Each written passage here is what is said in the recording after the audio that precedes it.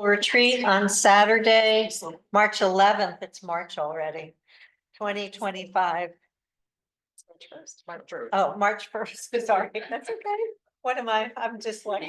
It's March. It is March 1st, everybody. Sorry about that. Thank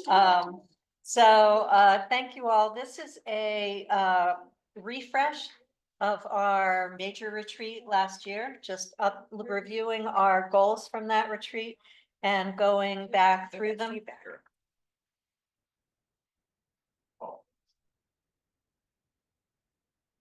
That's all it's called. Yeah. It's a fire station. It's not for us. Can't we mute that? All right, come on, let's gear up. All right. Okay, and we're going to start with a couple of items to set the stage. We did some of this prep work at the CAL the other day, going through the status of our community development department work coming up and public safety, and also some of the talk on community discussions on our budget and financial situations. But today we're going to start also with some brief summaries of our current workload, which is pretty extensive. I think you got that touched on at the CAL the other day, but Phil is going to, and others are going to kind of share workload, and then a reminder from Tom on the survey priorities that we heard from the community, in case you haven't looked at those lately. So Phil and team, it's up to you.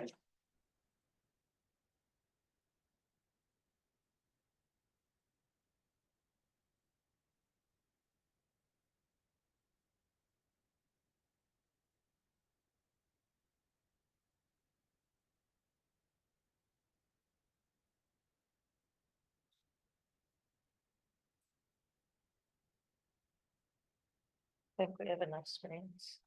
I know. Like, which one do you look at? Feels slightly dystopian, doesn't I know. It is. Wherever you look, there is some. Yeah. I'm getting motion for more screens. I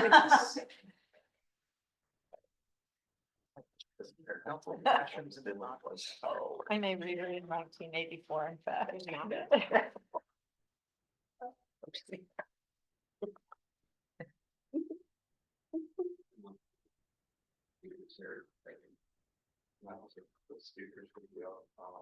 They weren't, I just do them. All right. Well, good morning and welcome. It seems like you're just also did this. Just some quick logistics for those of you who may not have been here before. This back door here, if you go out that into your left, that's where you're in. And if I can assume a project cabin in an emergency, you go right out that door. Out those doors where you came in. So he does that every time we're here. So this gives us the breakdown of how to get out. So I just want to take some time this morning. I know we discussed a lot of things on Monday. I want to hit on the major projects that are being done across the city. I think I've captured them all. If I missed something, Becca or anybody.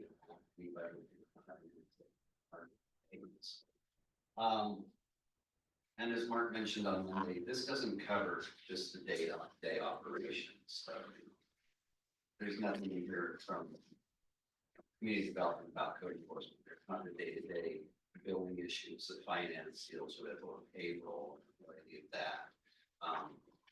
So we'll hit on the big projects as we go through. So, and this is for 25-26. We're not keeping on this biennium. So coming up, we've got the sewer lift station. As you know, design is underway. We expect that to be completed in 2025, and then the spring construction in 2026. That project. Recently we've got rights of entry, all the survey work done, and so that is moving forward. So we've got that roundabout. That is a late summer fall project. Projected to go out to bid by April, a little later than we wanted, but we've had issues with city light and WashDOT. They're having process problems and having to rethink right-of-way acquisition. So hoping this will be in a good bidding environment by April. That's the most all. And so I'm step back. L90, spring of 2026 is construction. This is, Ballinger Automotive L100 is the culvert that goes underneath SR 104.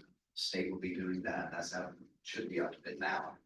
At the summertime, the construction, and then our L90 culvert ties into that project. Have same lines. Katie is working hard on that. We're moving towards 90% design. That'll be ready to bid construction next year. Probably still got additional things we have to get for that project. Material bins, everything about this jokes, Mayor. This project is underway. The pre-con meeting has taken place.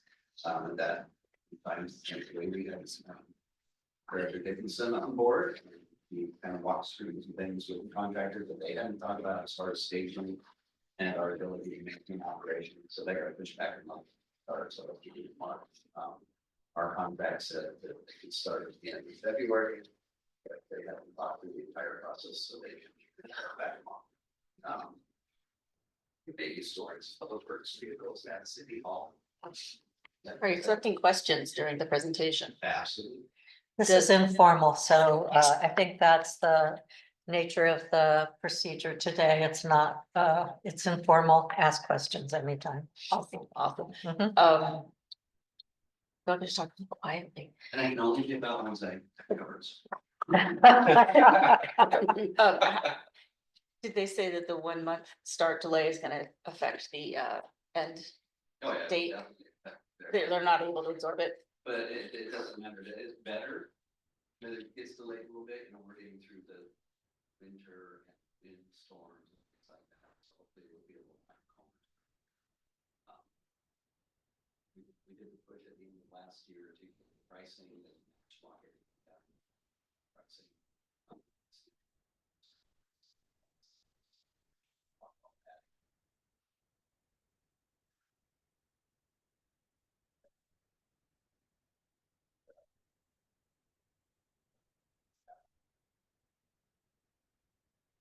Thank you. Stormwater master plan, that's coming up, but that's coming up in 2026.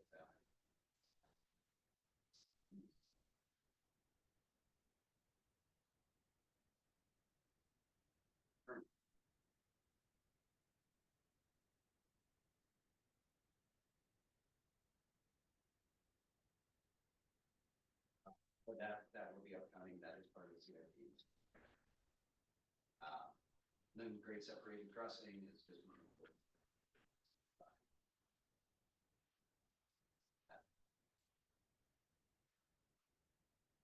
We talked about this over and over, that's obviously not something the city would fund on our partners, and so. Absolutely. MBDS, so doing something for the project with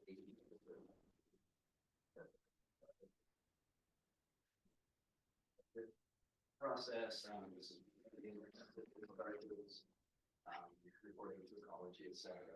Just an update on this, we have 6 students that are applicants for this position. It stood out to be very qualified, so we've got probably 4 consultants helping us. And the idea is that some of their drop off. One thing we talked about as part of the CIP is city hall upgrades that are due during this planning. The HVAC is something that we have to seriously take a look at. The roof may be part of that as well.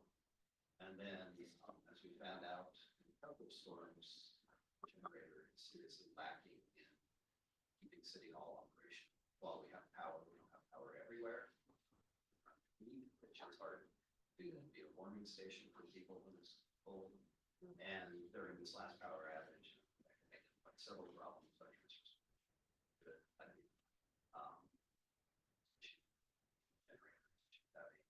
Evaluation of that being well, so some big projects are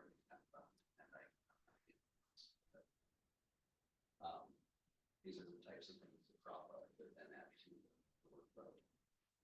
Lakefront Park, that's continuing, as Mark said the other night, permitting is happening in 2025. Construction is targeted to begin in 2026, but we have funding gap. So, I know the consultant and Corey are looking at how that project pays. Little update on the 2.5 million that we have in the federal bill that Representative Giant Paul submitted. This is for the community center down there, and now it's at Grace hands. I talked to Jake a couple of weeks ago. That appears in fairly good shape, unless they really go hunting for stuff. And just to say, we don't like Washington, we don't like those representatives, senators, we can just pull it all out. He's cautiously optimistic that they because they need to get right from that. So keep your fingers crossed. Bill, could I just add, you may all have seen the latest update that was sent out on the Lakefront Park, but there's actually pictures of the site as it is now after the demolition, and it's part of the ongoing public engagement. It's being added to the Lakefront Park website, but if you haven't seen it, it's kind of interesting to look at. And if I might add, Mark and Corey did a fantastic job of navigating through that whole process, and as well as Public Works. There were some challenges.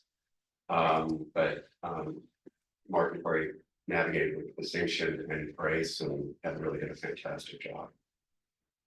And as that deconstruction took place, there were more materials identified than anticipated, so we got more materials on site. It's a little bit of front end cost to do that, but it saves on the back end and it will create a lot of those materials. So that's bricks and lumber, basically, that got cleaned, like professionally cleaned and are available for the project.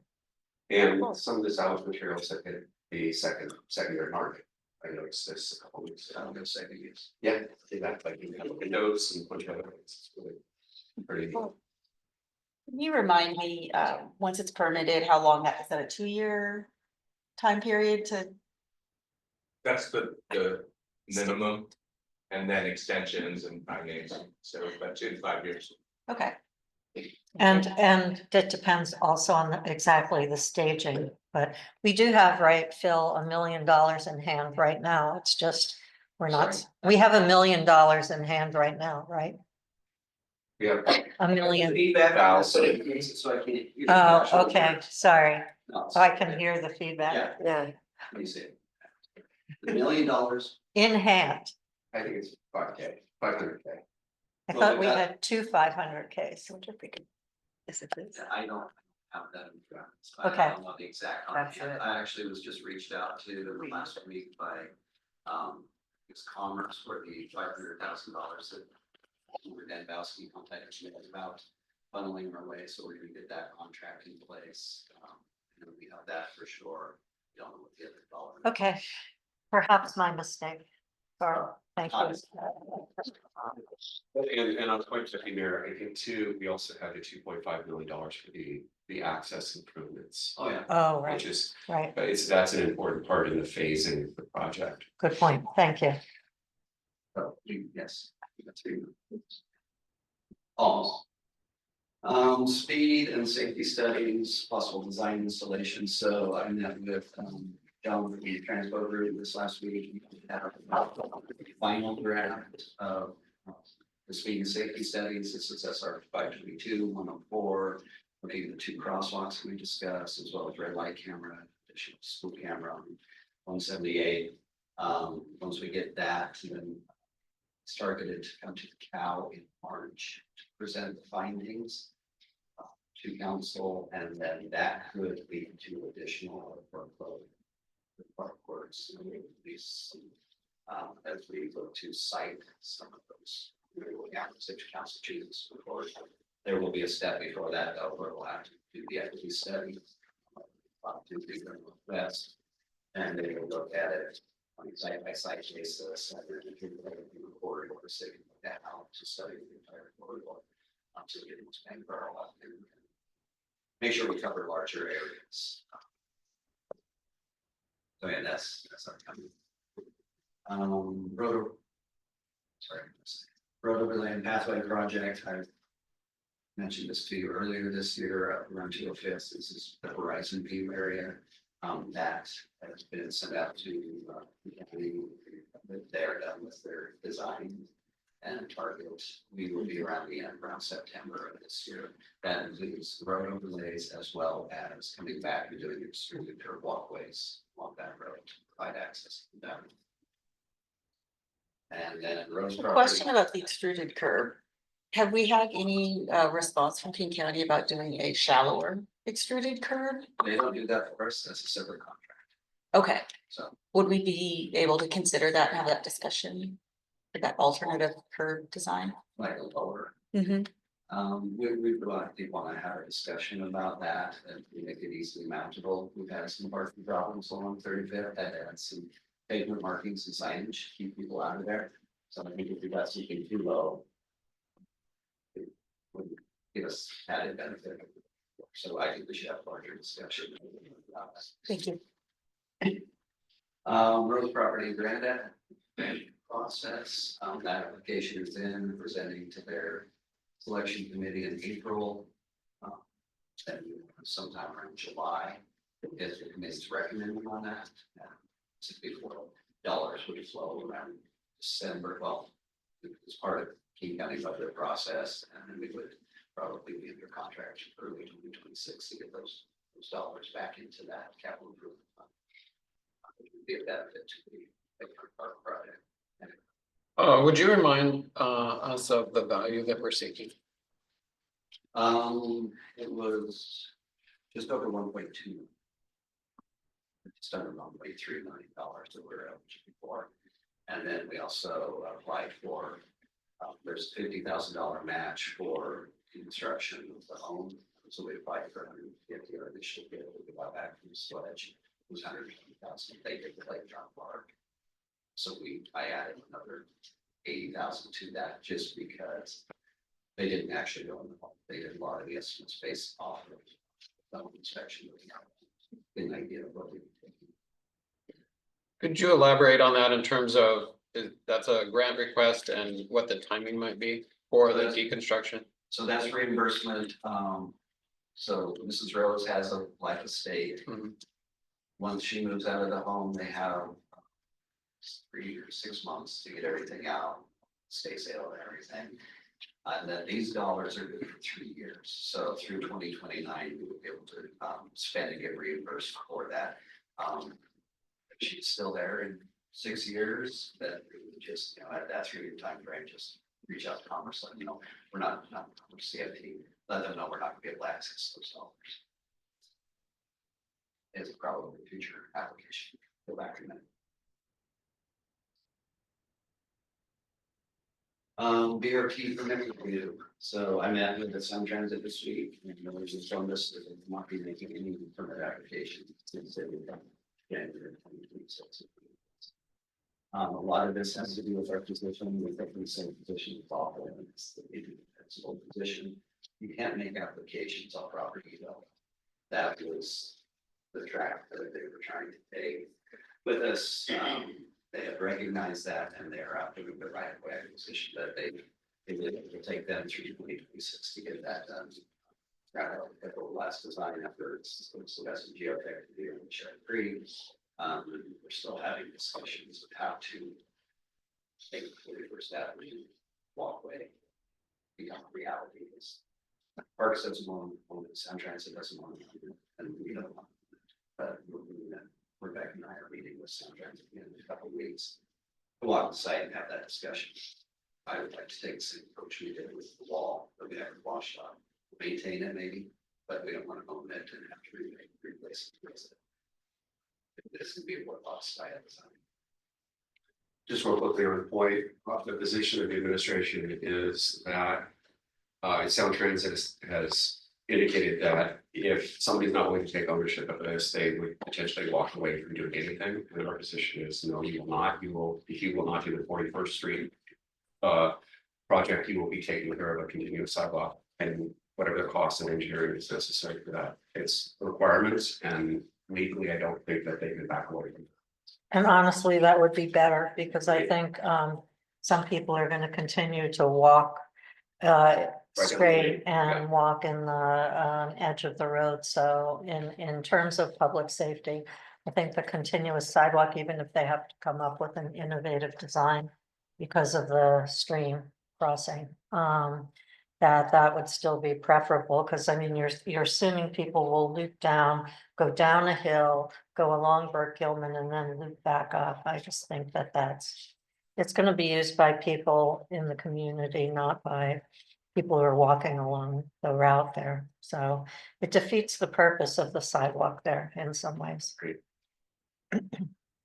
So is that direction, I mean, Deputy Mayor Bodie has brought up a very good point, is that, you know, even if you go down and onto 41st and such, that's really not the sort of, deer path that people will take. And so are we creating a false safety issue where we're saying you need to walk this block down and such? And so the real solution is along Absolutely. Bothell Way. So what is our city's position on this? Well, that's exactly the position. The position is that we've said previously that they need to have a continuous sidewalk.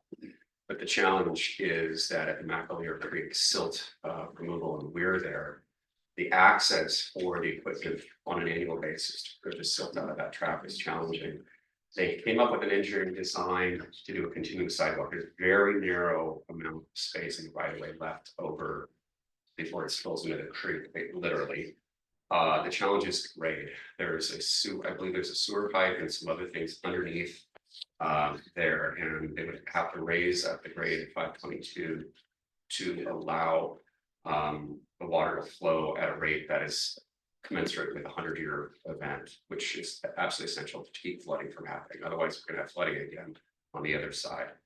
So our position has been for a very, very long time, and I know there was some confusion a couple of years ago. Ted and Bodie were talking about this just yesterday or Thursday, I guess it was, that the confusion about whether the 41st is the right way to go or the continuous sidewalk. My position has been continuous sidewalk is absolutely essential because, to your point, John, people are going to take the shortest path. They're going to do a bunch of loops around, and at best, you're gonna see people, you know, hunting for where to go in that 41st option.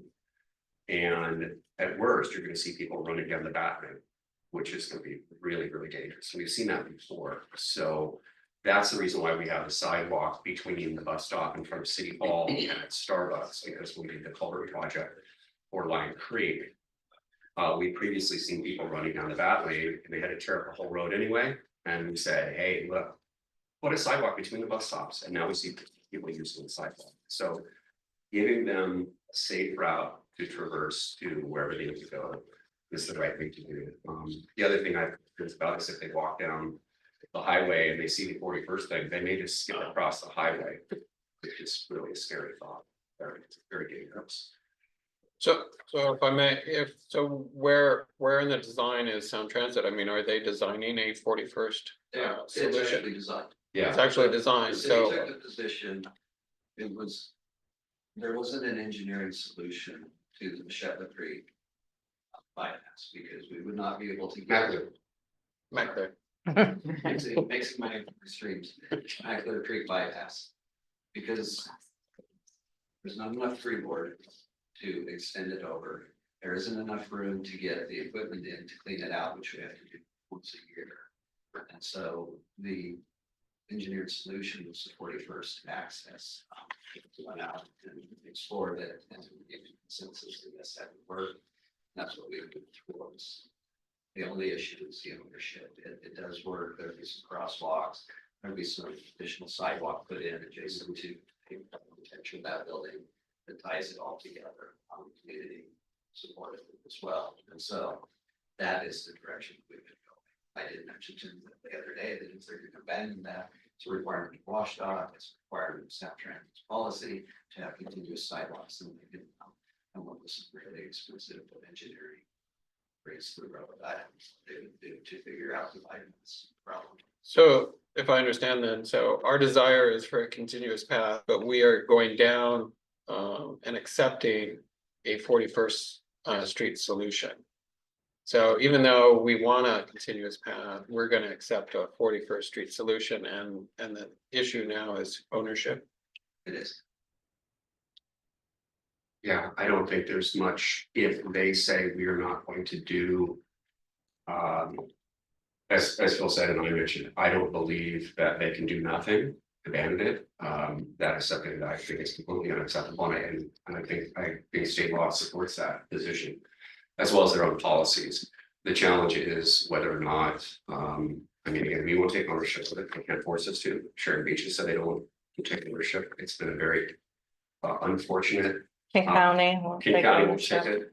It's been a very challenging relationship between Sound Transit and Sharon Beach and the city about that project because of miscommunication by Sound Transit, and also the design.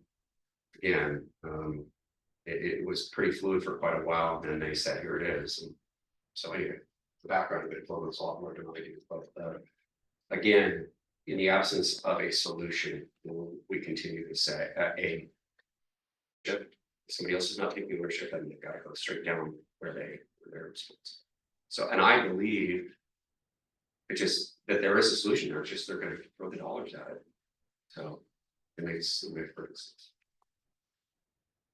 Legislature, I just threw that up there, by the way, fixed feedback for future presenters, so that's great. Legislature, just let you know that is very consuming every year. Luckily, this is 1 year, so we get to deal with it even more. Out by Mark's office every time of day, probably hear a session running in the background. Just something we have to keep a close eye on. People paying attention, but there's another grab at traffic camera revenues. 50% of all revenues, regardless of when you install the cameras, they're trying to grab. It doesn't have any traction, looks like, but just continually the state looking for other ways to fund the state on our backs. Including the Public Works Trust Fund. Yeah. They're, just when they gave it, yeah, they just gave it back to us and now they're talking about taking that money away again. Anyway, it's a daily task. So Governor Ferguson recently announced that he's planning substantial state budget cuts, assuming the legislature approves it. Do we think that'll have an impact on our capital projects and other things? And I haven't looked at the details of that, something like I said. Standard. How that make that fit for purpose. It was for their policies. So. Yeah, I think. Mid-biennial budget, keep it on your screens, it's coming up this late summer. Brookside and Health Elementary Pathway Designs, those are in the 2025 CIP. This is another one. Staff and project manager. This is important. Sewer easements, this is one that we've discussed with you in the past. That's just looking at possibly putting an existing sewer easement that's on private property. Sewer line into the easement. That first. Yes. Oh, we had talked before about supplementing our public works staff with contract project managers. Is that still an option?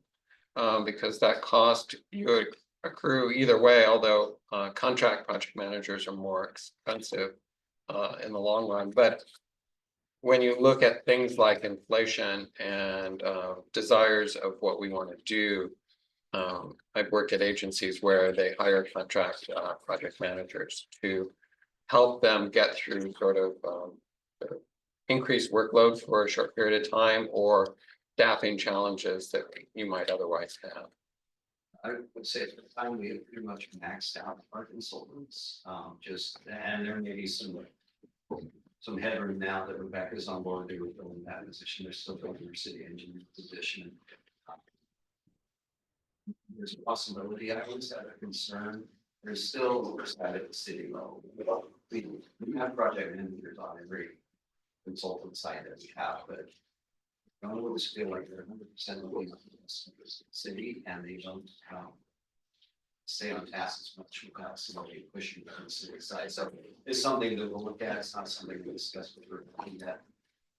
She's had that for some of her life here. Keep her busy, but it's something I know we discussed the previous before, so. If it's something that we felt comfortable with the project forward and the way we look at it. Keep it on task. Yeah, I know that there's companies that are just dedicated to doing client project management, but I don't know what their short-term, capabilities are. Most of the time, it's just a permanent part of the system. Hi. Hi, yes, I agree. I wanted to add on kind of along those lines. We have seen, since I started, we met with King County, and King County has talked about backing away from some of the responsibilities that they've done for maintenance for us on the stormwater systems, for instance. And so kind of looking towards needing to have some ads with the consulting groups that have been working with us to get some preventative maintenance programs, because I like to operate in proactive rather than reactive on all of our city facilities. So I'll be looking towards Aqualis, for instance, to help us with additional stormwater maintenance that is required.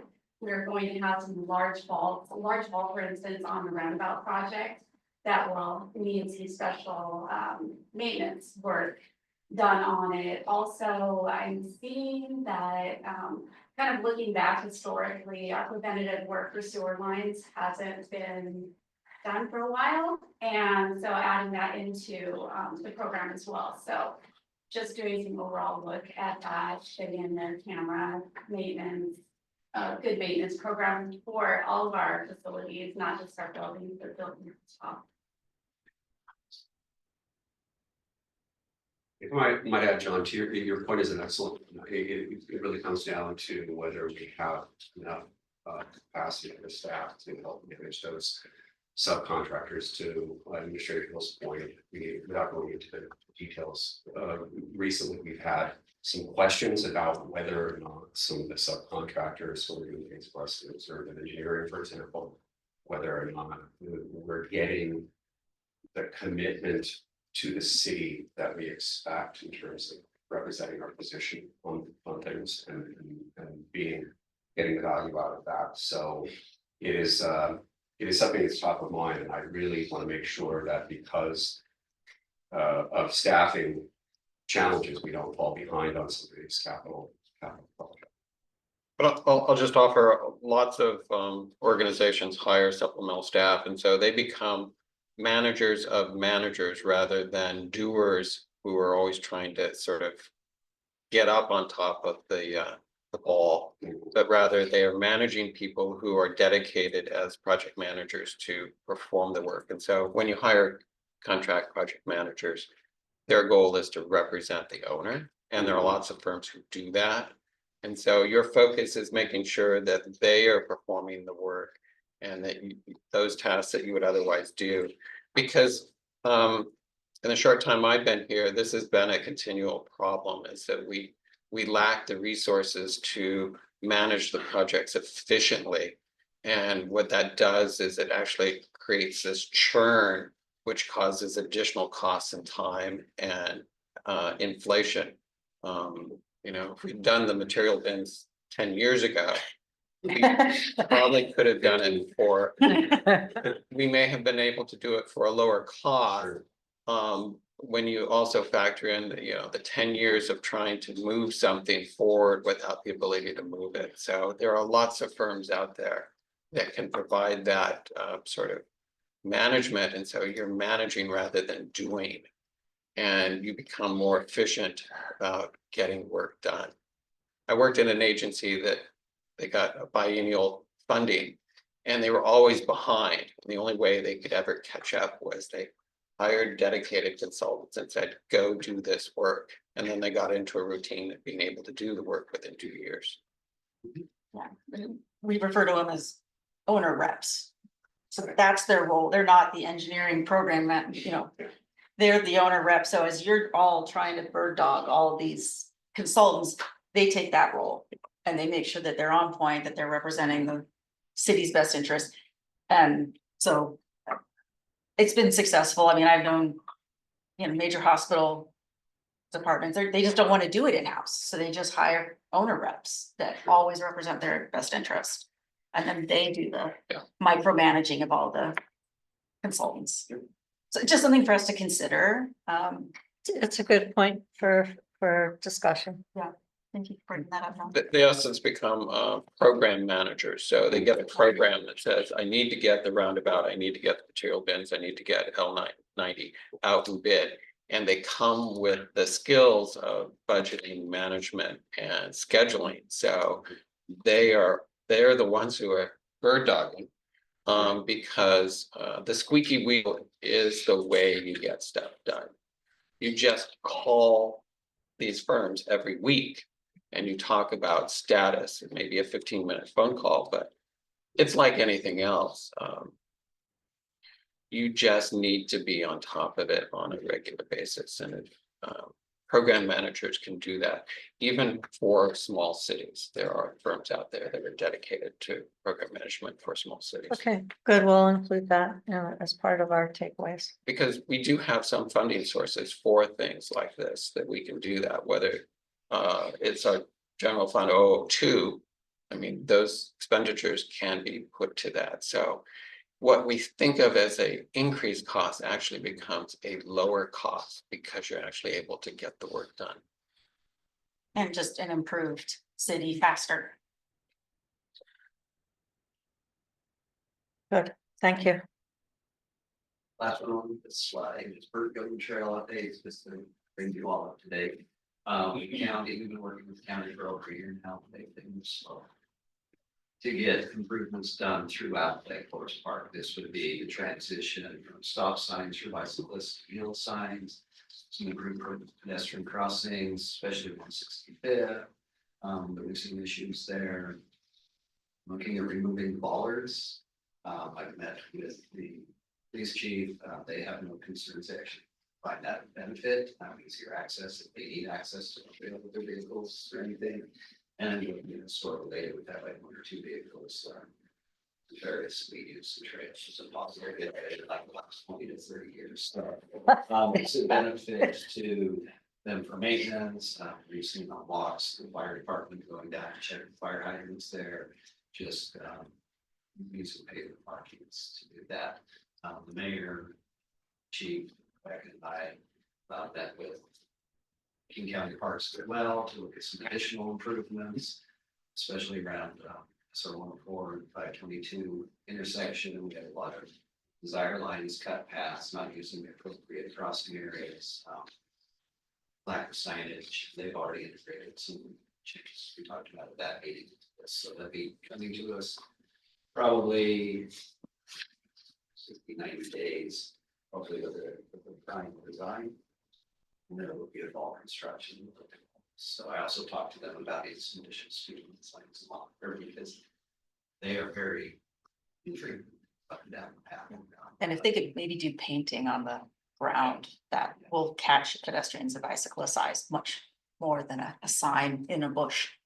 I mean, pedestrians, occasionally I run through there at 60 miles, but That's not really a joke, it's real. I mean, when you're here with your stroller and you gotta get those miles in, man. I'm telling you.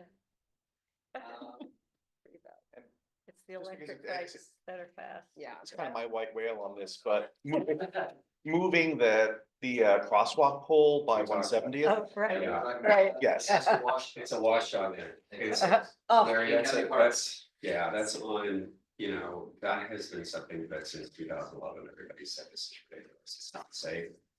You have to walk across the trail basically into the path of traffic to reach the signal button, and we'll work with WashDOT, as you know. While things may move slowly with the county, at least they've been very responsive and collaborative. I certainly can't say that about WashDOT, but we're hoping we can renew that relationship and figure out a way to get some of these things fixed, because the light timing as well, the crossings at 170th by Starbucks, and at 104 in Ball Highway are really challenging. They're this morning, you can see it, you have to hit the button between up until 10 a.m. in the morning. And so what happens is nobody hits the button and they just go roaring right through on the 5 That's really, it's a very unsafe situation. During the week, that's not the case. For some reason, the time is not. Thank you, Mr. Mayor. We're moving right along. We agree. Yes, our board. Sorry. Boards and commissions that it comes. Department directors sit on, and so that's another, whether it's in King County Regional Homelessness Authority, or Racer. Community development directors and finance director, you've got all these boards and things that we tend to stay up to date. NEMCO, that's a, we can continue through 2025 to work that out. I don't know how that's going to change with the change of leadership. Kenmore, I have to approach the interim city manager about this. If she becomes city manager, we have chat with somebody else and we'll chat with them. I don't know how their studies going to go forward in 2025 change, so that will be revisited. And I'll also be meeting city manager from Shoreline to talk about that again. There have some changes in staff because we don't have as a manager, so there's some opportunities to keep that together and just for what's going. This is our EOC. We have an EOC in City Hall. We need to, but this is where we need it.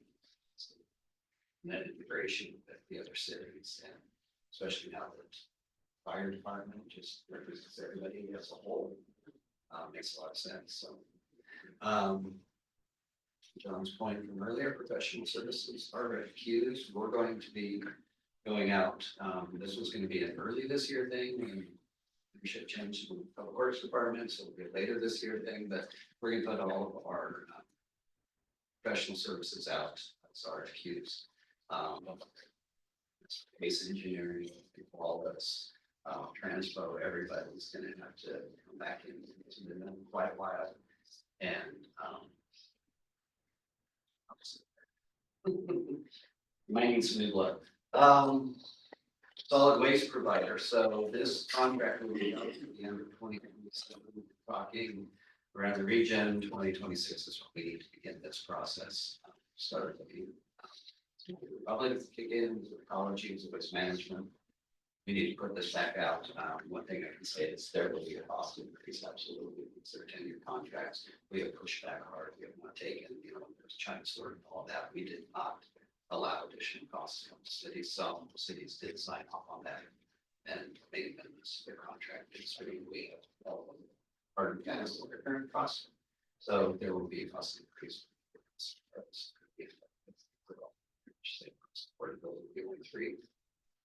I know I'm reading the college.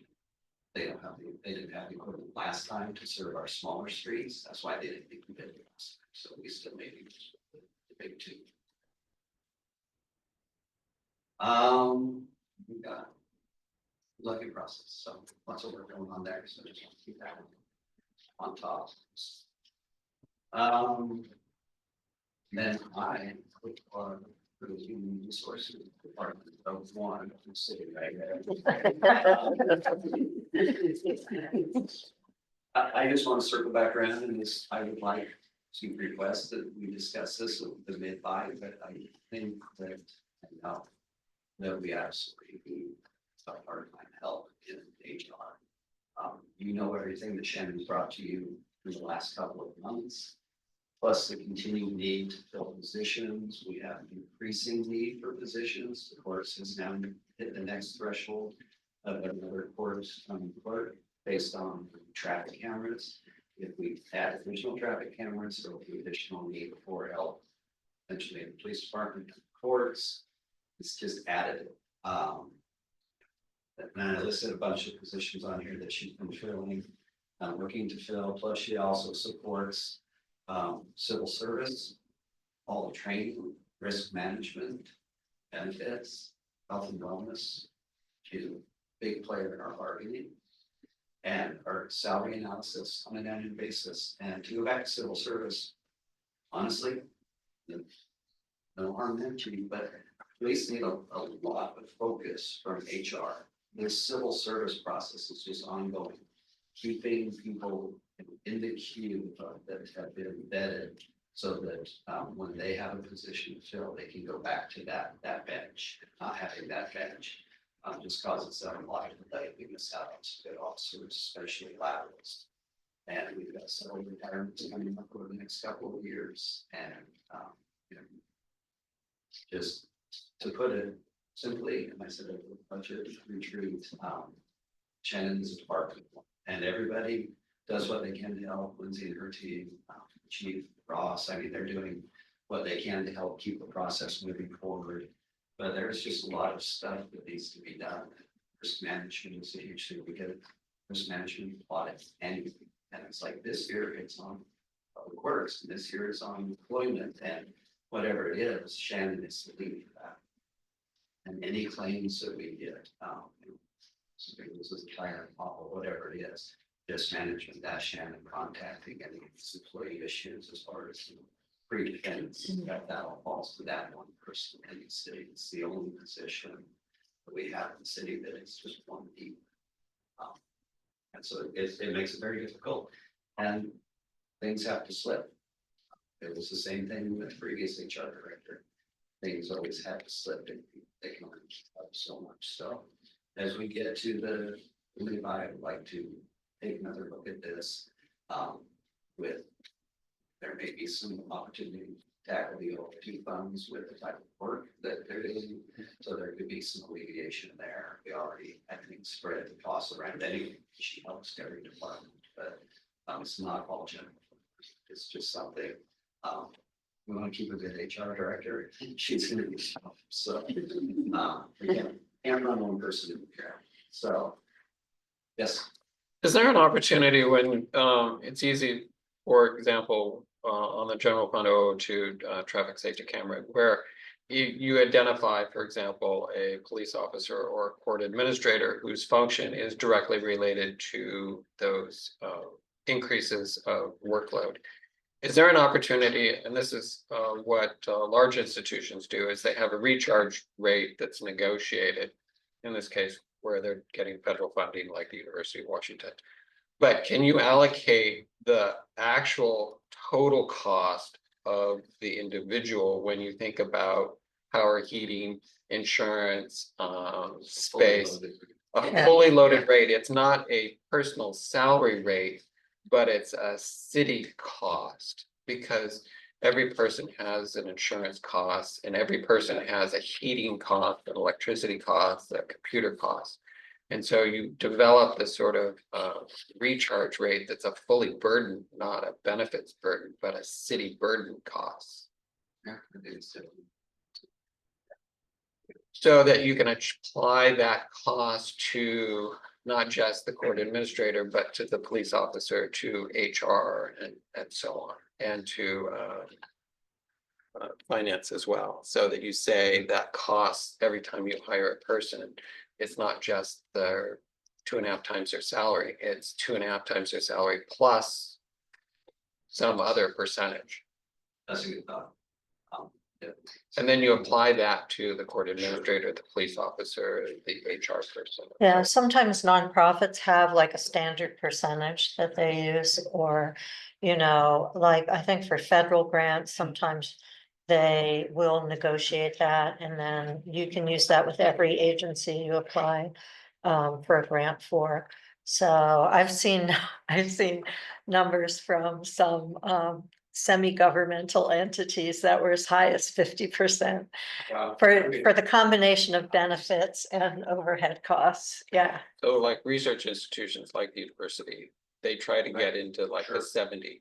So I that, have never seen it. so that if you get a dollar, you get a dollar for the researcher, you get 70 cents to cover or eating the whole Yeah. thing. And so just getting 1 more percent is a lot of money.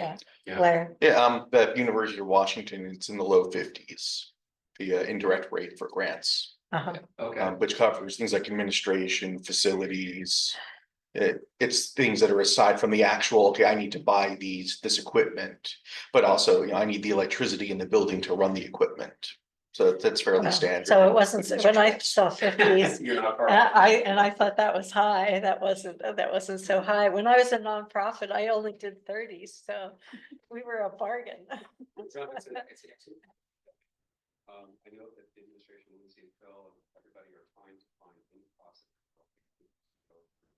And as you indicated, we're trying to be very conservative about the attributions to that, burning that fund until we actually know what our kind of our baseline is. We're getting close to a place. We don't know what the workload is. I know Julie would can speak this, but I'm not meaning on spot, Julie, that it's been kind of fluid about the number of tickets and the number of challenges and things like that. But if we get that data, absolutely, it's something we should be doing.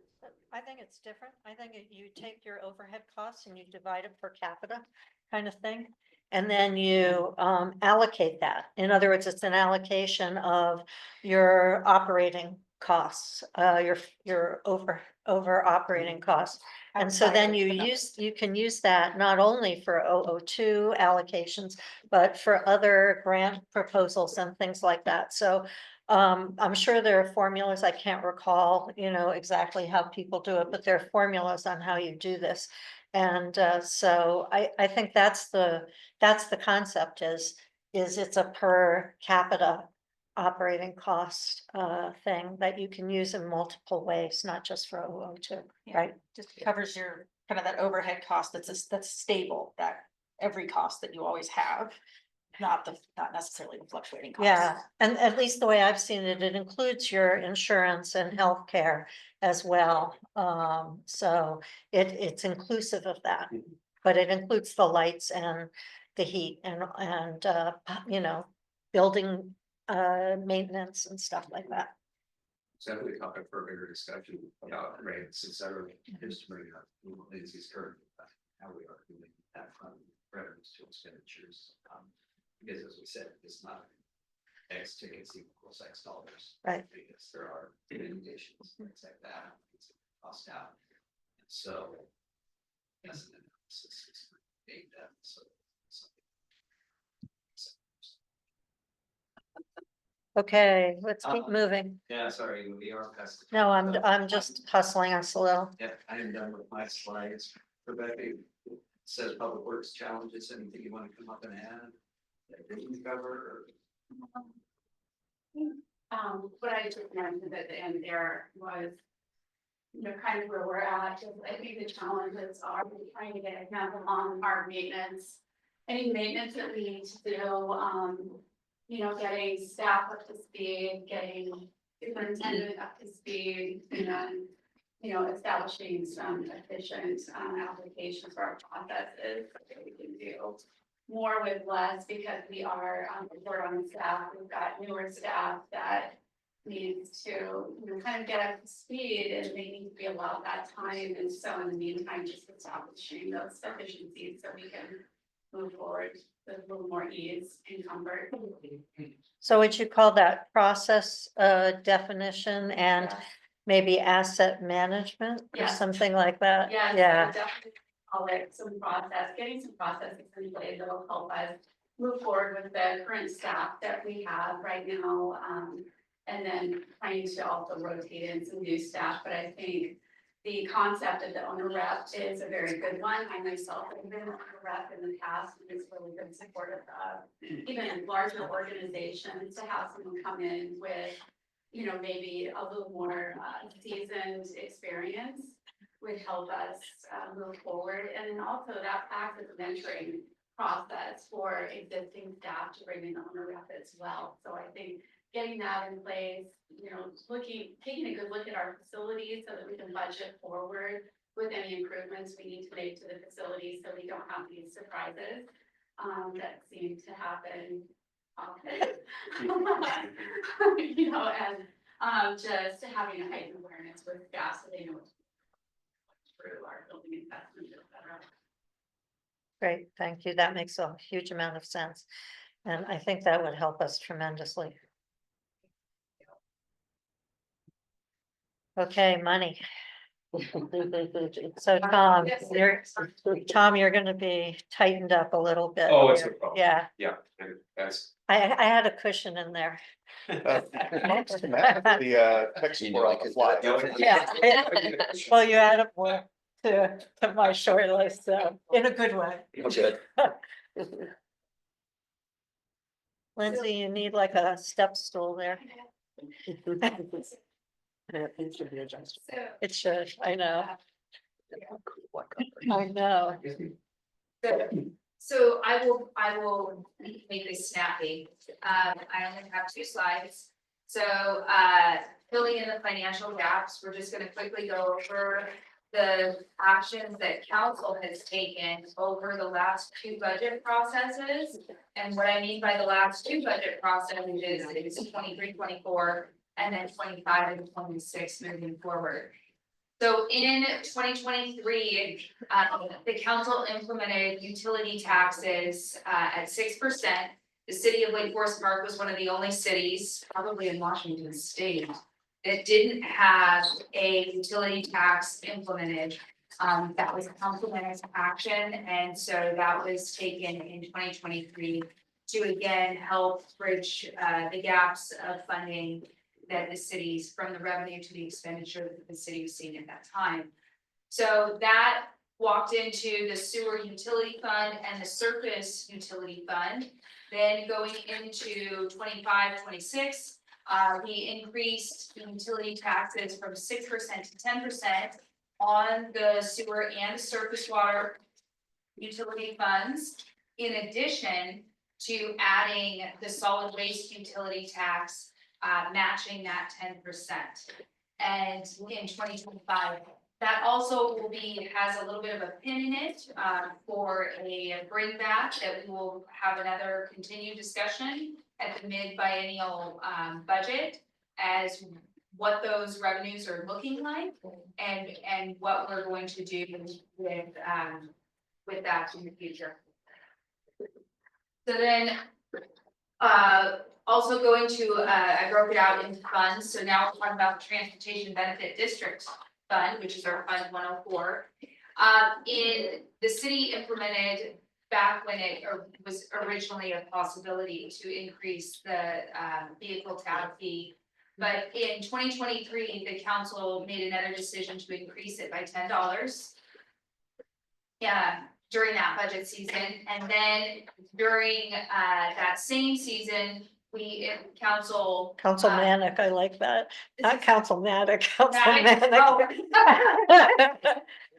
Yeah. More accurate, isn't it? I like that. We were pulling out our hair. We were manic. Matt, I really want that one. Myself. So we Manic. increased, Like sorry about automatic. that. The Council 0.1% Yeah. transportation benefit, sales tax, we increased that. And that whole concept was in order to support road projects. That was just an overall, support to continue to, as a goal for council, that was a priority. Any type of road project, so it was to increase that. Now we're looking at taking those funds to fund the roundabout debt loan to the Public Works. It used to be trust fund, now it's Public Works AA. I'm not 100% sure what that stands for at this point. Assistance, yeah, thank you. Public Works, but that is also what we're looking at, having that, that was part of the conversation with the legislative. And it's estimated currently right now from the original projections that we would be, that will be around somewhere around 435,000-ish for 25. Oh, go ahead. It is council manic, but it's not a capital M and there's no space, but it is council manic. It is? Yeah, It It's is. not Matic? Nope. it's a Really? great play of words, I like I it. thought it was Matic. Nope, that was council manic. So I you spelled it wrong. You just I- missed. Just be one word and you'd be good.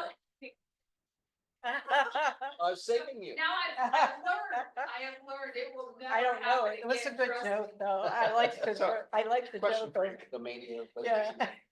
I haven't checked my garbage bill. Has Republic started collecting the solid waste tax and have they started remitting it to us? That is correct, yes, Yes. we did just receive, and when I say just receive, like this week, we did just receive our first one. So they are, they have implemented it and they are sending us those checks on a monthly basis. Lindsay, could I add something to your list? We did at your urging and development, the investment policy. How can I forget? Yes. Yes, we did implement the investment policy. I am trying to think when that actually crossed the finish line, was that spring of 23?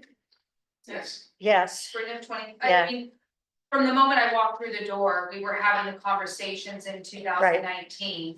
But I think we made it across the implementation line in spring of 23. And yes, so our funds have been diversified, which has greatly assisted in the stability, predictability of interest income, which is the only thing that revenue wise that will contribute to absolutely every fund that the city has. So that is, and what Big it's at win least about for finance. 100,000 a year, correct? yeah, it is a significant, Yeah. and it's very It's more than stable. that. So as the economy talks, I'm trying to stay brief because I know we're already over time, but as the economy, those conversations continue to happen. This is your short-term, your local government investment pools and your bank. Reserve accounts, those, although those interest rates right now are still coming in strong. It has a very high probability of changing within a month or two. And then 6 months being a very different outlook Right. on the revenues that are gonna come in to help support your projects and your Yeah. ongoing costs that seem to continue to increase at a very high rate with inflation.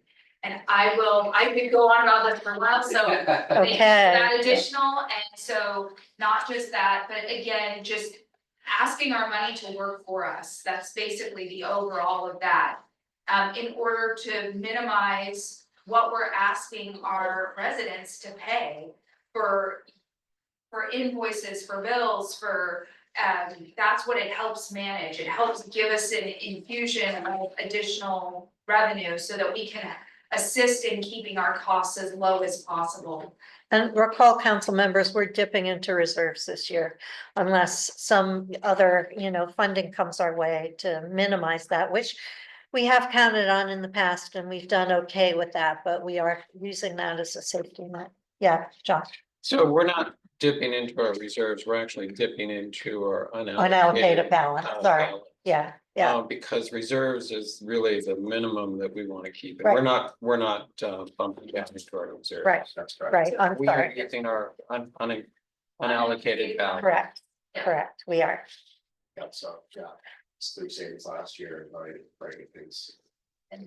That is a big distinction to make. Yeah. This by, for our financial policies, we have 16%, and so when you have a fund balance, you have your 16%, and then you have your additional funds above that. And so when we talk about the unallocated fund balance, just for very visual people, we're talking about this piece of it, not the piece that is the 16 that is, if you're touching that quote reserve portion of the fund balance, that is a very different story of where you're at. Yeah, and new council members, it took me about 2.5 years to figure that out. And that's, I mean, sometimes visuals, sometimes it's how you phrase it, I will do it all to try to help everybody understand that One point concept. really quickly, not to get into the weeds, but this is really important distinction to make. Since sections coming up here and ongoing. The state, at a legislative level, they're proposing dipping into the rainy day fund, and the state treasurer came out and said, this is not the time to dip into. He very publicly said, do not do this. It's not, it's a bad situation, but it's not as of, that would warrant that kind of really free measures. And I think we need to keep that top of mind because it's very important to understand that those reserves are for something really. An earthquake, something like that. Yeah, COVID, an earthquake, that kind of thing, yeah. So in this most recent planning budget, the 25-26, the council chose to use some of the unallocated contingency balance to half balance the budget. Right. So we were not using reserves. Right, correct. I stand corrected. So I'm just trying to help, for Yeah. the public that's out there. Yeah. Because it's a very different discussion when Yes. you're using your reserves. We are not using our reserves. But remind me, in our 6-year projection, we did towards the end, that was when we crossed the line of reserves, is that correct? On the Yes, projection. so on the projection out, it was a ways out. And I 4.5. can't remember if it was. Yeah. Yeah, right, maybe 4.5. I think it was towards the end where we're, that's again, estimated costs, there's some variables there, but that's, as we're looking at those forecasts. It is something to keep in the forefront of your mind And that was kind of the forecastable Right. amount, that's not one-time funds, which we can't predict, Right, so. right, exactly. We could be there or we couldn't be there, but it is sort of the conservative way of looking at it is we will cross that reserve thing. Right. 5-6 years, whatever it was that we were looking at. Okay, Right, but to that point though, every time you have a revenue enhancement, you need to go back and look at that. Yep. And so I had a financial director who always said, I'm always falling off the cliff in 4 years. And we did this for 20 years. And so, Oh, so it's like rinse and repeat. Following up. no, the point was that when you do forecasts, it says you're always falling off a cliff. And then when you things happen, you make adjustments. So that you don't literally fall off the cliff every 4 years, you make your adjustments so that you're not. But in terms of forecasting, my point is, it's always dire.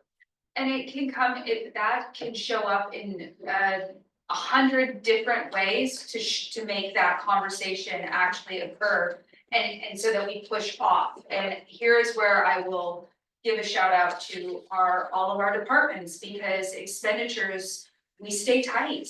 We have conversations, we stay very open about whether or not funds need to be expended or not expended.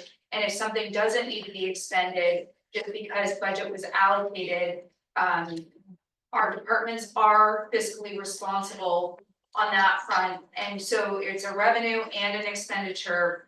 But at a certain point, we just have mandates that we have to pay for. so one of my concerns is just simply that when I started on council, the pre-pandemic budgets, the inflationary pressures were fairly low and consistent and almost stable inflation at a fairly low level. And then post-pandemic, even continuing to this day, things are much more volatile in terms of insurance costs, jail, everything, all operating costs. So I just wanted to, we live in a different time than the pre-COVID time, so. And I will just state that I think on all of, just coming off of the dashboard conversation, the highest projection I had, and it was on a rate that rates were increasing, was our utility tax, that was projected to increase at like 5%. That was the highest one. So as we talk about inflation coming in and insurance costs increasing over $100,000, jail costs, dispatch increasing at these large numbers. Double Remember digits. that your revenue, your highest revenue increase was 5%. And so it just, that's. Little slice, yeah. That is, and that was two pieces of the general funds. So that's part of why continuing that story, I should probably. be Okay, more on we top. can have I know, more. I'm giving you a lot. We're gonna discuss the financial elements of our goals a little bit later, so we can pick this conversation up. But it was good to have this, and in a way, we've set the stage for that and start that conversation. So Tom, remind us of our survey priorities that came from the public, with all the caveats that we have heard on the fact that it's not like it wasn't a scientific survey, it was a self-reporting survey, but it was at a very high level. which is great. And our surveys that have gone to the planning commission and to on the lakefront park have all been pretty good indications of community input. So I'm not, I wouldn't, bet my retirement money on it, but I think we have pretty good information coming from our surveys. Thank you, Mayor. I'll just sit here for now, if you guys don't mind. I'll make it very brief, because I have 5 minutes allocated, so. Questions? We can go right, no, I won't belabor the point here. I thank the community for being so responsive on this survey. I think all of us were very surprised at the response rate. We had, we'll talk about that in a second, but the purpose of the survey again was because we've been facing this $1.5 million annual shortfall, driven by these rising costs, through a variety of factors that Director Vaughn indicated earlier. One of the other ones I would add, unless I missed it at the beginning, is that state mandated projects that we have to do and laws. And PDS is very, very expensive. Other things are very, very expensive. We're going to have things coming down the pipe relative to the judicial system, public defenders. If that changes, we're going to have some issues. So just talking about the objectives, understand why previous levy efforts were unsuccessful. I can just give you a really quick overview of what that is. And then also identifying the levy structure and positioning that resonates with residents. But we're not going to get into the weeds on some of these things. I think we all recognize that the number one reason why the levy was not successful in 2021 was because of the fact that it was not specific enough and it was not term limited. My understanding is, and everybody else seems to see this in the survey supports this, that people were expecting specific projects, specific programs, and a specific finite time so that the community could come back and evaluate the work that we've done as a city to whether they want to support a renewal of that project. Can you flip to the next one now? Thank you. So I'll go really quickly through here. Again, we had 918 survey responses, a massive heartwarming response rate. Honestly, it shows that our community is really, really engaged. And you've all seen this before. Chelsea brought this. Chelsea, is that correct? Yes. Yeah. Thank you. I'll just say it was regulated in the sense that each household could only do one response. Yes. So you couldn't, kind of flood the results. Yeah, and I think I think that the survey was extraordinarily well written. But again, this is one set of data that's part of a community conversation going forward that you all have to evaluate these various pieces of input from the community. 918 surveys out of, let's see, it was 5,395 households. That response rate literally is unheard of. I don't think any other city in our area has had that kind of response rate. Moving on to the next thing really quickly. So this one was heartwarming. When I saw the preliminary results, 4 and 5 believe Lake Forest Park are going in the right direction. How nice is that to hear as policymakers that you all are doing mostly what the things that the community are expecting them to do. There's obviously some disagreements, and that's a healthy thing in our democracy. They did share that their opinions on what changes they'd like to see to improve the community and its management. This is a key point. Most agree that occasional property tax increases are essential for maintaining and improving city services into the future. And they're twice as likely to agree than disagree that an increase in their property tax can have a positive impact on the community and their quality of life, make living and health be more desirable. Keep that always at the back of your mind, because that also dovetails very, of course, part and parcel to that 4 and 5 number, saying that they have general confidence in the direction that you all are going and that the city is going. So I think it's very important for us to do that. And it highlights the point about making sure that we really dig deep to find out what the community is looking for and exceed their expectations.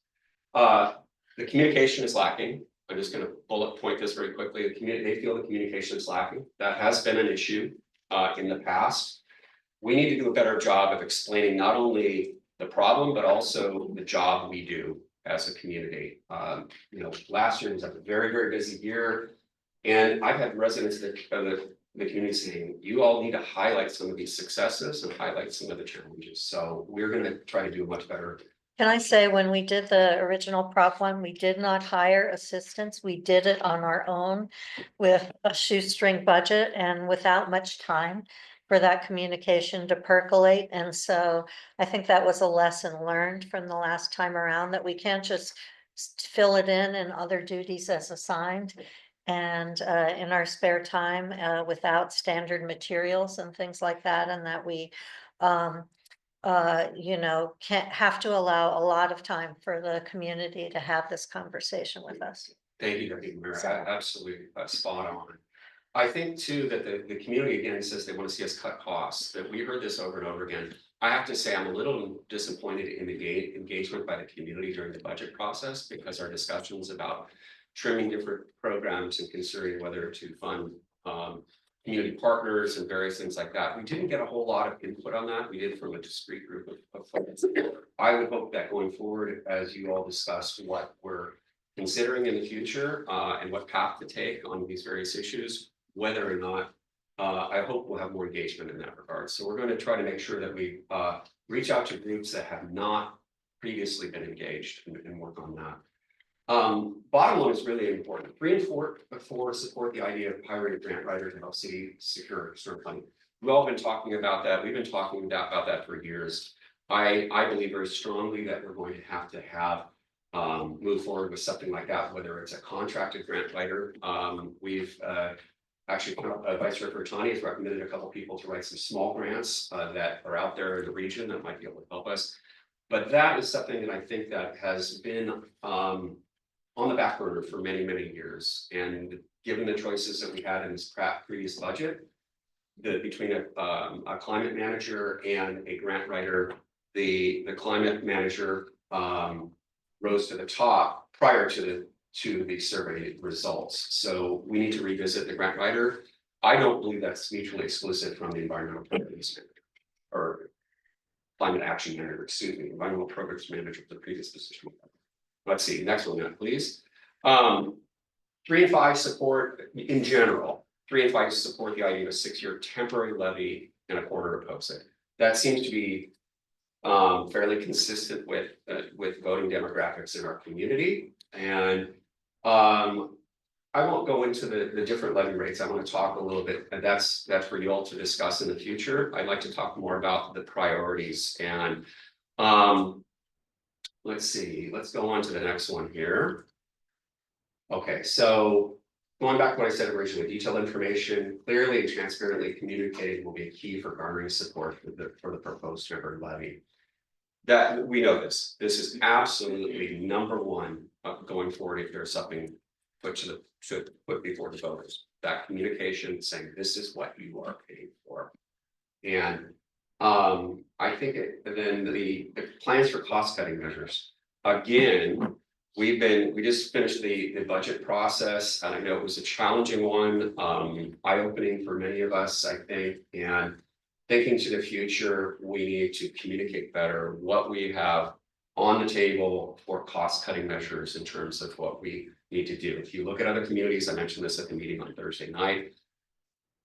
Some of these cuts that they are going to have to make are devastating, and we don't want to have to go there. We are running a very, very lean on a personal basis. And we're actually, in my opinion, we're at the place where we're too lean. When department heads, I mentioned department heads are picking up the balls and running with them when we have a vacancy, so that we keep moving forward as a community.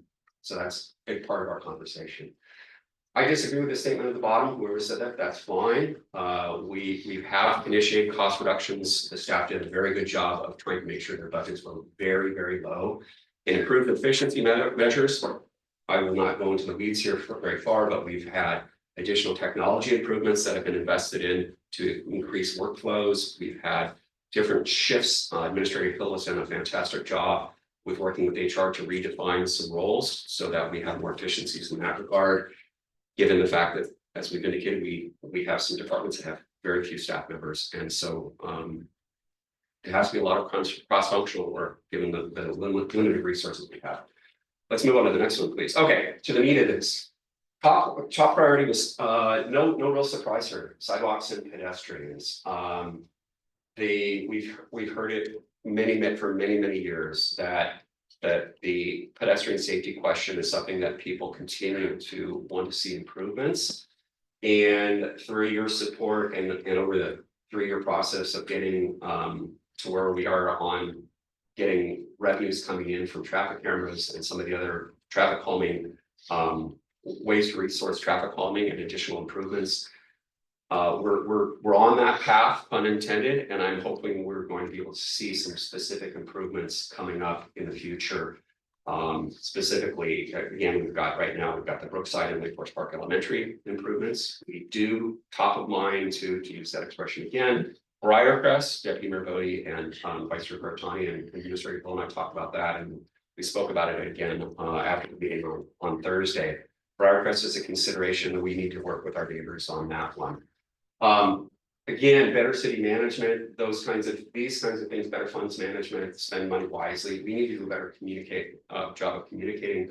I think we can move through these because Okay, here we go. I'm we just know gonna go on these, this. yeah, because what they said for priorities for budget increase were different, that were complementary, but different priorities. I than will these. highlight that the second line there about property tax rate increasing when property values increase just highlights that education is a huge. That's piece the of part this. people don't, that is It- so, it's people don't So understand that. hard to understand. It and I is. understand why people can't. That's our figure it out. biggest thing. It's the biggest thing is that education Yeah. piece. Yeah. Going to the next slide real quickly. Okay, so going over the service prioritization, so public safety, overwhelmingly, emergency management, 43%. I don't think that's a huge surprise there either. I mean, I believe that the community believes, I know the community believes very strongly in our public safety program, and the police department is doing a really fantastic job. As you've noticed, we've had a dramatic increase in traffic safety recently, and many thanks to the department for that. Seeing the officers getting out there and really making sure people are safe on our streets. Public works, I think that always comes up as a top priority. People want to see, make sure our infrastructure is maintained. That includes, of course, parks. That's a big lift, and we have to make sure that we have the resources to maintain parks, that as the region and our community continues to grow. It's also a younger community, so there's more pressure on outdoor opportunities locally here. And as other communities are building more and more houses and there's less green space, the pressures on our green spaces are going to continue, and we're very proud of this. We need to make sure that we maintain them. Pedestrian sidewalks ended up at 13, safety and sidewalks ended up 13 in terms of the #1 priority when they were asked to rank order them. And then trickling down to various kinds of things from that standpoint.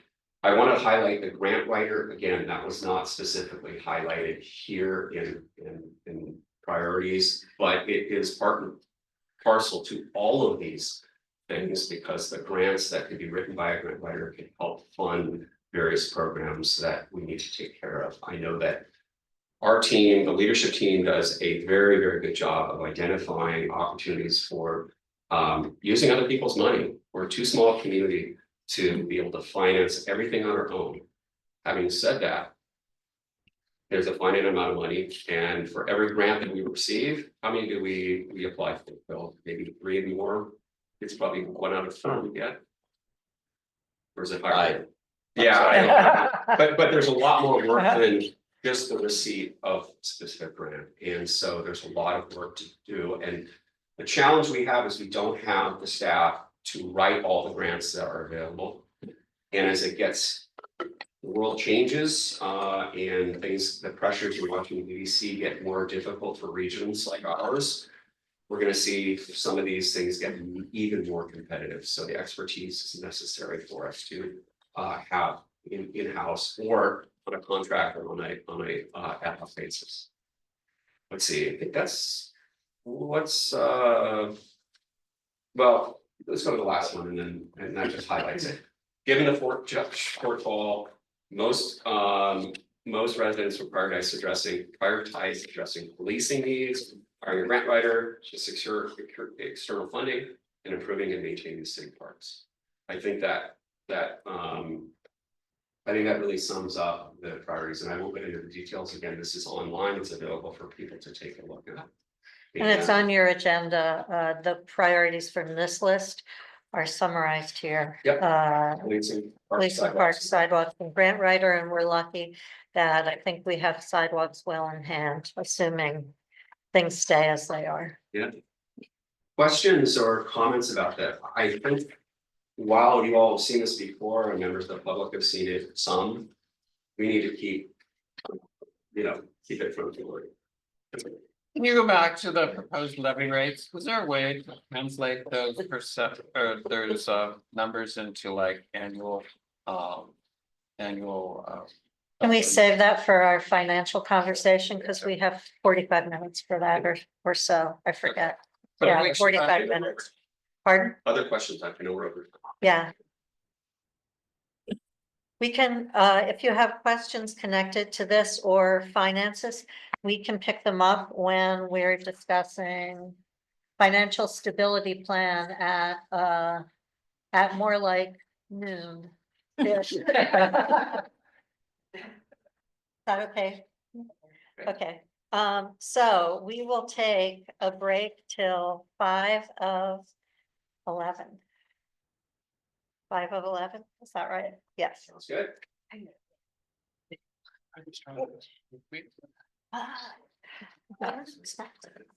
Oh, but they're not summer sweet. I don't know. They're a good crop from us.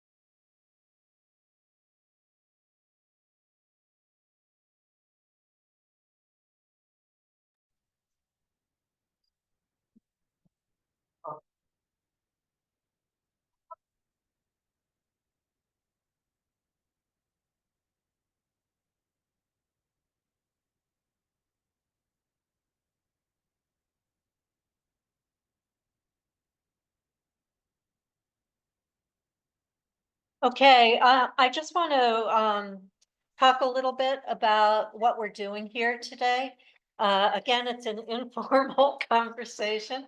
What we've done is lump together various goals from that seem like-minded goals from our last retreat. I went back to the formal retreat report to pull these items out.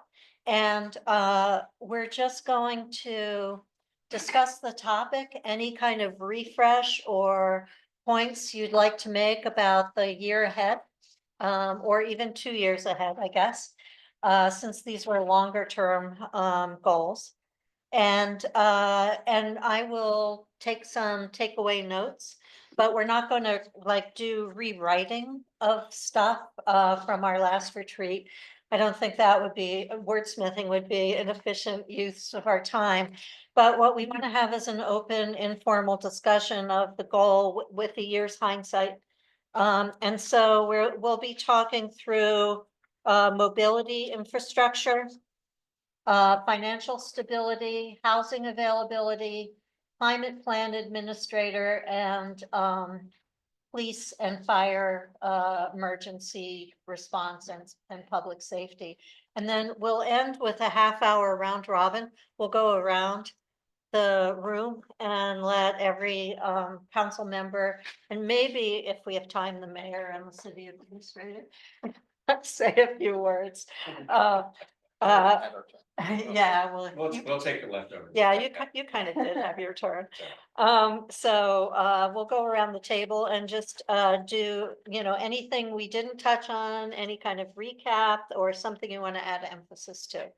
And then Tracy and I are gonna toggle back and forth on these topics. And so I'll start out. The first one is improve our mobility infrastructure. And here we've lumped together 4 different goals that were in our retreat materials. So improve the infrastructure of roads, sidewalks, and walkways. Consider safety, fiscal impacts, equity, and opportunities for creating connections throughout the city. Collect and analyze safety-related data. Improve safety on Bothell Way through lower speed limits, lighted crosswalks, speed cameras, and other measures, and redesignate Perkins Way as one-way westbound to create more walkways. So I will just open it up and see what people have to say. If we're done early, we're done early, but I think this is an opportunity to say, given the last year's experience, what do you think about these as our 5-year goals?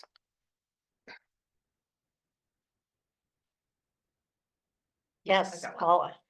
So the walkway that's going to be going across the Shetland Creek is going to be a cantilever across the creek, which means that it will be suspended directly over the deepest part of the ravine. So I'm concerned about that, about what barriers there might be from people wanting to jump over, anytime that there's some height. Like an Aurora Bridge kind of issue or Yes, someone getting injured. Yes, that's what my concern Uh-huh. is for, that is still from that bus stop over to our corner, that's still a transit area for a lot of people that come from other places,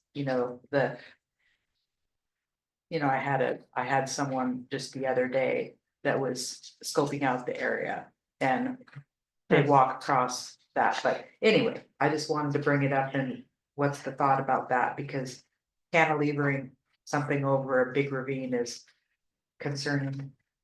Yes, so I will, this is a completely different topic, which is geotech. So one of the things that we've had presentations, including the photos that Jack Tonkin brought to us from showing the previous landslides in Bechetla Creek. And then Councilmember Furtani and I have discussed the liquefaction maps that are out there and that are actually acknowledged in the hidden parts of some of the sound transit materials. And I do think, so this isn't directly related to the walkway, but it affects it. I've been considering and talking with the council vice chair and the mayor about the possibility of a follow-up letter on the geotech and the landslide potential there, because there is a design, but it is premised on the fact that it will work geotechnically, right? And so I don't know that we know that for sure. And so I think some of those pictures, this is what changed it for me, those pictures. Looking at them up close of the previous landslide, it's really unbelievable. So that's something that I was thinking that we would bring to council as a draft letter sometime in the near future. Well, as a sidebar to that, the geotech work from the 11-unit condo. There is some very good comments on that. Yeah, that's the same soil that is all along there. Okay, anyway, we'll talk about that in the council in the future, but back to mobility infrastructure improvements. So there was a matrix that was kind of brought up, and I know that we got sort of an evaluation of when we're looking at roads, but is there anything as formal as a matrix that has come out of that? As far as when we look at a road, are we looking at, you know, pedestrian safety and all? I mean, I know we're doing that, but there was sort of a request to have it more formal. There is no matrix at this point in time. Okay, I just want to remind everybody, these are 25, 26 goals. We have jumped off a bunch of those in the end of 24, start 25, Yeah. but yeah, we haven't made any progress on that. We just have the map that we had Transpo produce. Drove the roads with the road AI, so we have a lot of the details, but no, that would have to be a next step. I think the evaluation matrix that John brought up would be really useful, and it's also a good communication tool to the community. This, when we look at your roads, this is what we're considering. Making sure that you're safe and da. I do think we have a lot of improved information now, and I think the AI tool was pretty amazing and helpful. And I assume we're still using that tool. We didn't renew the subscription, we'll renew it when we need to redo Okay. it, so every road in the city was driven. And So so we'll would do that that be- on a refresh. Would that be like every 5 Probably every years? 3 to or 5 years. 3 to 5 years, yeah, that I think is important, so. But being able to display the information at some point, maybe it's a 2026 thing. And then I don't know if it's considered under collect and analyze safety related data, but I wonder if we have enough information now to warrant doing like a citywide traffic safety study and a citywide equity study for us to be able to be prepared to jump off at any point if we see a need in the community to make improvements that would require that, whether that's like adding a crosswalk or adding a traffic camera or, you know, looking at other pieces. And I think that would support the traffic safety group as well, because we'll refer to that. And we've got important pieces done, but it just hasn't happened citywide. Yes, Just really quickly on a point, you all talked about previously the sort of, it's long in the tooth now, the Safe Street study. But some sort of a refresh there, I think, Yeah. because we're trying to look at multimodal and pedestrian safety as a holistic manner in all parts of the city. That the challenge, of course, is we have backlog of things that the community's been asking for. But I think we're getting into a place where I really fervently hope that we can be, proactive. so certainly there's a question of down the road as it become, we have more stability, could that be 002 funds to do something like that? Yeah, I think so, because it would be directly related to what are safety improvements on those roads. Yes. It would be separate from like Right, the road conditions. right, I understand, yeah, Alan. Larry was actually. Oh, Larry, for me. thank you. Well, Samara stole what I was gonna say, but I'll echo developing matrices for where we want projects. And including, because we'll have hard data on things like, vehicle volume and things like that, but also some of the more softer aspects, equity aspects, neighborhood demographics. And so as a council policy, what factors do we think are important? I'm slightly concerned that later this month, we're going to be hearing from Transpro Group, but it's sort of like, is it cart before the horse? Because they've been told to evaluate certain areas. But should we as a council weigh in on, in general, what areas, what we think goes into being an important area? So I do feel it's something I want to see us develop these matrices for where, like, what is a good candidate for, whether it's a mobility project or a road resurfacing project or a parks project. It kind of cuts across all of these. So it's kind of a combination of I just want to confirm, I know what you're saying, of the road condition matrix with kind of a safe streets and mobility improvement matrix all in one.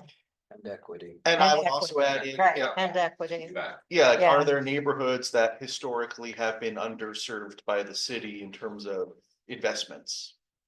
And so or other neighborhoods that, just for historical reasons have had more safety incidents. Right, right. And I think just if we have sort of those required safety plans, the equity and the traffic study, then if we get a grant or something, it comes out, like, we're more able to be flexible and with our priorities, It's a good point. It's kind of a mega refresh of safe streets, if you look at it that way, and safe highways for that matter, right? Those were the two reports, so. So that's a good topic to take back, brainstorm more about. I like the idea of having an all-in-one. And of course, it would be great to have it GIS wise and You're thinking ahead. list-wise. And I'll just advertise because I like stealing from people that Shoreline, that the city of Shoreline has these sort of matrices. So if we could connect with them and see, model ours after there, so we're not designing it from the very beginning. That's a good idea. Yeah, we can find out who did their work too. Larry, do you remember what I just read this and I can't remember the title, they have their, is there some sort of master plan that they have, or do you remember what that's called? I don't, but I could try to find it. Yeah, I think they do a very good job to their point, so. So could we, who could follow up and share the Shoreline version or versions if there's more than one document? I could do some investigation. So I remember it came up at a seashore Yeah. presentation, like maybe a year ago. Yeah, if you could just email the Shoreline rep and see if we could get that. I think that would be a good start for us. Hope you got the presentation. Yeah. Sure, still in your email. I'll send it. Oh, okay. Yes. Helen, do you have anything? I do, and maybe this is something we can talk about a little bit later too, but as far as Perkins Way, redesignating that as a one-way heading, driving westbound, so the eastbound lane would be a walking, bike riding. The lower part, basically. Correct, the Yeah. one that runs along the creek. Yeah. So I had an idea, I had a thought about how to move forward with that. So is this a good time to talk about that? Yes. Okay. So realizing that it's going to impact the people who live along Perkins because they'll have to redirect themselves how to get in and out of their house and driveway. But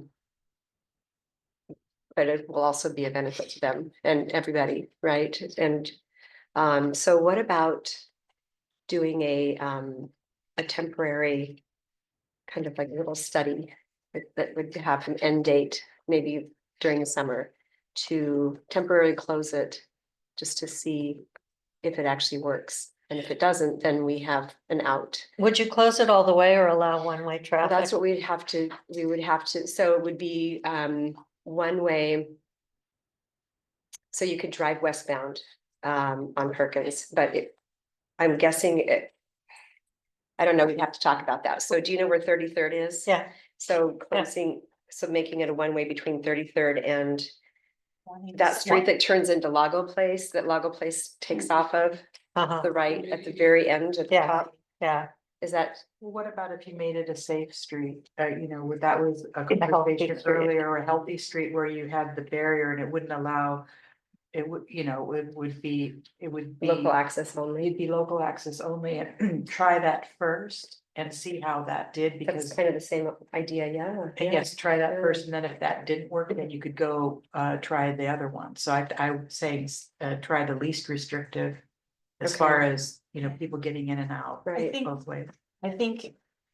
Depending, well, I like either idea. I think we have to do something about Perkins this summer. We do. To test it out. Soon. We do. I think the one-way traffic might be more achievable to start with versus a full closure.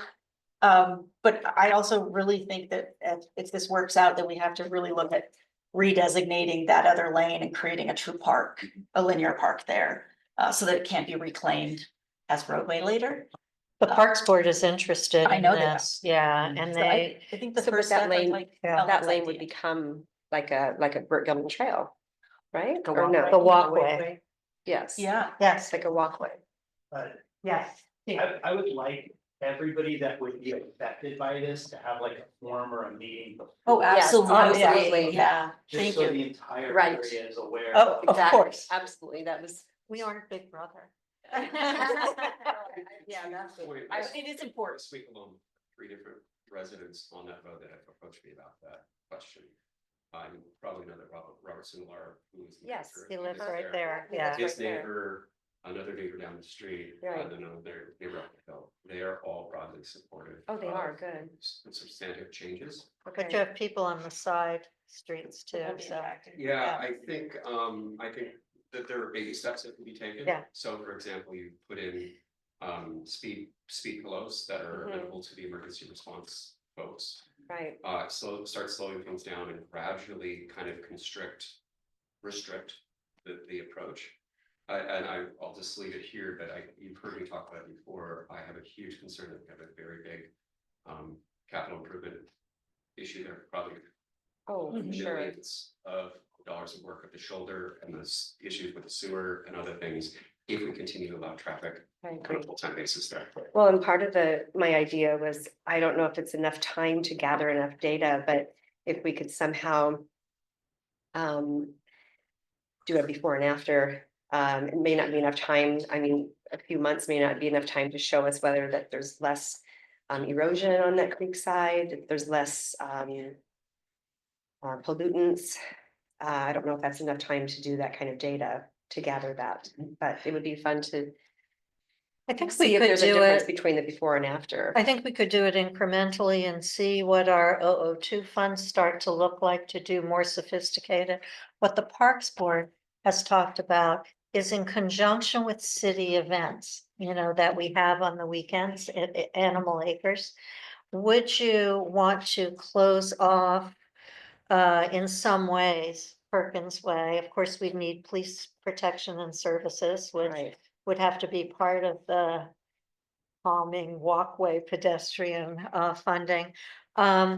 Is there some version that we could do with Lower Perkins Way in conjunction with that event? So that could be one of the baby steps. It is a weekend thing, so And it's when is not. that? Uh-huh. We're doing it again, The ver- 5K run. Yeah, the do that. various, right, but it's the various events. The events calendar is coming out Gotcha. this week. Okay. So I think we could look at those events, and that's what the Parks Board has never kind of gotten it off the ground, because it takes planning, organizing, and city staff. But that was the concept that they have been playing around with for a couple of years. I was thinking if we could close it for the month of May for Bike to Work. Ooh. Because that is our Burt Gilman to interurban connector. And so that would make that biking more safe and desirable to be able to connect folks up the hill. Right. Down to the Burt Gilman and vice versa. And it's a month versus a weekend, but I think that gives us better data because we'll have weekday data, weekend data. And we could develop a real interest from the community within that amount of time, whether they appreciate it or Right. not. Again, it's a workload issue, so how do we, you know, I think this has been a wish for a while. Mhm. But there's a lot of heavy lifting and communicating to get it off the ground. What about sending a some sort of communication to the people that are directly affected in that neighborhood, like a survey of some sort, Mhm. unofficial survey. Right. Where they could have their input, would you like to have it one way, would you like to have it, restricted, what are their choices? And that's what I Yes. want to make clear, that it's not, we're not closing it, sorry, Summer. Right. That we're not closing Perkins, it's just making it a one-way, so you can still drive westbound. Well, I think, and also we need to think about, is there a way to link it to healthy streets? Because that would be good. Yeah, and I Yeah. think, is this something, considering the workload that we just heard about, is this something that a council subcommittee can start with? And start the community outreach and start collecting the data so that it's a lighter lift for the administration. Yeah. We haven't really done any of these council task force subcommittees. I like that recently. idea. For the sake of time, we have our traffic support officer, they can start building this out, and we'll start doing research, and we'll do it through our traffic calming group, so we'll get everything that's been talked about, and these ideas, so. That would be great. In terms of And then- communication, two of the residents have indicated that they're willing to try to aggregate the list of the. Oh, that's wonderful. That'd be great. Yeah. Oh, I there have been love that. 6 total, 2 that I just talked to, 3 this week that reached out. So I think there's ways to get this so we can hand it off and, do a test drive. I would just suggest that at the end of the test drive, have a desired path unintended to the next step. So it's not just open and Right. closed. I think Close now. that all of the people should have some sort of say. Well, and then I think the test Yes. idea, because sometimes people are against stuff and then they're okay with it once Once it's implemented. Right. And on I a think the test traffic calming basis. group has all the policies and procedures Yeah. in place to connect people, and they have their ability to do that, so I think that's a great thing for the chief to remind us of. So is there a council member or two who'd like to intersect with the traffic calming conversations once our police department has scoped some stuff out? I'll work with them. Okay, so Samra and Ellen. That's great. How cool is that? Well, I just wanted to add one thing, kind of more broadly than just Perkins. I think we should try to communicate to the community more about the traffic calming group just generally. That make sure the community knows that, these are the tools that the city has available, whether it's speed bumps, those radar signs or other thing. Make sure that the community is aware, hey, if you have a challenge with a local street, here's a city division that's responsible for looking at solutions. That's a great idea, and maybe as we have some resources, we can have a segment of our website that's on traffic calming. And that way we can update people on the project, What you're and doing. there can be an online link where people can share, because we do have people who come to city council periodically. And I do think that that is input to the traffic calming group, and they do respond to those requests. So this is, I think, a good uplift of what we're already doing and with communication. So I think, I think maybe even a report you've done on traffic calming, we could send a news alert out on, saying here's the information, but I leave it to our ACE team to figure out next steps. The purpose of our meeting on Wednesday for traffic calming group is to kind of refresh the mission or reiterate the mission, make sure that we're on target there. If I'm not correct, Chief, and make sure that we have. Chief is asked to have the administration help everyone understand what the authority is and what kind of decision-making process might be necessary as we have the opportunities for additional revenues to apply to these. So. we'll have Perfect all that. timing. Yeah, perfect timing. And, certainly we can remind people not only of the traffic calming group's work, because every year there's something, right? And, but also remind them about healthy streets and the opportunity on healthy streets. So, great. Thank you. Please don't forget at some point to intersect with the Parks Board. Because, and I don't know if the connection to the events is a good one or not. That was their baby step they were thinking about, so. Okay. Ellen, I see you're drinking something called Liquid Death. I'm gonna pour it in here. It looks like a malt beer or more malt beverage, so it's just water. I swear, it's just water. It is water. Are you drinking one too? It's just water. I don't know why. Hey, Matt thinks of everything. I was worried for you there for a minute. No, it's. For the environment. Yeah, then No, plastic. it's bottles. supposed to be just, it's just water. It's just water. Yeah. That's a catchy name. Yeah, I know. I looked at it. I never heard of it. I'm sorry, I got off the track. Additional thoughts on mobility infrastructure. These are great comments. We'll have some follow-up notes on these. So, and then you'll have a chance to look at them and give any comments back. City and council will have a chance to give notes, And comments back. The one thing I want to add kind of to roads, sidewalks and walkways is, let's make sure that we are considering maintenance and cleaning ability. Because I think one of the challenges is we create these shoulders, but then they get all dirty and they get rocks and all sorts of stuff. And then bikes don't want to go there because road bikes have Yeah, leaves very are a- sensitive tires. Leaves are a problem. And leaves Yeah. is slippery, and so it's like, if we're gonna make these improvements, we have to also bring in that safety aspect to make sure it's maintainable and cleanable. Which may change our approach to how we do shoulders. So, and we're starting with doing the design work for first LFP for sidewalks, for real sidewalks, right? We're starting with LFP Elementary and Brookside, because we've had those on the list, and then Briarcrest, potentially for that walkway, which I will say my kids did along the ditch. So that's why I keep it on the list. It is, but we don't go all the way to the school. You start to big turn into Shoreline, like 2 blocks from the school. So what are we gonna do about that? But then we should think about taking a look at safe streets and see what the next priority would be. Because we want to have a pipeline. So that's one of my issues. What's that? And we can still apply for grants for some of those. We don't have to use our own money if we can get for the schools especially. So why not have our money go further? But having some sense from Safe Streets of the pipeline for the sidewalks or And also just walkways. The walkway design too, I mentioned earlier, a 2-inch curb instead of a 6-inch curb, Yeah. so that the street sweeper can access that. Or I've seen where they've just kind of created, just with that asphalt pavement, a little bit of a hump.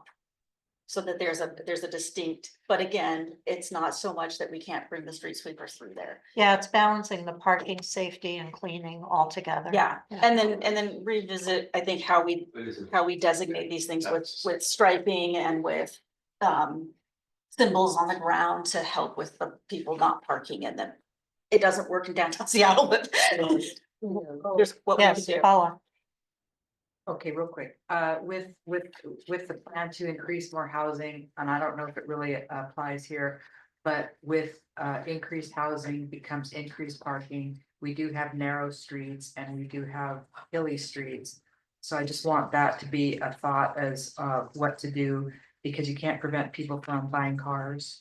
And so where are they gonna park if there's a reduction in the amount of parking that's required? Yeah, currently we require off-street parking, but the state legislature would certainly like to change that, so. That's what I'm concerned Yeah, about. we're pushing it back against that. Our neighboring cities don't like us for that, but that's too bad. So if in fact something like that passes, I would like to revisit this issue because I think we would want to do whatever evaluation is needed for places where that would be unsafe or unsafe for pedestrians, or there is not adequate parking capacity Road kind of width. things, or road width, correct?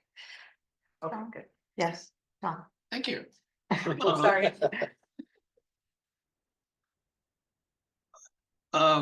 As we move forward, and I'm very supportive of improving our mobility around the city, is that we give consideration to low cost solutions and not just focus on, mobility means a sidewalk.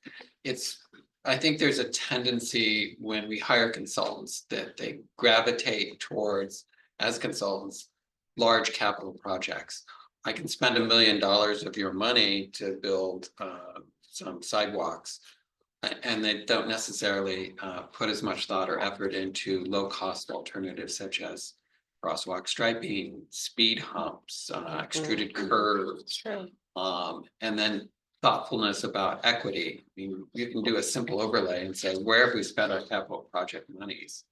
And there are big parts of the city where we have not spent capital project monies. And low-cost solutions such as where you have a ditch, you fill it in with gravel. Give a place for people to talk. Eric has, who came and spoke at this last council meeting, I mean, 55th, I've seen people walk on that street and they're walking on the fog line as cars rush by them because there are ditches on both sides. And I spoke with a neighbor who lives in one of the cul-de-sacs, and city of Seattle, a simple solution is you fill in the culverts with gravel, so at least people have a place to walk and we can advertise what we're doing. I mean, how many citizens know that we put extruded curbs on Northeast 35th and made it a safe place for people to walk at a much lower cost than building sidewalks? And so I hope we can give an emphasis to looking at low-cost alternatives as we can make significant improvements for our community without always falling back to this, well, it's $1 million a mile kind of thing for a sidewalk. I mean, just getting down to the Burt Gilman Trail, there are places where we have these switchback roads that have no shoulder whatsoever. And yet if we built some stairs, even wood stairs between some of these switchbacks, it would make those things much safer to get to and from the Burt Gilman Trail. So I want to emphasize that we look at low-cost alternatives and we look at things like last mile. We're building Stride on Bothell Way, but I can say to get the sidewalk stops at 38th and Bothell Way, and there's this dark, narrow road that if you want people to get to the bus stop at 153rd and Bothell Way, it's pretty scary because there's this really dark, steep roadway that's 200 feet long. And so I hope we can look at low-cost solutions as we go around and really look at pinch points to get people safely at low-cost alternatives. And I think that could be part of that refreshing of the safe streets. I know some of those suggestions were sidewalks, but I think we could be more Right. aggressive about optimizing. And Our budget. remembering maintenance, because I do remember someone telling us that some of the low-cost walkway materials require more cleaning of some sort. So I think we want to look at it holistically. yeah. Pervious, but that's an actual per- sidewalk.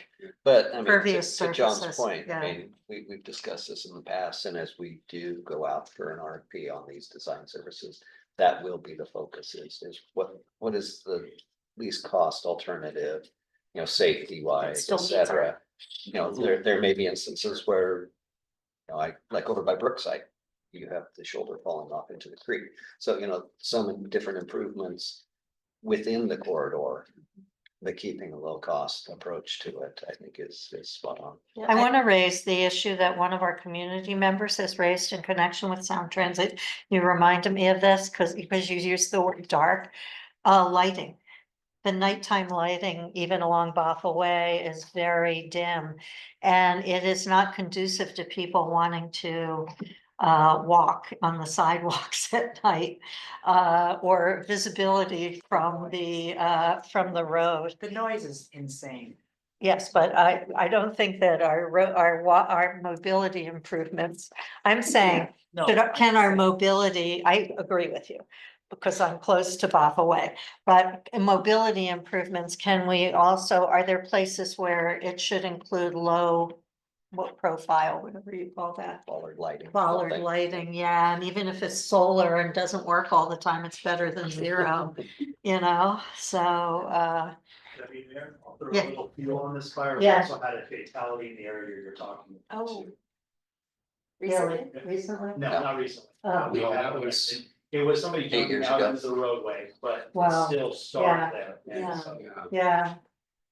I've seen people walking in the dark when I'm driving by and I think, wow, I never saw that until the last minute, so I can see that. we petitioned for like there through the state, but it didn't get done. Right, No, there's people that are popping across 522. There, I mean, right where I'm at. yeah. And I don't mean just on Bothell Way, but that's where we got the public comment, but I mean, are there places where there's a lot of people walking? But we're not, but it's not really safe in the, you know, at 5 o'clock in the winter or something. Yes, Tracy. So, I wanted to thank you for basically bringing up these topics because, one of the things that I've been concerned about is, long, yeah, it is the case where there's a lot of dark spots in the city, and even along 104, for instance, along Ballinger Way. Even though we do have, walkways, they're full of, drains. And the little things that go around the drains to basically prevent leaves from getting in them. There are basically areas where it's variable width. And I think of the stretch between 178 and about 40th in the roundabout. So that's a very straight stretch of road. But basically, yeah, the pedestrian is really protected only by a fog line, essentially. And so it's wide enough, but at points it becomes very narrow. And it's super dark. And so what I've noticed is that people get off the bus stop at just south of 40th. And they basically are kind of waving or they're basically otherwise making, unusual behavior to make themselves noticeable to try to go speeding down that hill, right? Yeah, So I think your point is well taken that just in general, we should be looking at lighting issues. And I don't know if that's a matter of talking to Seattle City Light because they're responsible for the street lighting, of course, but it is the case that a lot of the times the light is out there and I don't know why that happens, but it could be more reliable and closer to the ground. I think that would be very important. I think I've mentioned to Sound Transit too, that pedestrian lighting would along That's the what I'm talking sidewalks about, would be yeah. great. We don't need the big highway lighting, you Yeah. know? And I think you've hit it on the head. It's the pedestrian lighting on all these walkways that makes the most sense. I don't know what they look like, but they tend to they can be a little bit dimmer than the big ones, Right. right? And That's they're what I was lower to the thinking of. ground and they're more controlled. And, I always am concerned about, creating that reflected light and the direct light up, where it impacts the bird migration and all that other stuff. Yeah. And so the lighting in Lake Forest Park, I think, is gonna be like a real balance, Yeah, I was thinking of low level down on by the Mhm. sidewalk pedestrian lighting. Yeah. But if there could be other places, so John first and then Larry. So I don't know if City Light still does, but when I lived in Shoreline, one of my neighbors got Seattle City Light to put a Cobra light up on one of the light poles. In return for the neighbor paid for the electricity cost. But the installation cost was done by Seattle City Light. I paid for my lighting. So is that still an option that we can say, we want more lighting on our roads and the city then pays for the electrical cost? As we do right now. But going to the city, Additional lighting. additional lighting. Yeah. So like, you mean like a real street light? Yeah, Yeah, so I use the okay. Cobra lights, the ones that just, Yeah, oh, yeah, and but I thought that was great that, the monthly cost for an LED street light is. these days, yeah. I think it's, well, I have to look, it's not that much. It's not that much, but when we think about public safety, going back to low cost alternatives, if you put strategically some of these lights and you're saying I'm paying. $160 a year or something, that's kind of a low cost alternative. So at some point in safe streets, then perhaps we need to look at where additional Cobra lights, as you call them, would, make sense from a public safety walkways point of view. So, But I just, on the other hand, I absolutely love walking out to the end of my driveway and being able to see satellites going up. the Yeah. sky, you know, and watching the ISS going across the Yeah. sky with my daughter. So there's a balance between the nature and safety, which is why I really like the idea of lower lights. You know, because if Well- there was a street light on that corner. It could I be a can't see mix. anything. I think it could be a mix depending on location. Yeah. And what the situation is. So I like all these alternatives and as I thought, well, there might not be wiring for the pedestrian lights. They do. When I was in Hawaii, they had those because there was a walkway that people used and there weren't street lights, but they had that low level pedestrian lighting. I will say it's pretty dim. Mhm. But Enough. it's I think enough, cars yeah. see you and for you to see Yeah, your and for you to steps. see if there's like a bump in the sidewalk, some irregular bump. Dog poop. Yeah, yeah, so, I mean, and Larry. solar powers, but. Oh, we- sorry. yeah, so- Larry, Yeah, I also think in terms of pedestrian safety, we should be looking at crossings. And partly at intersections, ways to make intersections safer, but also between intersections. And that if you're thinking about Bothell Way and Ballinger Way, if it's a half mile or more between official intersections. That's a design that's really just encouraging people to try to rush across the street mid-block. And so what can we do to, are there places where we could have more crosswalks if we're seeing higher pedestrian traffic? right? I don't think the Safe Street study looked at crosswalks. No, I So don't maybe the think so. refresh could target Yeah. crosswalks and intersections more. At some point, yeah. Especially since there's new technology that allows you to light up crosswalks, right? Or- I love Yeah. those, I love those I do flash, too. those flashing light ones are so love those. visible, people really stop, Thank you. yeah, so. Okay, is that something your traffic calming group looks at, the flashing crosswalks They do. mid-block? In some aspects. Yeah, that's what I thought, yeah. That's actually part of the study that Transpo just did for the food crosswalks. great. that Were brought up in the last retreat. And so they'll be reporting on those as well. in some Great. Locations. And that's kind of why I want a whole city study, because then if we have a change in an area, we add a park, it's, you know, it's just easy for us to then go in and add a crosswalk. 'cause we've So got can the you big remind plan. us of those locations? 40th and 178th, and then up by Forest Park condos on 104. Oh, right, those are, yeah, two really good Two really good locations. Okay, yes, Tracy, oh, and then John. I just wanted to, I didn't want to change topics too much, but I just wanted to highlight the fact that in number 8, the council goals. We're really working well on that one, because the speed limits up is what I'm going to do. And we're gonna get a report this next week on the transfer bid. No, it'll be March 20th, I think is the cow. 3 weeks. But yeah, still, it's pretty good progress on that one. Oh, thank you for pointing out the progress. I should have said something because that doesn't go without saying. We have made progress in all of these.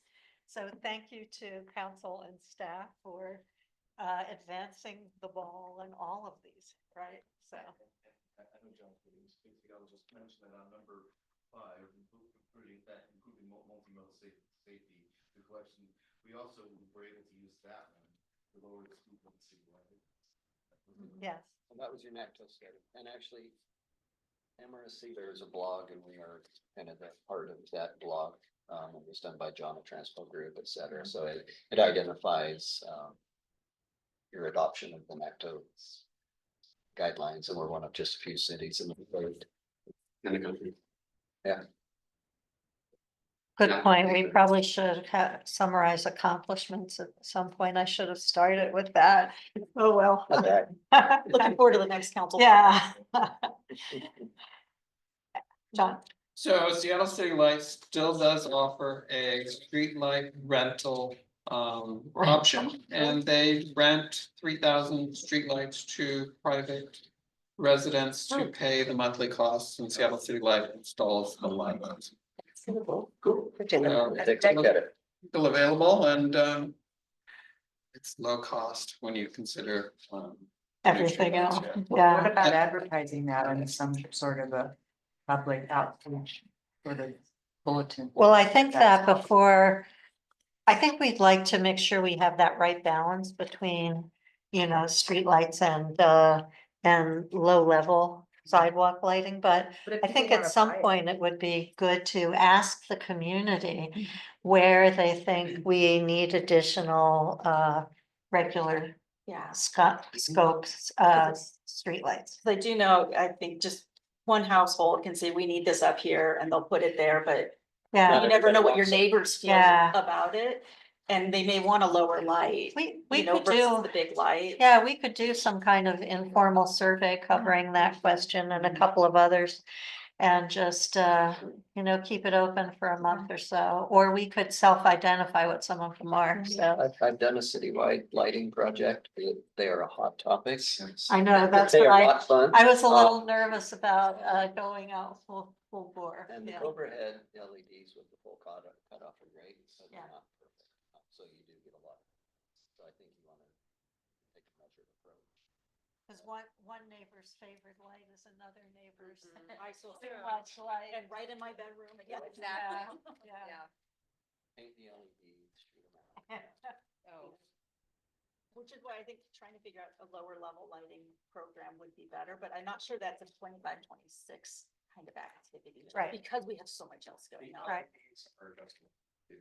So Theory, which is yeah. really interesting because when they first installed them on the Horse Park and replaced some of the lights, it was blinding and one of us reached out to South City Light. They were able to turn it down by like 50%. Really? It's much better. And Well, so to there are make the others where LEDs they last needed to longer. keep them very high because of it seriously dark areas truly see. Yeah, so I think more discussion on this to come because I think we need to flesh this out, the lighting issue more. I don't quite know what all the next steps are, but we'll try to figure that out. We'll start the draft notes and then see what we can take from there, see what our illustrious staff recommends as a next step. So that would be good. Okay. Other comments? This has been a great discussion and Tracy, thank you so much. I feel like remiss that we didn't like go over this year's accomplishments. So darn. Cause that's kind of what this is an example of why we don't tell the community everything we're doing, even if they think we're heading in the right direction. There's a lot of improvements we don't necessarily share or highlight, Well, I did have to credit the mayor for calling. Oh. Say that. So we just have to keep that in mind that we should, when we do good projects, whether it's the curved walkway on 35th or something, we should, have a little publicity and maybe an end of year publicity on here's what we got done. So people think that we spent your money wisely. And something that Councilmember Lebo touched on that I really appreciate is the fact that people do come talk to us about their needs in terms of mobility. And really want to encourage everybody to keep doing that, whether it's through email or even coming to council meetings and pointing these things out, because we aren't everywhere. And it's kind of nice to be able to get a pulse on different neighborhoods in the community. The 55th one did resonate with me, and remember we had the community members who came with their kids. And their kids spoke so well to the need for traffic calming, so it is effective, and I know the traffic calming group takes it into account, so. Yeah. So on that point, with those comments, have we followed up to look at opportunities to improve and reduce speeds along the area that they had talked about? Which one, 55th or, No, no, yeah, the previous one, I believe. yes, there was a project 97? there, Yeah. right? Yeah. Yeah, There was it's a been project reduced there. From 30 to 25, there's additional consideration for future study. For replacing your speed is with a parks. We may actually have to go a little farther, but a speed camera up in that area as well. So there are definitely opportunities there. And did traffic calming talk about 197? I'm sure you did. That's been a discussion a long time ago, a lot, and Yeah. we made improvements, but it still needs to be worked on. But there is your speed is, Yeah. sign On both there, sides, yeah. Both sides, yes. Yeah, and I think that came out of that discussion. right, Those that was the result, as I recall, No physical improvements, but. yeah. So it would be even if we're not always able to communicate with the community, to communicate with the council if actions are taken off of public comment. Sometimes, we're asked to be silent, but it would be nice to understand if something is being done in response to public comment. Yeah, I think generally those get into the CA report. I think the 197 your speed is got into the CA report. Problem. Read your CA, sorry. But I agree with you. But yeah, Yeah, good to highlight. Yeah, yeah. I agree. And part of the issue, of course, is sometimes months or possibly years lag between when the comment is made and then city response.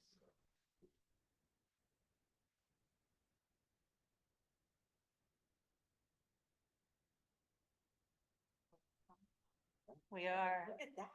A minute late. Okay, are we ready? I have great notes. Well, I don't have great notes. I have you had great comments. My notes are hopefully good enough that we can, oh, thank you, that we can edit them and come up with a good summary. And then probably also some suggestions from the city on timing. 1, 2, 3 year out kind of things or incremental steps. So next, we're going to financial stability plan, and these were 2 different goals, which have a mashup here. And Tracy's going to lead us in that conversation. Thank you. Katie Mayor. I You know. can just say, Lori. But yeah, so just to remind council, goal 2 is on hiring a grant GIS employee to create detailed data on projects. And number 4 is create a financial sustainability plan using process that includes citizen community and outreach, community education and consideration. There's ways and expenditure efficiency. So on the agenda itself, there's some bullet-pointed parts that break it down a little bit more. So how do you think we're doing on those? So with the financial stability plan, I don't think we have a plan, but we've just been trying to stay financially stable. But I do feel like that a process that has that citizen committees or citizen outreach could be something that could help us more long-term. I think we're tackling kind of this midterm sort of idea of a levy or not a levy to get us this financial stability for this midterm kind of thing. But I love the idea if there's some way we can develop a process to kind of continue that community outreach long-term so that they're more educated, more involved, and we're more responsive to their concerns. And just to add on to your point, I have made overtures to, Kenmore has a citizen financial stability fund. Financial stability, I don't think there need more during Kenmore's most recent budget protocol. And they're willing to talk to us, so if we want to start thinking about that as properties, you have some resources that are available.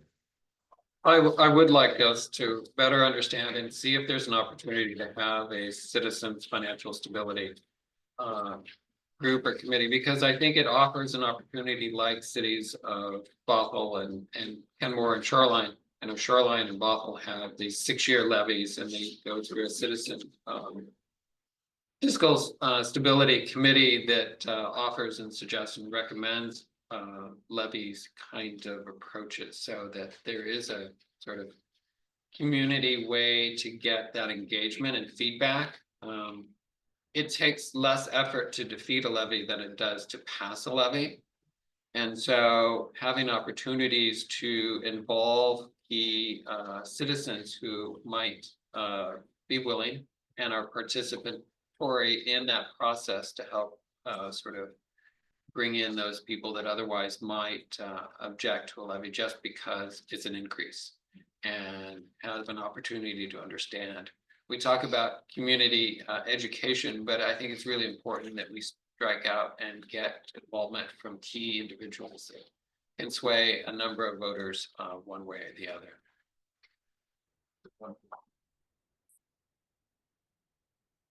If I could, so this whole topic of budget shortfalls and community engagement has come up in two groups. I'm part of the Sound Cities Deputy Mayor's Group and the Sound Cities Policy Issues Group. And cities' experience with full-fledged committees, as opposed to really good public outreach, including to the more engaged people, is quite mixed. And in fact, you can put a lot of time and effort into staffing and supporting a formal committee. And still, it doesn't, when it gets down to it, it doesn't necessarily help. So I personally, and this is just my personal view, I think we know who some of the influentials are and who the people who were most outspoken in the past. We could enhance that list and outreach but I wonder, I'm just wondering if, given our resources, it's more cost effective to do some outreach to influencers, because we kind of know who some of those people are, and we know the people who would kind of nominate themselves. And I have been surprised in my conversations with some of those people that they still don't understand, A, that we've done cost cutting, B, how the 1% works. And see the increase in costs, the level of increase in costs. So, but I understand the goal and I think it's great. I just am thinking out loud because of feedback from other cities who have had some successful levies, some failed levies. And I thought that Kenmore was one of the cities that said it may not have made that much difference. So, but I could be wrong, that I'm going on my recollection. So some of the smaller cities like Des Moines, I think it made no difference. And so they've had their public safety levies fail twice. Even with like, public engagement support from the police guild. So that was kind of interesting. Anyway, enough said. I think the question is how do we want to encourage citizen input? So I think, if I may, both, there is no magic solution. Right. Communities support things that they wish to support for a variety of reasons. And some communities are more supportive of public investment than other communities. And for a variety of reasons, whether they be social, economic, or how they feel about the politicians who are running their organizations in the city. But I think opportunities to approach our citizens in multiple ways is always beneficial. And there's value in transparency. Just as we have conversations with the citizens, you never want to get into a situation where it feels like it's behind the scenes kind of thing. So if there's an opportunity to communicate with our citizens in multiple ways, newsletters, direct outreach, or even citizen committees to help. Again, if the levy passes, it's because somebody spoke to somebody else, or it passed because the community is supportive of it. And if it didn't pass, it's because, I don't know, it was raining that day, or they just don't like, The lights were too bright. You can always find a reason why something happens, it's the wrong astrological sign for that day. Oh, yeah, Mercury's. So is Mercury in recess or something? Retrograde, Yeah. it could be, maybe. I'm talking a lot. Go for it. Okay. I mentioned this as we were implementing our sort of the taxes that we've had to in this last couple of years in order to sort of patch things up, whether that's the utility tax, the waste collection taxes, that I don't want us to nickel and dime. So I want us to seriously consider rolling those back as if the levy goes through. Because I want us to use the levy as the way we get to stability. And additionally, if we roll those taxes back, then if we need to like do a short bump or something, it gives us the ability to go back and raise them up again if there's a urgent issue like second COVID or whatnot. Because right now I think we've kind of maxed our citizens out on all those little taxes. And so if we can roll some of those back, roll it into the levy, and then what extra we need in order to do whatever it is that we decide the levy would be for. It's a big lift to kind of do that, but I think that says something to our community about our trying to be financially reasonable. You know, that we're not trying to tax them to death. We just want one place for the taxes to do what it needs to do, which is run the operations of the city. And as you say, that is sort of an informal reserve the next time we have some kind of. There's a major, you know, we can go back and bring the utility taxes back into play and whatnot, but for right now, let's give people a stability of where they know their taxes are coming from. I'd propose reducing the amount of the utility tax, but not taking it out, because the utility taxes is more of a permanent thing. And it would be hard to take it away and then put it back again if it was needed. I don't know. I mean, I think it's easy. It's a council decision. We just work with finance to roll it out, and then we just work with finance to roll it back in 6 years if they don't renew a levy or something like that. because you know, on mine, you know, I pay a higher rate because of having a business account, but it's still not a lot of money. It's really not. But it's saying to our community that we don't want to overburden them on every little thing. Right. I still think you get the same effect by lowering the amount instead of completely removing it. And I get that Yeah, finance I can agree. help us balance out what that looks like. It's over a section of time instead of. Yeah. Like, Oh, sorry. Kind of get a little bit of I'll time. let Tracy acknowledge the coast. I mean, devil's advocate, if we say we're gonna pass a levy for X, and if it passes, we'll lower utility taxes by Y. Why wouldn't members of the public just say, well, why didn't you just ask for X minus Y Yeah. Yeah, on the levy? that's true. Or if you're gonna offset it completely, they're gonna say, well, that's just an exercise in moving money from one fund to another. Why is this public? So I think if the public is asking us to make an argument why we feel the levy is critical, saying, you know, it feels like we're talking out of both sides of our mouth, and we say this levy is absolutely critical, and if it passes, we'll give you a refund. So I'm just not really sure that if that's a totally logical strategy. Yeah, that makes Good sense. point. So I think that Councilmember Riddle offers a very good comment, and the reason why you might want to consider increasing property taxes as an example and reducing utility taxes is this notion of regressive taxes. And so utility taxes hit households, and so that means that every household pays the same amount, not exactly. But if you think about many of the tax, like utility taxes are household based. So if you live in a very small household, you pay as much as the person next door who has greater value.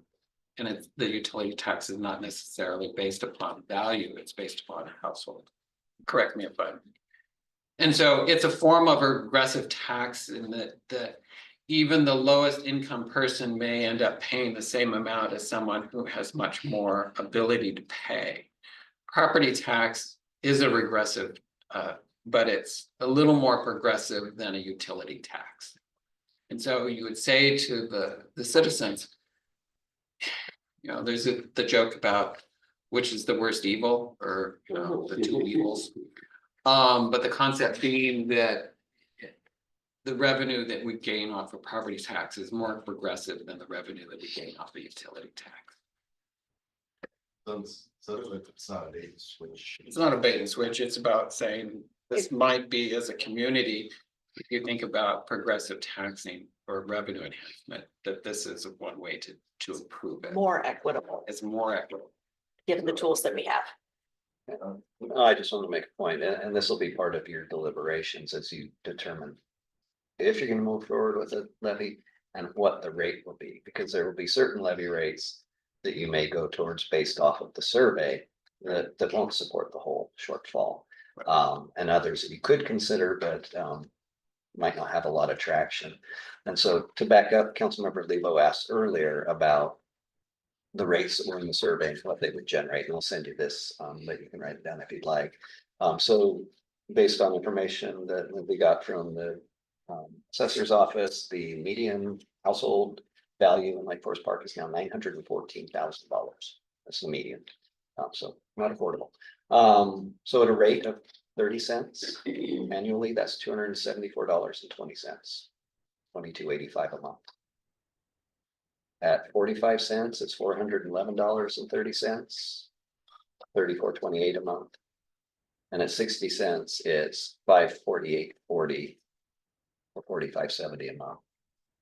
Sorry, the last one was. $45.70. Oh, it's 60 cents. 60 cents. Yeah. So. And that's not, there's not been the math done to say it would generate this much across the city. I think. I can't speak to it. At 60 cents, you're getting closer to the deficit that we currently have. It would be helpful to understand how much annually we would generate. Yeah, and it's. I mean, are we talking about $250,000 or are we talking about 2.5 million? There's One- a significant. Oh, yeah, and our, I think last time we did this, it was around 60 cents. It was gonna generate about $2 million a year. I think that was the last estimate for the last levy. Honestly, have been on the county assessor's website and actually found an MRC webinar that Tracy Burrows and the then director did at that time for the assessor's office. Let's just say that it comes down to it's complicated. I mean, that's really where they get down to, because you have the general math of of the value of your home and what it will go up, but they calculate everyone individually. There's no like set formula. It is. And there's so many variables into it that the very most simple, if your value goes up, your tax rate comes down, so you collect the amount, but then they will say, well, not exactly. And there's all this math that goes in, but they don't explain it well. And so that's my concern, is directing people to that county assessor website for too much information, because they'll come away going, I have no idea what I just watched. But anyway, so that was just, and I'll send this out to you if you like.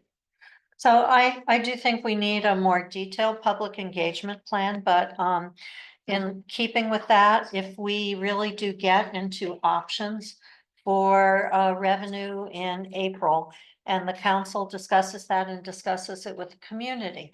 One, because I am mindful of the inconsistency of saying we really need money, but if we get money, we're going to reduce some other bills. And I really do agree with Paula that the increase for maybe most of our community is not even really that noticeable on the utility bills. But I do agree it's regressive, but I don't think it's been very much in the scheme of your utility bill. So with all of that preface, I think in April we could discuss a kind of combination. And we could say, well, what about a low levy rate? And we're going to keep all the utility taxes. Or what about if we do the higher rate and we'll roll back the utility taxes, and we can get a sense of the community, what they're more interested in. The other thing is we always need, in keeping with the concern about lower income households or fixed income households, we do need to make sure we're really clear on what our exceptions are.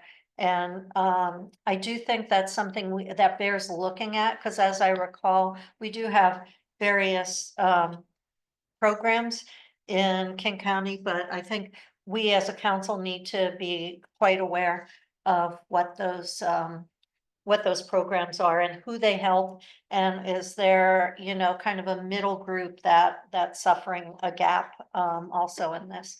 So I'm just saying that this can be part of our public engagement, these options, as long as, along with the council's discussion. So, noticed we haven't touched the other topic, so. Oh, that's the- Larry wanted to. Yeah, I have a question and then a comment. So Yeah. maybe this is for Lindsay. I know when we adopted the budget last fall, we expanded the low income discounts for the, has that been utilized by the public? Oh, yes. As far as the actual sewer, yes. As far as, I'm not sure if this is the format to say it, as far as surface water. King County being that circle back, and so that's gonna take them some more time to implement than our intention. Towards the community, so that's gonna take a little bit more time. All right, but good to hear about the sewage. People are taking advantage of it and circling back and then, so yes. Surface water bill annually. Surface water is yes, Property tax. Yeah. and it is associated and administered through King County, which is my reference, and it does tie in with your property tax, which you either pay annually or in the April, May, and October timeframe, we break it out to two. And so, Okay, Mayor, Just really quickly about the reduction, due to the income issues. One, we need to continue bookmark, a continuation of outreach to people to let them know it's available. The other thing is I heard from a senior resident who said, I'd like to do this. But it seems daunting to me to provide the relevant documentation to do that. And I don't know, not to go down that path, but I don't know what we can do to help. my team is very proactive on helping people in any manner in order to assist them, including having them come down, and we will hand walk them through in order to assist if they physically need that type of assistance. We're not afraid to do that. And we have been over backwards communicating the every account that had that on the previous discount associated with it. We were proactive with letters asking for the new application, which is for our code. And any account that was on that, but then it was pulled off because they didn't get the application in.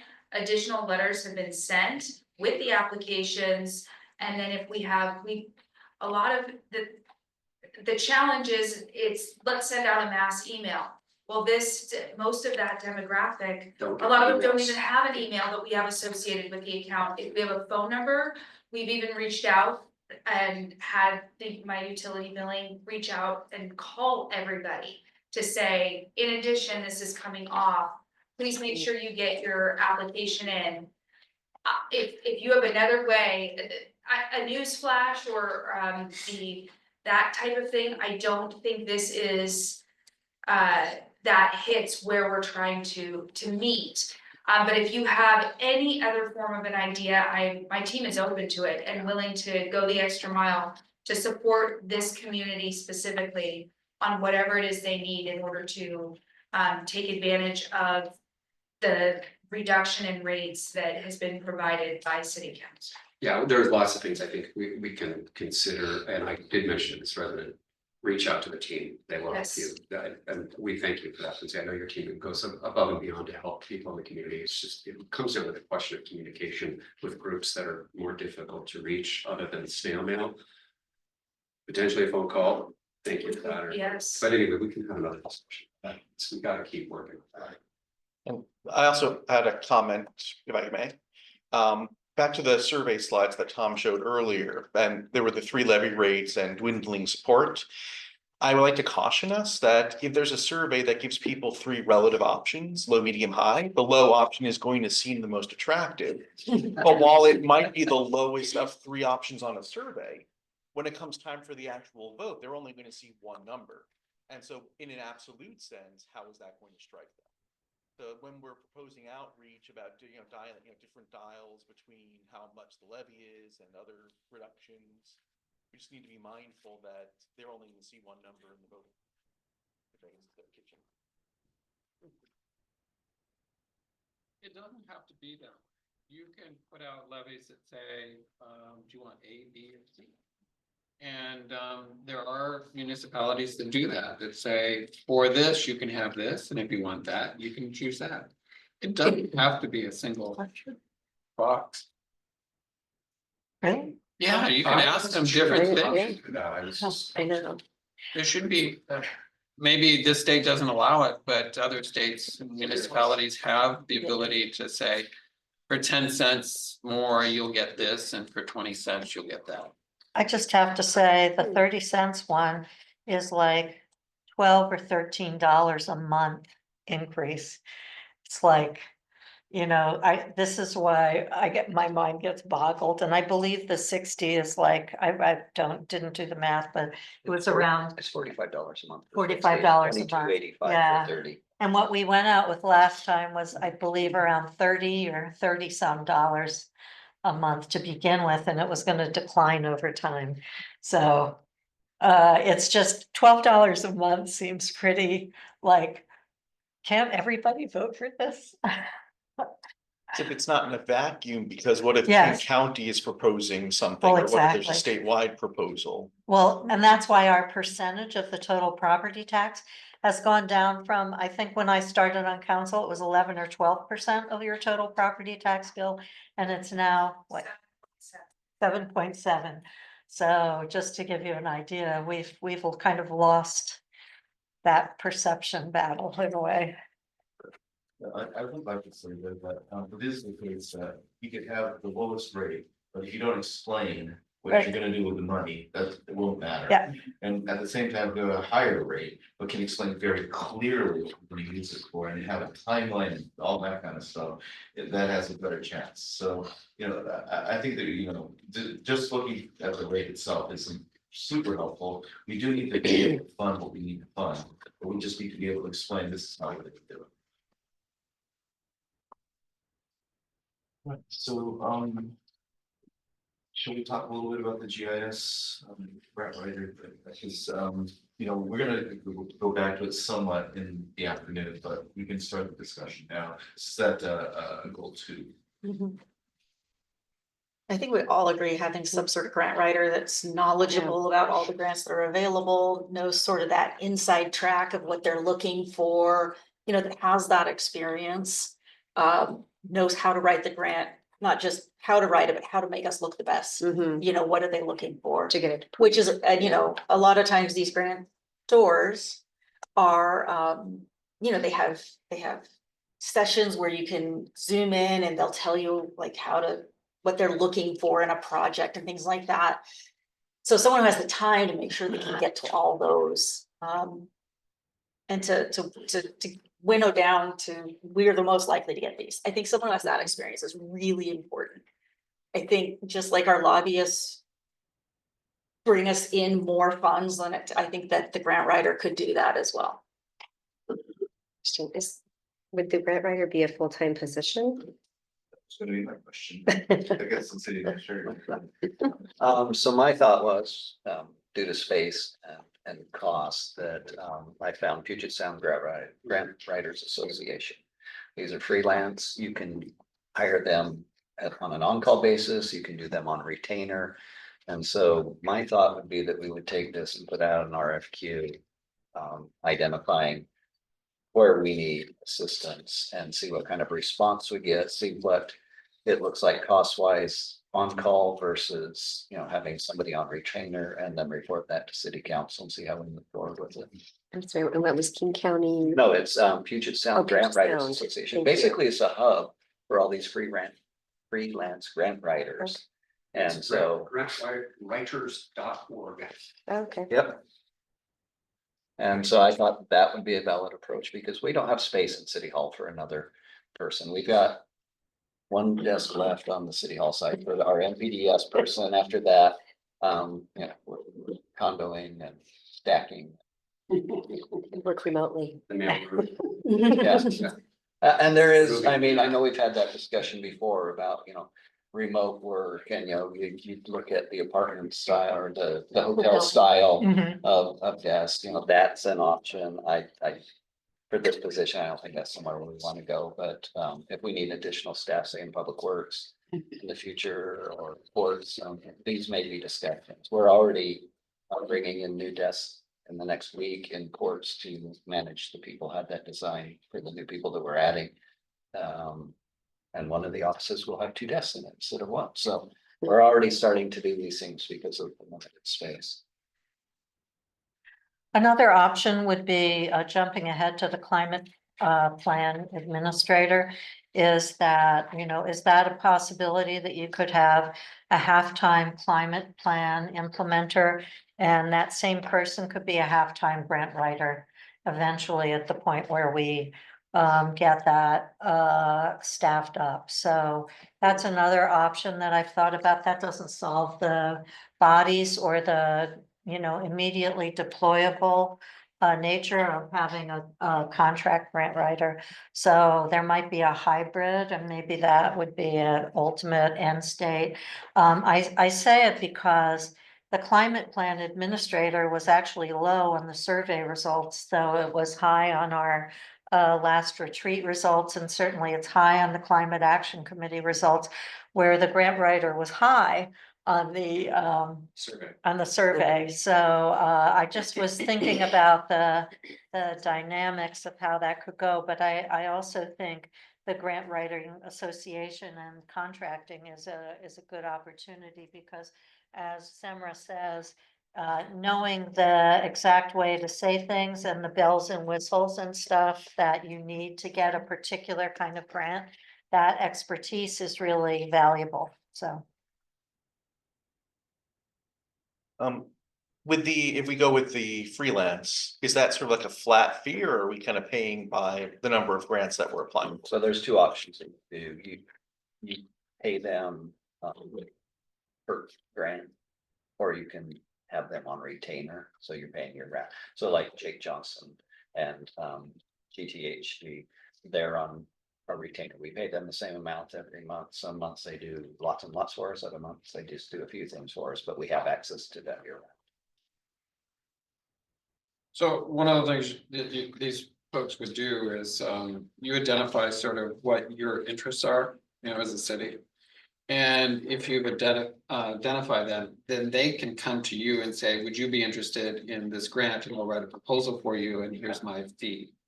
So it's really about attracting people who will become your advocates.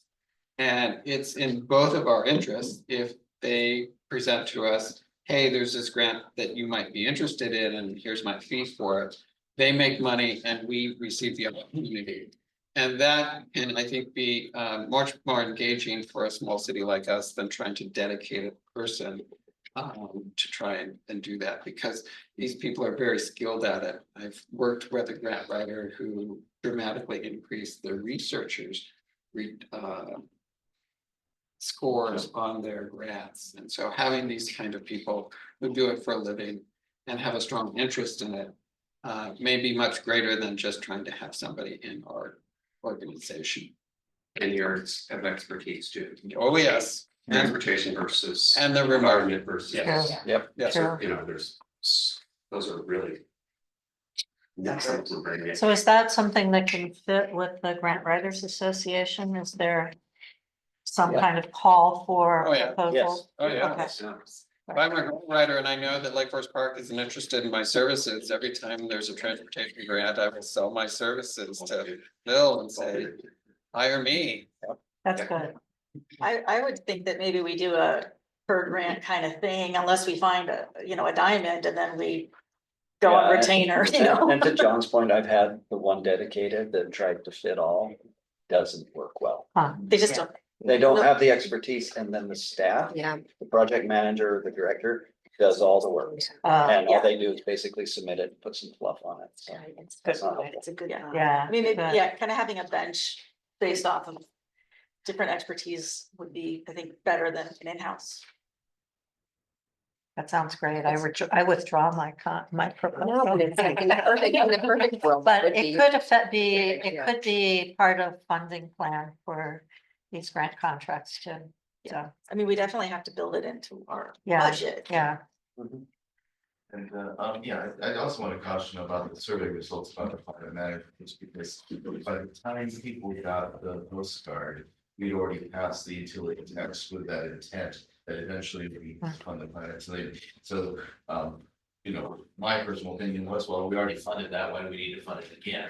So there is some of that. I don't know how much you've done, people felt. I wanted to the conversation over the GIS. What do y'all, I mean, we all seem to be agreed that GIS is a very important tool that allows us to communicate more effectively with the community. But in terms of how we actually, you know, get that process running. So there's two parts to the GIS person. One is somebody who knows GIS and can put in the data, and we have a consultant that can do that. The other is finding the data to put in there. And, you know, if we want to get, you know, all of our sewers in there, all of our stormwater, like that research and that finding it and validating that it really exists, where we think it exists, because there's no point in going through all this effort, money to put up something on the GIS that isn't accurate enough for people to trust, right? So just kind of sharing that with the council here, because it's not just a data entry kind of position. But I would just offer a couple things. So now that we have a public works director and we've got, you know, our community development director with a good year under his belt, this is something I think, you know, Becca brought up Equalis earlier today, is we already have contractors on hand who can provide the data gathering. And then we, through AWC, have the GIS consortium, which we pay for, where that stuff can be mapped on our behalf and then put into our system. So I would like to, now that we're getting staffed up, take the opportunity to see what data can we gather through contracts that we already have, to then take to the GIS consortium and see if there's a path there to do that.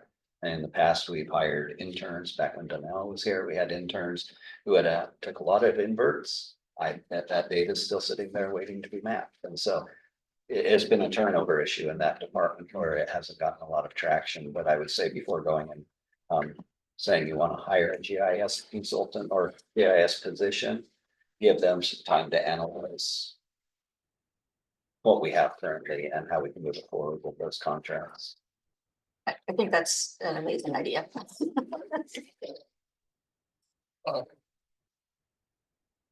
The third point though is how do we pay for it? And so is the funding within our budget, or is the discussion, I mean, everybody I think agrees that being able to put this information into something like a GIS, it has value. So it's the question about not whether we should be doing it, but is there still a question of how do we pay for it? So the AWC GIS consortium, we already pay for. And we need to make sure that on an annual basis, we're using those services. The thing that came up during the NPDS discussion was, if you get a qualified person, certain things within those contracts will drop off. If you leave those at that capacity, do they have room then to transfer those that we've already allocated to a different line item of work to gather data for us rather than clean a storm drain? I don't know, I'm making that up on the fly, But is there anything for the council to do, or is this something that we as a council have said, this is something that we want the city to proceed with, city staff? Okay, city staff. Is there something you need from the council? I would say give us time to evaluate it over the summer, and if there's an allocation that we need, we bring that to you at the mid-biennial budget. Okay. Or future budget and finance. So can we put in our little box? Check. Yeah. Check, just right, Rebecca. No. All right. No, I'm thinking in terms of council retreat, we put a check into it and it moves over to city staff, and the city staff will come back to To us. the council. Council on August. Yeah, exactly. Well, I write my to-do list and I look at the end of the day, how many of my boxes are checked. If I shifted a few. And so this is something that's. How you maintain sanity. This is an opportunity as we communicate with our citizens, have we checked things off and say, what are we doing? We got a sidewalk here, we got a crosswalk there, we got a climate coordinator coming, so on. So I would just say, when you come back to us, have a scope list of what the current capacity, it's, will get us from the current contracts that we have with our consultants. So just so if there's gaps that we understand as a council. Yeah, and that will take a little time. I mean, bringing that PDS on, say, when we hire them in March, they start in April. We've only got a couple months of data together, so it would be thin, but I think we'd have an idea of where we might be headed. Anybody have any other comments before I summarize? So, what I've got is basically that we have a broad consensus on a contract basis, grant writer. That basically, we could, having somebody who has a broad expertise in not just writing grants, but also finding the opportunities to bring to the city. That's a good idea. On the GIS, we have a plan that we've had. Let's kick it over to the city staff now on evaluating the both the GIS data entry side and the data collection side, which is being done by the contractors. And then, of course, the path to data entry using the GIS consortium that's approved. I would offer that for this grant writing, that as a council action, we've got a little check in our box that it's now moved over to the city staff to evaluate what are the next steps, and that if it needs to come back to the council for budget allocation, they can do that. But in terms of what the council needs to do, we've expressed a desire to move this forward. It sounds like the city staff has a plan that they can begin to implement. And so the next step would be to report back to the board. And the question for both, do we have budget? Impacts, yeah. Yeah, budget impacts, yeah.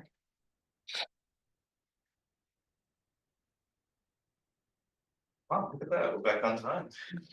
Yeah, it is the lunch break, and this is not a working lunch, so you can Go outside and eat. go outside and. Not allowed to talk about work.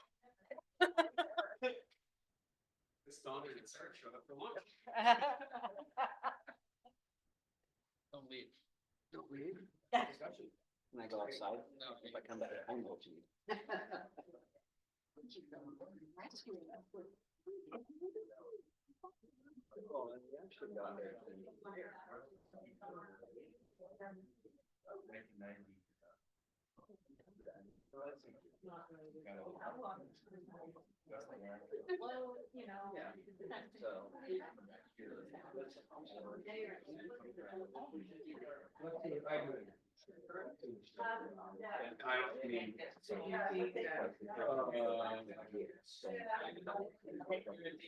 Yeah, I mean, that's like we to bring on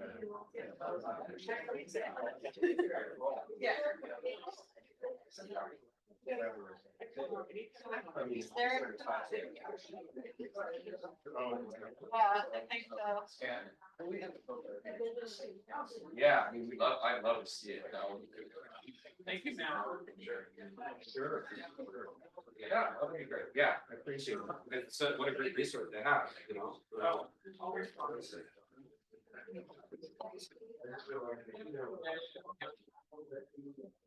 Yeah, I mean, I think if you had it here, let's get on here, if you had it here.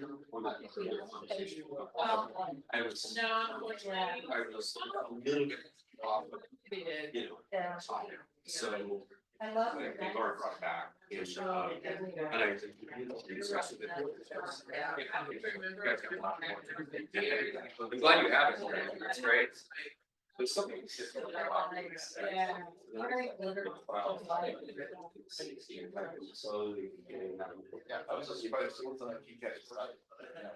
Yeah, I wonder why. Scam.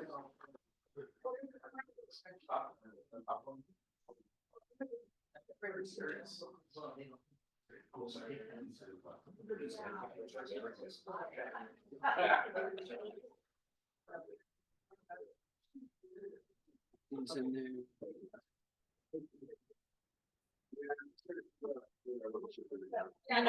I rarely eat potato chips because I think, well, is that how I want to spend 150 calories? Sometimes the answer is yes. But whenever in my previous job, I would do field trips, we'd almost always get Subway sandwiches with potato chips, because we were out, you know, in the field doing things, and so that was like, that's my connection with bags of potato chips.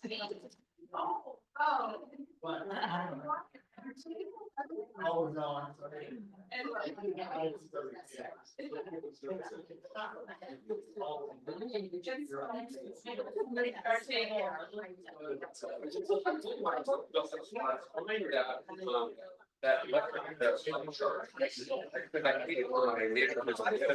I might need a horizontal surface. Decades, now I don't see it, but they don't show the back, it's also the back of the utility bill. They don't show on the PDF the back of also the utility, so. Thinking about the projects that are they're paid for, and maybe it's a drop off, they didn't know it. Oh, yeah, and it may have been when you guys came on, so there was a question about the street lights. Like, where are we gonna be? So we and kind of went through it. Sometimes I had to take over the paint, you know, street lights. Maybe they some makes on the certificate. Yes, yeah. Oh, I already sent it to Matt.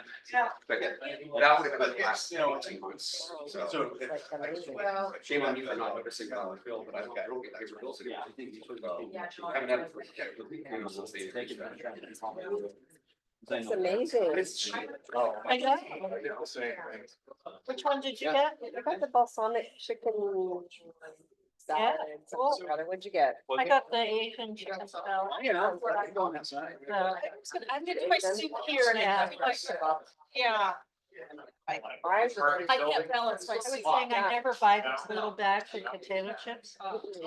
But, Soup on my lap, so. when in my job, you know, I used to in the spring and the fall go out and visit, Fish and Wildlife Habitat projects. Yeah, And we'd almost always, our lunch would almost always be Subway sandwiches and chips. So I associate these little bags of potato chips with with, Subway. with, Or with your, with Subway and with those trips, which I did Yeah. enjoy. But when I look at them, I always go, is this how I want to spend 150 calories, you know? So, is that what they are? yeah. I don't buy bags, I don't buy bags of potato chips often. I don't either. And it's too addictive, like, I know. is this the amount you would eat? No, you would eat more. Have you tried the Trader Joe's corn chips? Yes, Oh my god. yes, those are dangerous in my house. Yeah. Corn chips are a little healthier than potato chips though. Mhm. I think they're not as greasy or But the something. ones at Trader Joe's are better than free. They are. They are. They are. Yeah. And get them with the bean dip. Oh, Mhm. or make your own bean dip. Love Trader Joe's. So in answer, my salad is very good.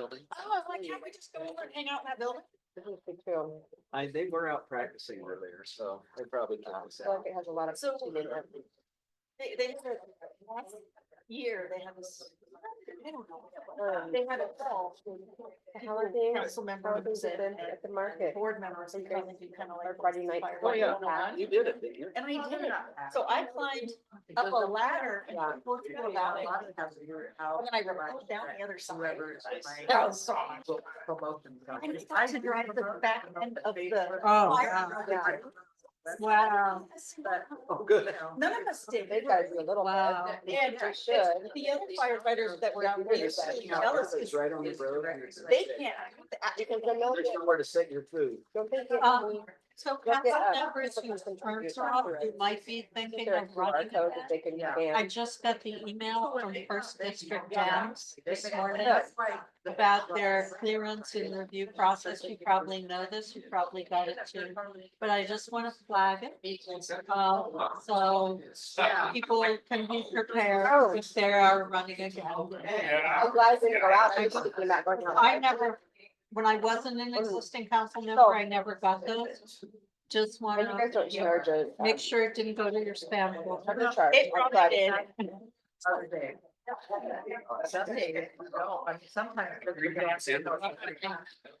Yeah, it's gonna be, tomorrow. Really? At 7. And so they're charging. Just tell me about So it. Phil, what if we're having Had them before? kayak? This year. You might find that it's sold out. We went to court back in January. Right. Oh, cool, yeah. Oh my God. Can't operate. It sounds great. Yeah, we can. Wow. I heard that.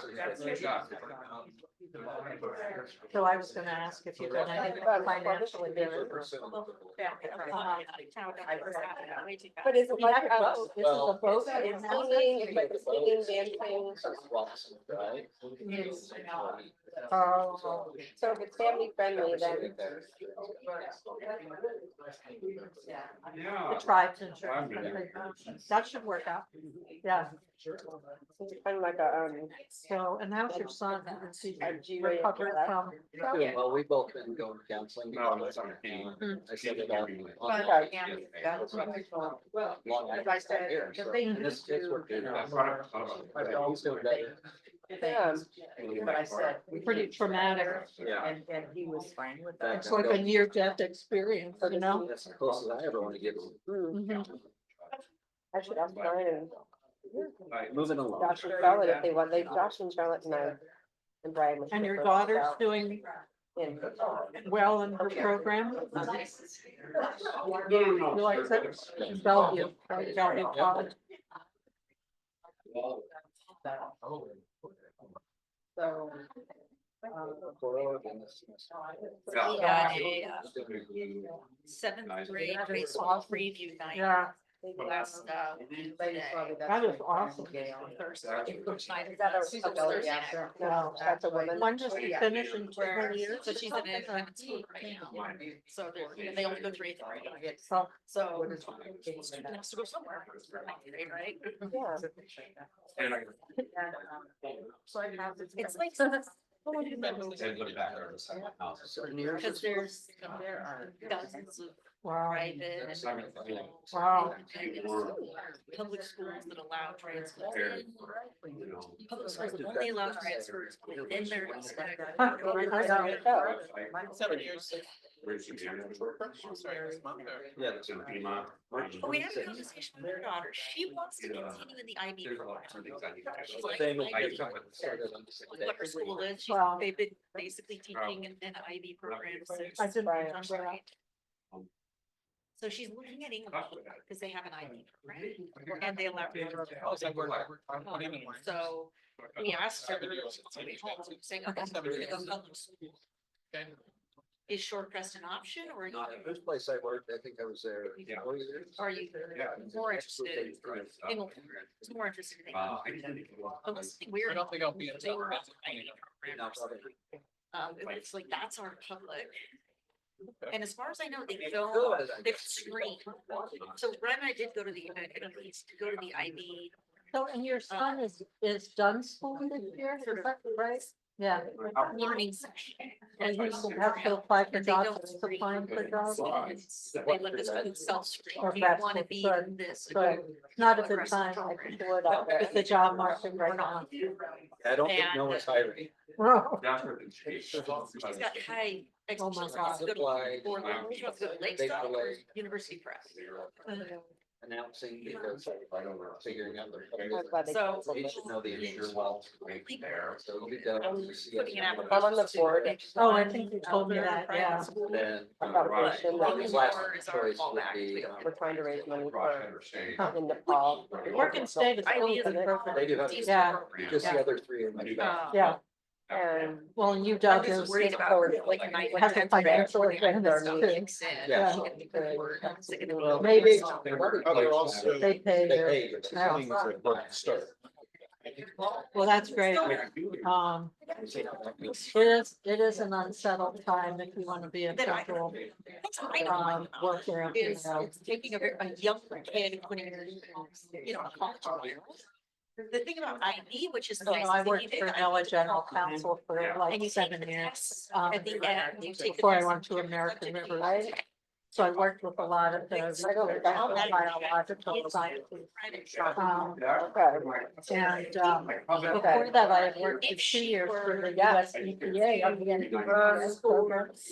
And we had like no technical expertise at that point. There were a few water pollution engineers, but there were no. The bench was not broad, so often you had like lawyers trying to intervene. So what I like to know, and they're all like the hydrologist, the fish biologist. I thought I was like, hallelujah. It was great. Now, I've been in touch with my friends at NOAA and my friends at Power, and it's been devastating.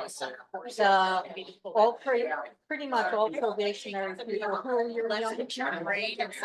In most cases, are all the hiring wasn't from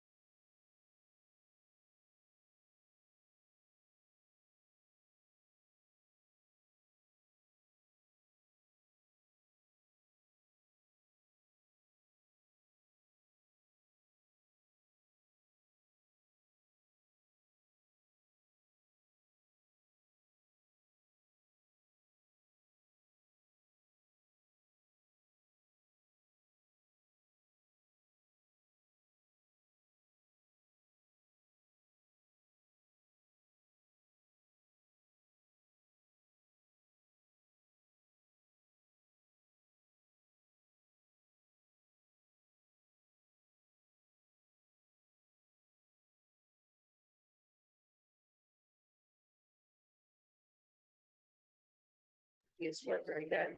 Oh, really? These aren't very fit? Oh, I'll take it home. yeah. My husband will like this. I don't. Very nice stuff. Okay, why'd you open these? So you could eat them.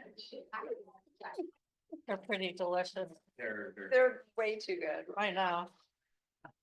Okay, Matt, do we have to restart the recording? Okay, thanks. Okay, next topic is, the mashup of goals 3 and 9 from our last retreat.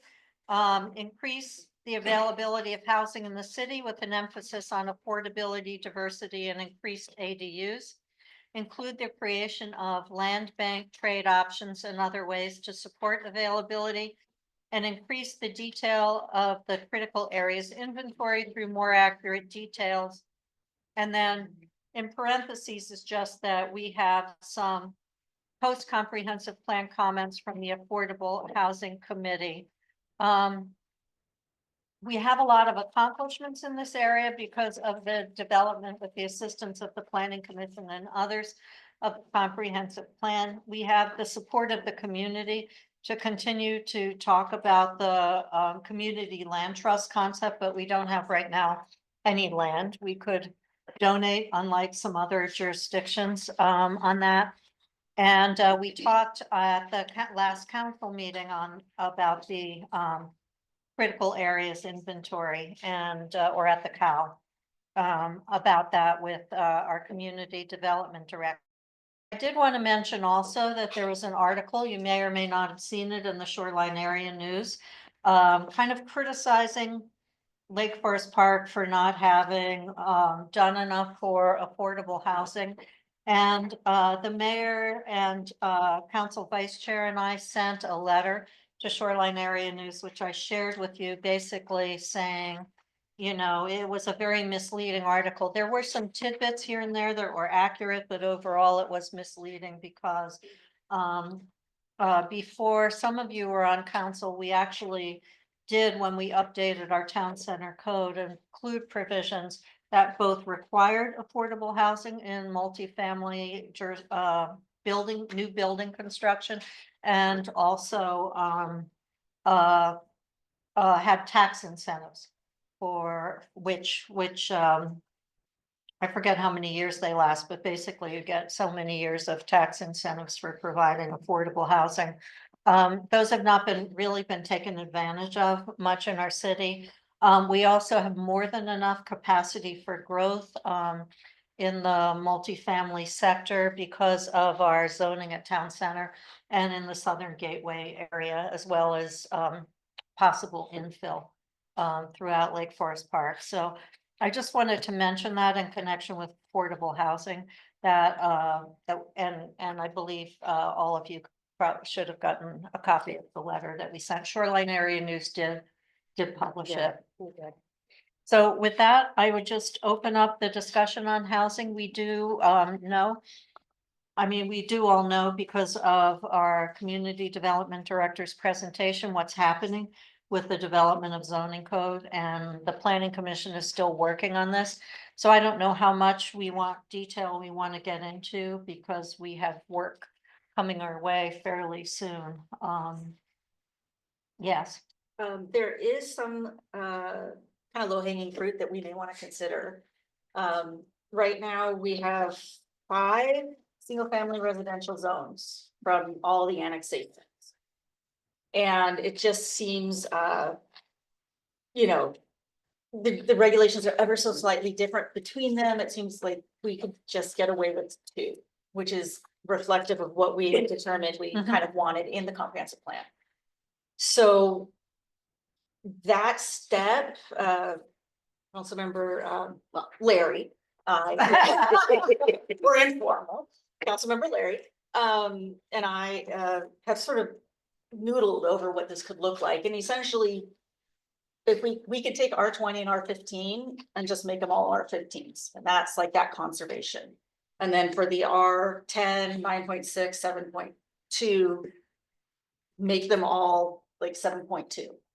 And then what that does is it creates the most the least restrictive application. So as far as like community being concerned that they're losing something, it gives us the most ability to do that.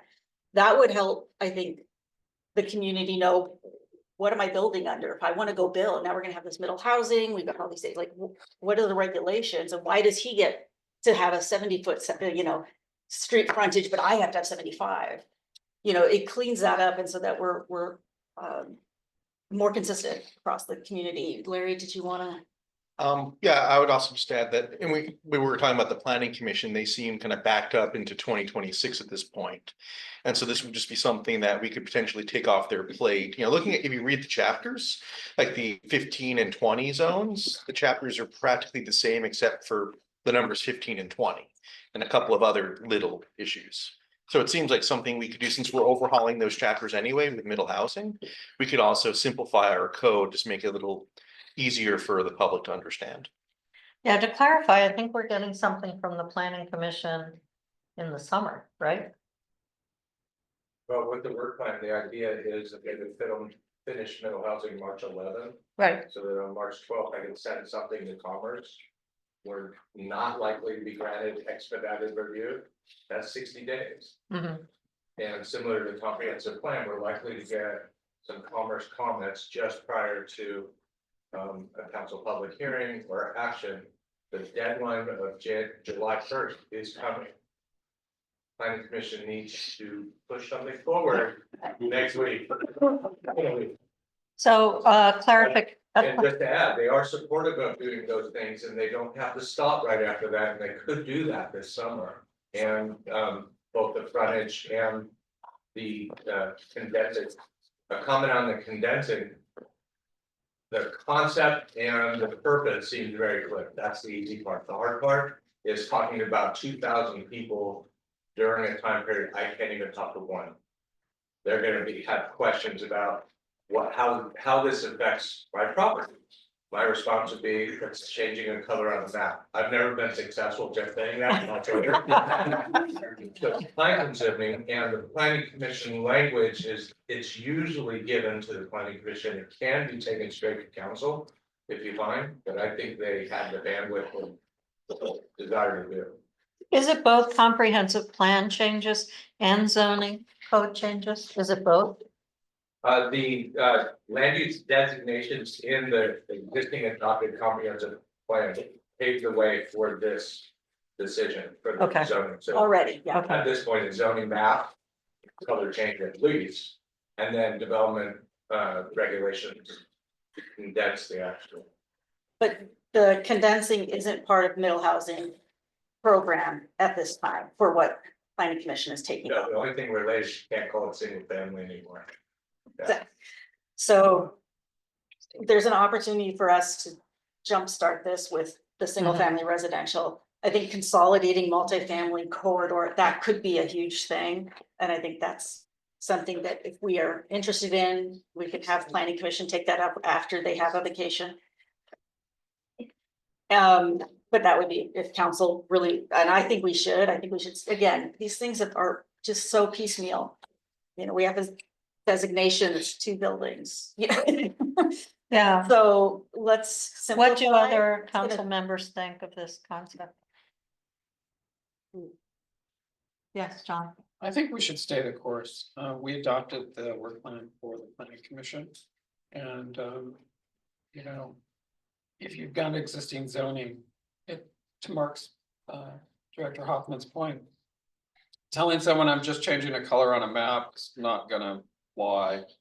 And, it's desirable to do, but I think we just stay the course. We've already adopted the planning commission plan, and I think the council, we have enough to do, and I don't see this as being a significant upgrade that if we change the color on the map, it's gonna. Would you see doing it in the future, like 2026, or after we're done with the middle housing packages? Oh, absolutely, because this is what we've proposed and when we adopted the comprehensive plan.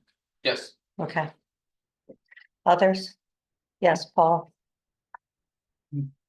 my idea is maybe a little bit different. I have a problem with calling these things, affordable housing when it's really about building. Because if people are truly looking to house people, then they would look at all options. And, I'm a fan of the home share program, and it doesn't cost the city anything to participate in that. It would allow people to offer their homes up for rent to other people that are willing to help them. And,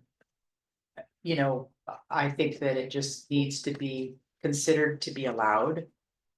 And home share is a formal program, and if anybody is interested, we could probably have someone come in and speak about it.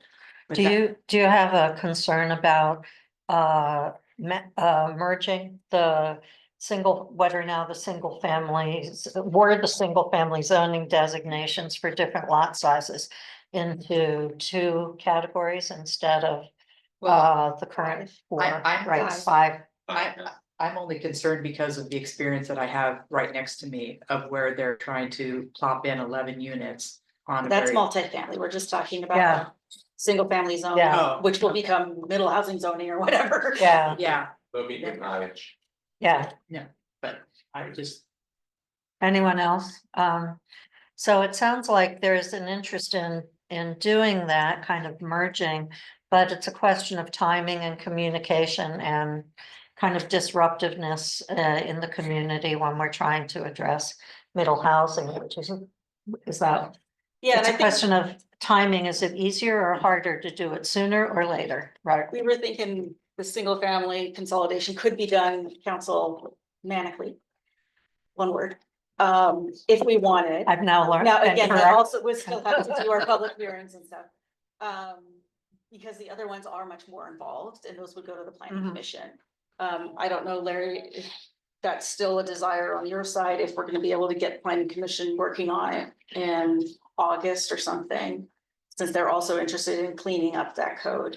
Yeah, I think the only hesitation I have is not so much planning commission workload as community response and uncertainty. At the time, we're still having the public engagement. So that would be my personal only concern timing wise. So anyway, so more discussion on this or? Ideally, I'd like to try to do it with middle housing.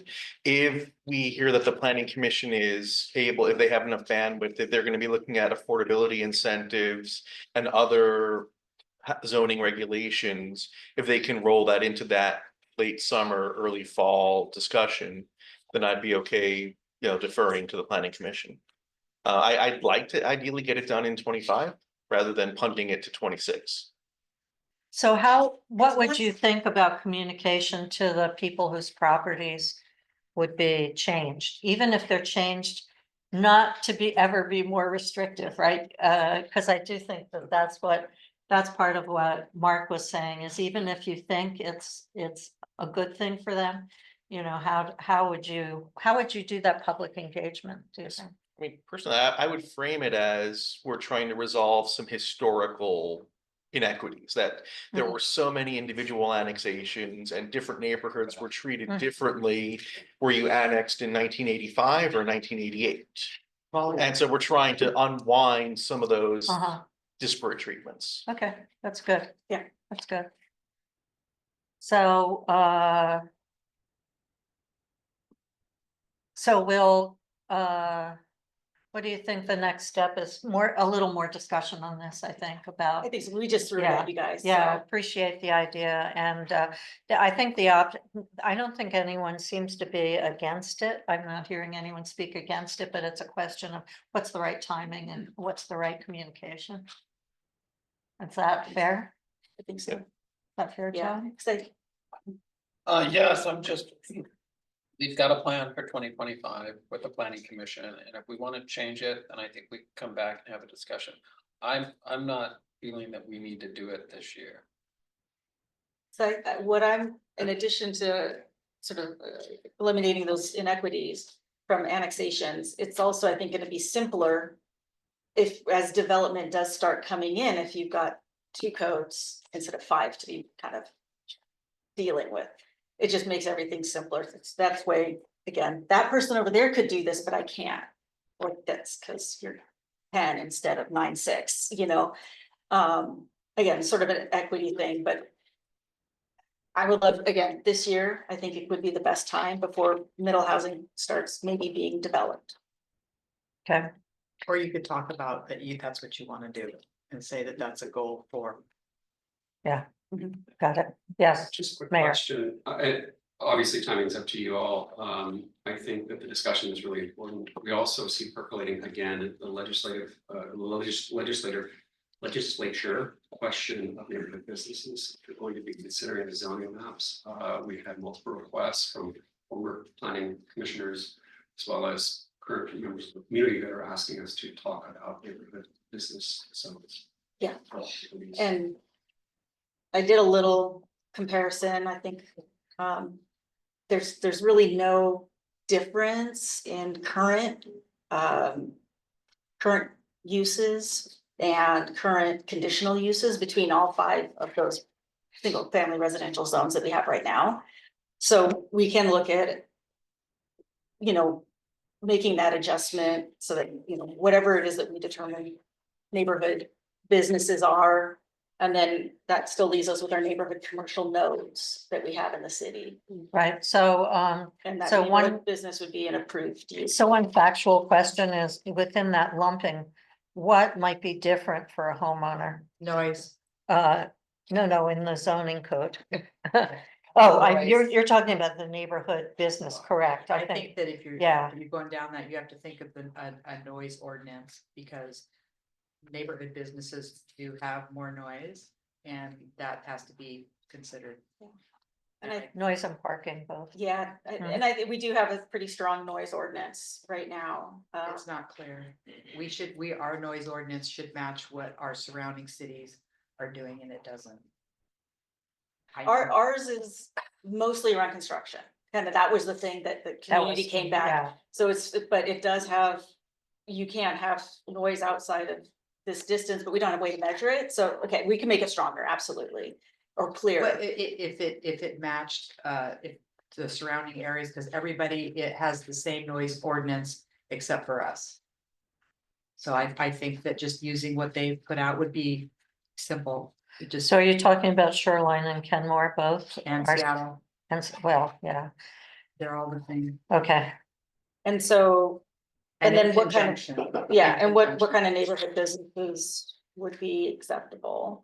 Because, and we have to think about, that's different than in-home business. But I viewed that Right. as at least a 2026 question coming our way, because that requires a lot of evaluation and, unless we want to do a pilot project or something like that, so.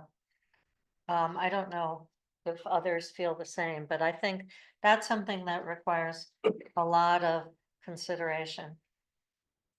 Yes, I think 2026 it would have to be, unless community development director has a different idea. I was done in April when I finished writing. The legislation. yeah, It may be mandated it may be taken out of our hands. to some level. I don't think they'll reach agreement, but they'll reach something. Yeah, and we can probably use that as a guideline, because they'll probably bring it back next year. We also talked about the unit subdivision issue being a potential 2026 issue where, there's the expectation that if you have multiple living units, whether they're duplexes plus an ADU or a single family house and 2 ADUs or, stacked housing or whatever, that individual units, the expectation is you have the ability to sell off individual units without dividing up the property. To me, it sounds like a condominium, but maybe it isn't. It's a little fuzzy. It's a legally gray area right now. Other cities, it's probably better to let other cities grapple with this and then reap the benefits of their experience. But there are other issues for us that are permitting issues like utility hookups. There are issues for our communities like Do you get deeded beach club access for 3 homes then? Where you used to have it for 1 home? Those kinds of issues. So the beach club access, we don't have to worry about. But the utility connections and so forth, we have one set of provisions for our ADUs right now. But, and we have encouragement of ADUs right now, but this is another overlay. So again, that's not a 2025 issue. I only wanted to flag the unit subdivision because my lawyer hat comes out and I think, what a mess. And that's another one like the neighborhood businesses that will have to be thought through carefully. So, I think they're condominiumizing right now because there's no good code to deal with it. yes, probably right now, Yeah. you would have to use the condominium provisions, yeah. Yes, Larry. On the subject of ADUs, so I think we have to make some changes to our ADU code as well from state legislation. And something I'd like to see is making it easier, more practical for people who want to build an ADU. You know, maybe we can have some like a la carte ADU styles. That way you don't have to design the ADU and the permitting from scratch. You can say like, hey, here's 3 custom options that the city not describing it well, but like basically like the city has some pre-developed permits. And if you want ADU style B in your backyard, it streamlines the permitting because you don't have to have an architect design it from scratch. I think that's a topic that I will just say that the previous council versions and this council have always supported. And it was a matter of bandwidth and staff time. And it was on the to-do list for a previous planning director and somehow just kind of fell through the cracks of time and budget. So I do think that that's something we should put back on the, when could we do this and how could we do this? I will say, at the time, our community brought forward that Seattle had such plans, and perhaps we could go to the same architectural firms and get them licensed for our city if we wanted to do that. The other thought is now there is pre-built, so much pre-built housing. Are there some of those designs that we might want to approve? So I'm just fleshing out this conversation. So then it's siding and it's foundation, utilities, you know, that would be varied from property to property, but kind of everything from there up, we would already know about. Yes, Phil. This is one of the other bullet items with the increase of the detail to critical areas. That's something that is always a hurdle for somebody who wants to do a detached ADU because they don't have the level of detail and they don't have the ability to go out and hire that consultant to give them that. So as we move towards that could help drive this as well. Because you're saying when someone comes in for an application today, you require them to do Well, they all. critical area Yes. assessment work. They all have to do it. So if they had a little more data coming in the door, that would Okay. help inform it and maybe drive down the cost for some of those. Right. Or on point, during the budget process, Bill and I and other folks talked about getting a set of stock plans that the community has proposed. I reached out to a local friend who I won't name here, but you all know this individual who's been a very big component of DADUs. And I asked him now over, the cottage housing issue all the way from 2015 to now, how do you feel about, do you continue to feel that stock plans are good? He said he feels very mixed about it. And so I really think that if we go forward with spending the $30,000 or $50,000, we do need to reach out to applicants or potential applicants to say, is this something that you would actually utilize? Because, and to be clear, we're talking about DADUs, not ADUs, because I don't think you could do stock plans for the couch. And I do think it's a great idea, and some communities have used it very successfully. So it's just a question of whether we just need to re-engage and find out whether it's something that we value. And in terms of the budget, Phil, correct me if I'm wrong, I think we figured out that there was enough professional services budget to accommodate that in this tranche. So it might That's be, his budget, so I'm not gonna say anything. Maybe we didn't ask him. Sorry, Mark. It might be interesting to find out if in Seattle, how many people are using stock plans for DADUs. I would think it would save money, but yeah.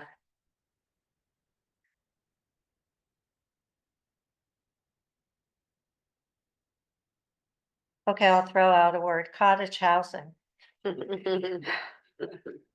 Thoughts? 7 years ago, I walked into that. I know, we're trying to remediate the term. What does it mean? It means, in the comprehensive plan, cottage housing means.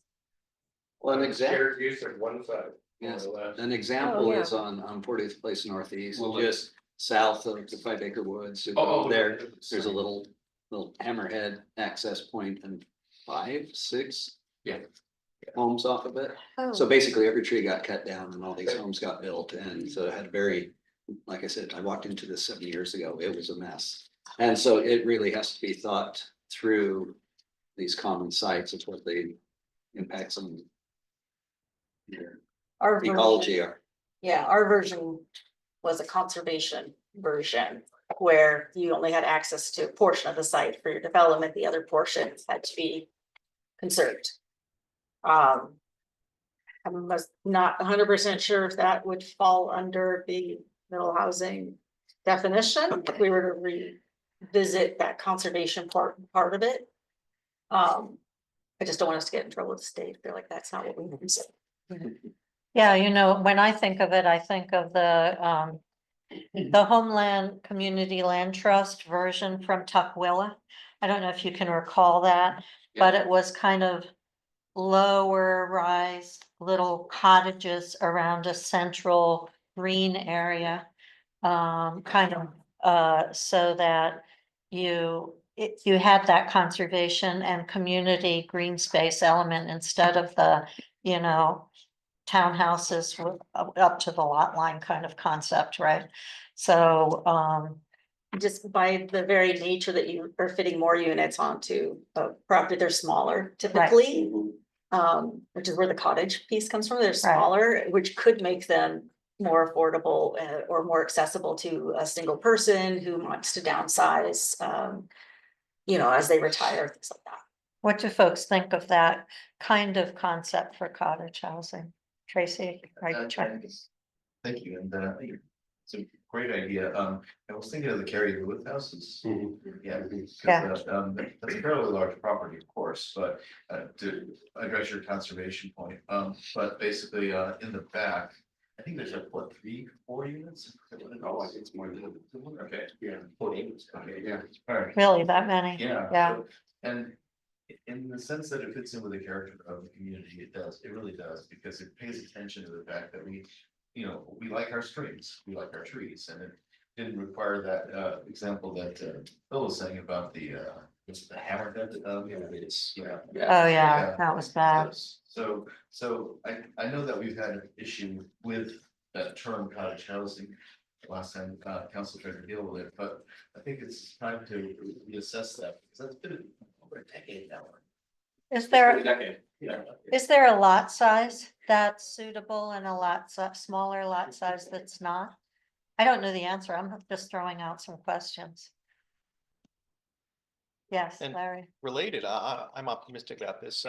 Would our zoning allow, if, let's say, someone owned 2 adjacent lots? Could you do like half the cottage in lot 1, half the cottage in lot 2? And in doing that, you have the housing a little more concentrated, which allows for more green space. So being able to preserve more natural resources and possibly more attractive for someone to build. Is that something that our code would allow? I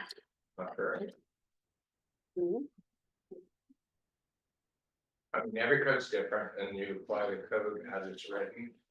Every situation I've seen like that, you try and get rid of the lot line. Yeah. Consolidation, it's First. Yeah. And then you do the plan. clustering, Uh-huh. so the lot line goes away and then you cluster and preserve the open space. So, should it be a conditional use? or an automatic use? Well, I'm trying to remember what the state law requires of us as the smaller size city. Did they require us to select a certain number of options? I can't remember. What was the Changed a final? few times. Yeah, yeah. Do you remember what the Right final? now, tier 3 is duplex ADU. According to the Commerce guidance, and then you'll learn, obviously, along with all the other cities. Originally, it was.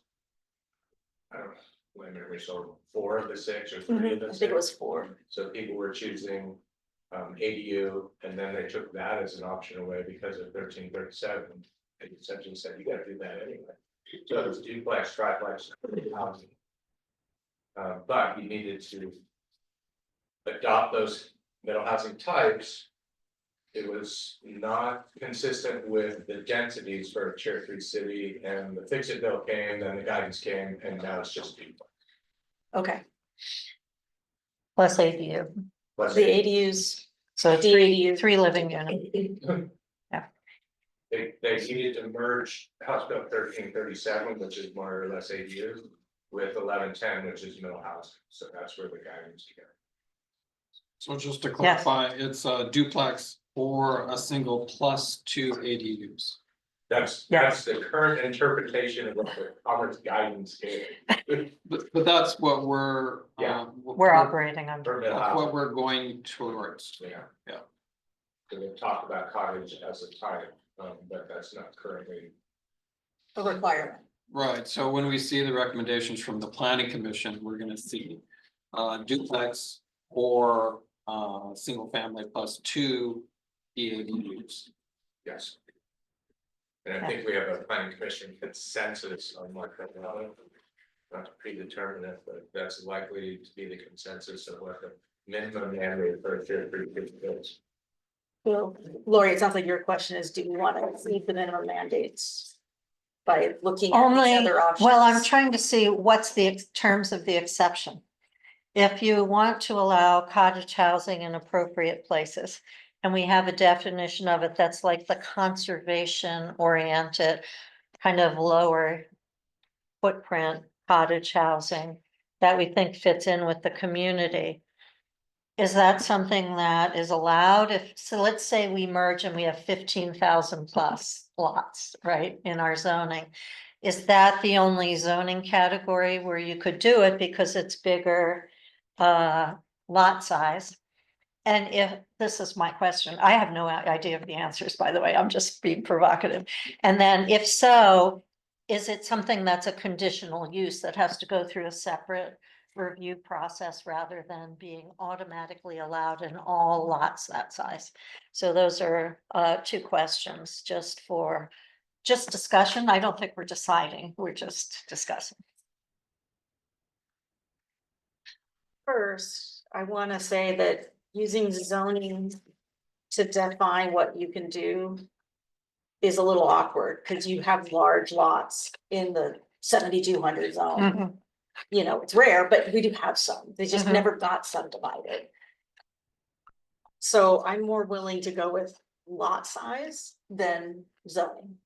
First of all, because it, you know, and they got 2 lots next to each other and they can, you know, as long as they can conserve half of it, that would make more sense to me. Do we want to do it at all? How does that affect the wetlands or unstable slopes? Because You can't build in critical there was areas. something, conservation. Out, I think it included the buffers. In the percentage conservation. Remember, but we could work with that. There's ways, you know, could be how much you have to conserve in addition to the buffers that have to be conserved anyways. In order to earn yourselves the ability to add the density. So that's kind of the idea. It's like you conserve us. Tree canopy and, you know. We'll add density. And then we'll let you add a little more density to the front end or wherever it makes sense on that property. So what do people think of that concept? Depending on lot size, you have to take into account the buffers and the critical areas. And then if so, you might be able to add density past the 3 units. Is that something that we'd be willing to consider as on a case by case basis? I mean, the thing that I like about it is that conservation is permanent. And that helps us get to some of our tree canopy goals and our sustainability goals and climate action Tracy? goals. So to be clear, when you say conservation, you have like a permanent conservation easement in the deed or whatever. I believe that's how we had it Okay. sort of described, but I'd have to go back to the Well, cluster, but I think I would recommend it now if we didn't do it before. Right, with that requirement, yeah, absolutely, sure. Okay, so more discussion on that. And again, I don't have the sense of timing. It depends on what we get back from the planning commission and where they are on that. And also, if there are changes in state legislation, I don't know what they would be, but conceptually, do we want to call it cottage housing or cluster housing, or do we have a sense of? I'm okay calling it cottage housing and rehabilitating the term. Well, yeah, or we could call it like a conservation.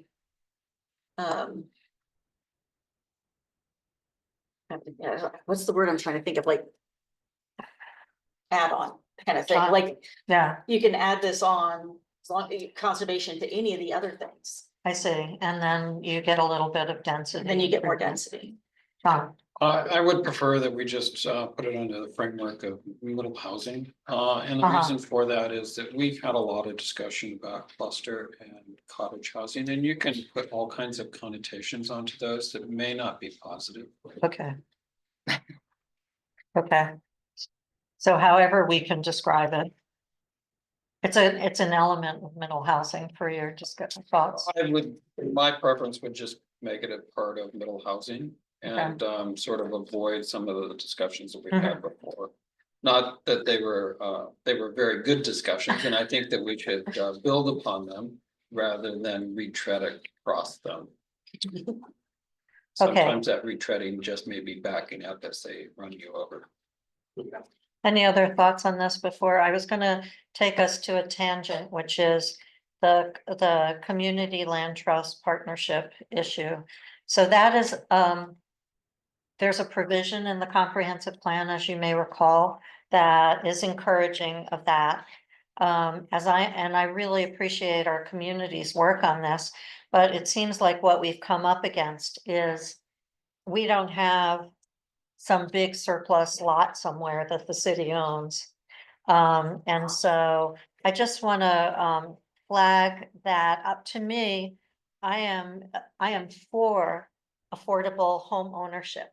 I think that is a much better goal than affordable apartments personally, because it builds generational equity. And I have really been so impressed by the community land trust approach to things and their financial sideboards and provisions that have worked exceedingly well. But I just want to bring it up because I don't personally know how we take the next step in those conversations because of our limited finances. So just opening it up. I like the idea, I just don't know how on earth we can make it work in any way in the short term. We just don't have the property, we don't have the funds. I don't know if we want to spend bandwidth on it until it seems like something we could actually do. They've offered a presentation, we could start with finding the detail of what it is. Yes, Tom. I was thinking about this the other day. It may be, I don't want to simplify it, but a policy goal of awareness of opportunities for acquisition of suitable properties that can be put into this kind of practice. I think that while we're clearly facing budget challenges, at the same time, in the past, this community has found ways to make important acquisitions happen. And so I think formalizing a policy of we try to keep our eyes and ears open of opportunities, and we have very limited parcels that are available for these kinds of things, no matter what the circumstances, whether they're on the market or not. But I would just offer that there's potential for a policy goal and statement to say this is what we want to do, formalize it a little bit so that then the body can come back together if an opportunity arises and consider what are our opportunities for financing or funding or grant opportunities. Then the next step into getting it into the expert's hands, so to speak. Yes, Ellen. No, it was just Tracy. Tracy. Yeah. So basically like the Rose property, but with the idea that those things for housing rather than that. Exactly. I really like that idea. I think one of the other pieces that we need to understand is, I've never been clear whether the city would administer that or we would turn it over to a partnership with a nonprofit.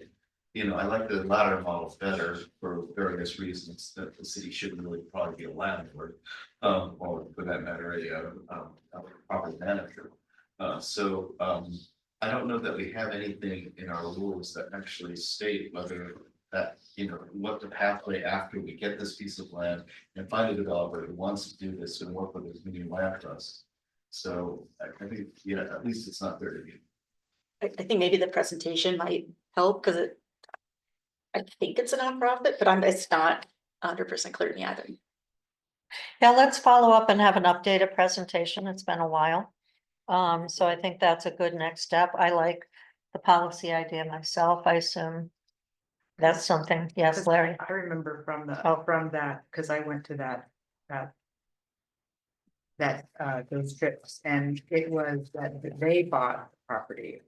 And they built it, so it wasn't that the city would buy it, it was the land is available for, you know, as a donation or at a greatly reduced price, and then they're the ones that developed it, and they're the ones that managed it. So in other words, if the city acquired something, they would turn it over to the nonprofit. Right, or else you make that available in the city, and it would. People that would want to participate in that program could reach out to Mhm. them and do it. We could do GoFundMe. Yes, Larry. So I remember with the Rose property, that was something I had proposed early on, is could that property be used for affordable housing? Or in either alone or in combination with park space, and ultimately that didn't move forward. But it does kind of reveal a tension, which is if a property becomes available, what's the best use for it? Would it be better to use this parcel for, let's say, 4 or 6 affordable housing units? Would it be better to use as a park? And I think the answer might be conditional on where it is, that if it's in one of the neighborhoods of the city that has no parks to begin with, then maybe a park would be the best use in terms of, you know, providing the most good to the most people. If it's in a neighborhood of the city that already has park access, then we would want to prioritize housing. But I think, you know, giving ourselves the flexibility and to try to negotiate, also, of course, if it's being donated by an individual, their wishes, of course. But, you know, providing us the flexibility to say what use for this parcel would do the most good for the most people. That reminds me that I believe some of our community reached out to Merlone Geyer because of the fact that we do have multifamily zoning. And some of what Homeland Community Land Trust has done is more multifamily type structures that are like condominiums, basically. And said, you know, what would you think about partnering on this or supporting this? And my understanding, again, I have not talked to the mall owner directly, is that they said, no. So, but that is an area where a different kind, not cottage housing, but some other kind of home ownership model could work, probably similarly. The multifamily zoning by Southern Gateway, you know, again, no one is buying those properties, or I think if there's the site we all know about that we could, which will go unnamed, that we could change. So there are other ways of it to work, but still the acquisition is the fundamental first step that we can support, but we can't necessarily fund. Yes, John. So I am supportive of us looking at a policy that would set us up for the opportunities for land banking, that we could then low income housing or some other affordable housing. I also want to go back to Councilmember Good's sort of presentation of shared housing. And I would like us to figure out how we can move that forward if possible. I'm not sure what it looks like, but if Councilmember Good could sort of say, what could the city do to help promote that? Shared housing does create affordable opportunities for individuals, as well as allow some of our citizens to remain in their homes as an option for companionship as well as rent. You have somebody come in and do a presentation. Yeah, so we could learn perhaps how could the city encourage that or promote it. So Paula, would you follow up and Sure. see if you could get someone to do a presentation? If you can, yes, Something that's always nagged at me about the acquisition, transferring it to a nonprofit was the legal intersection of that transaction, where there's a conflict with the gift of public funds. yes, I was thinking Where about they got that. that, okay, so Yeah. it's top of mind for you as well, Mhm. and I actually just looked it up, and there's actually an excellent article in MRSC, and it says just succinctly, so you don't have to worry about this. Courts use a two-part analysis. It's basically whether the expenditure furthers the fundamental purpose of government. So, and then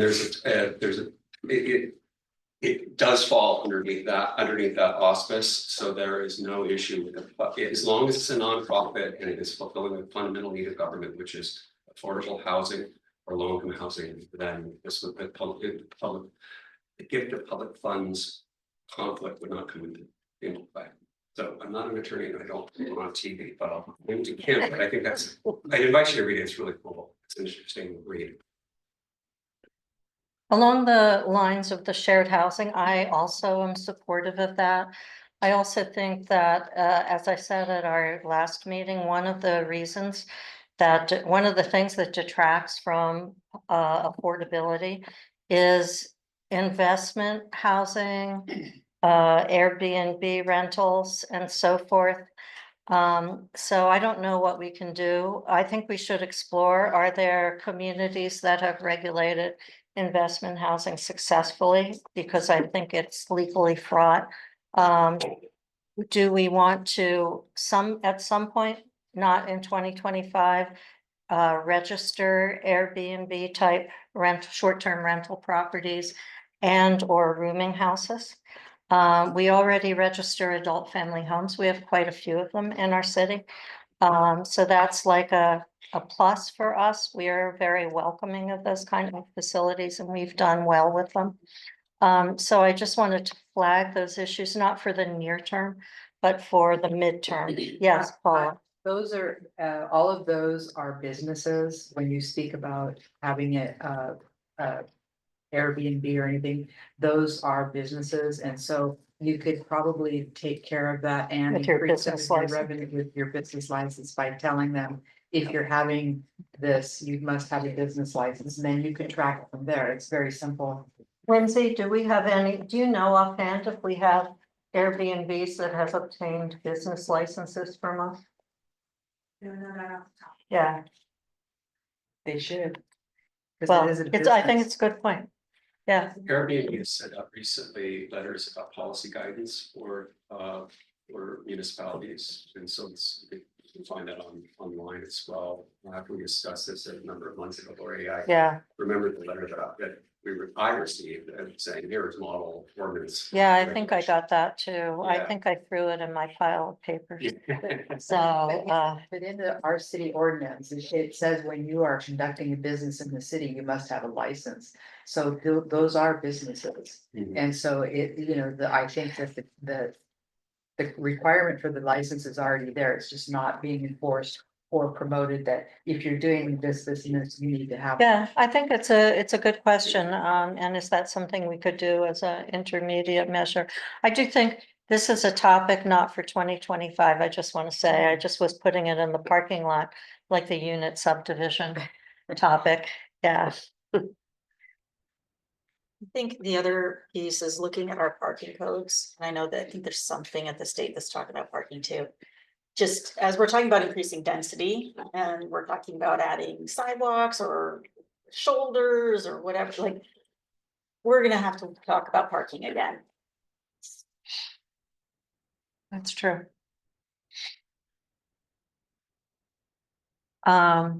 Anything else on this topic? Yes, I agree with the Ellen, parking. you agree with parking? Okay. Yes. I assume part of what we're gonna be getting from the planning commission includes any changes in our parking stuff under current law as opposed to new changes. Correct. Yes, But we still should have something in our, because Lake Forest Park isn't like other cities. And we have steep roads, narrow roads. And so, you know, like the concern with the development next to me is putting in all of those units and they don't have parking. You know, they technically have parking, but people would never use that parking. yeah, I understand that because there are office buildings where I sometimes go and I'm like, I don't want to park in that space. And I don't have that big a car. Yeah. Yes, Tom, I'm sorry. Department of Commerce is interpreting the new middle housing question. I think Mark's team will be working on this relative to parking, that parking regulations cannot preclude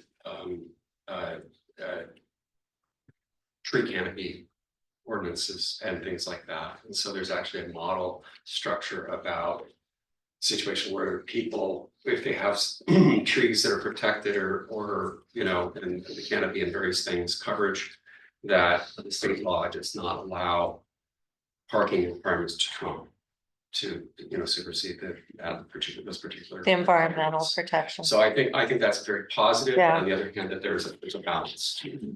But I do remember when we did the parking garage, there's like these minimum parking space sizes, which are pretty minuscule. That no one ever wants to park in unless you have like a little tiny, you know, smart car sized car. Yes, I think we have the lane, or we have the pavement widths. yeah, From the scanning. oh, that's I true. really kind of get a sense of. I think it's highlighted in there from transport, where is it wide enough that we could do something?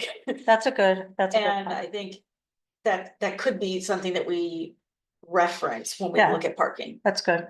Larry, Yeah, one other topic, I just kind of wanted to get the sense of the room. We were talking about putting maybe cottages in sufficiently large lots. Do we also want to consider some type of middle housing, transit oriented development?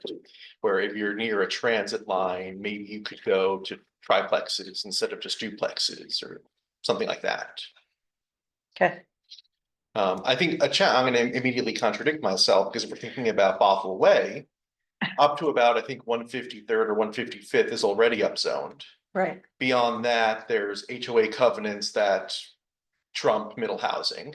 And then we get to town center. right. So I don't know that there's many areas that could be impacted, but is it worth considering? Possibly some places on Bothell, if you can, on Ballinger, if you considered that transit oriented. I think that's the only places really where it would make a difference. I don't. Or think the it's current cemetery. definition. Right. But in terms, so yeah, Ballinger doesn't meet the, you know, high capacity transit that the legislature's considering. But would it be worth us asking, you know, are there places along 104 where maybe, you know, we could go to triplexes instead of duplexes? That since there is some level of transit service. That's a good question for us. I'll ask our community development Yeah. director, is that something the planning commission has been looking at all? No, because of contracts, grants, deadlines, mandates. Is it something they're likely to look at? Yeah, Or is it it's something? all in that umbrella for sure, and they've been juggling, but then when you add the contract expires on June 30th, the grant deliverables are June 16th. July 1st, you have to cut that conversation. More like, is it something they're planning to take up in the fall when they're looking at affordability? Yeah, one of the first questions as part of that is what tools exist out there that we can extend? And the state may do that to us before then anyway with the TRD bill passed. Yeah. For proper way, currently it does not affect 104 as a state route. So it's a good topic for future discussion, because I think you're right. If you look at the facts on the ground, it's really 104, which is not a high capacity transit route because it doesn't have a BRT on it, but is there potential there without creating too many driveway cuts? And I think if we're adding additional density, not huge, but Mhm. additional density there because we've got this transit oriented Yeah, thought.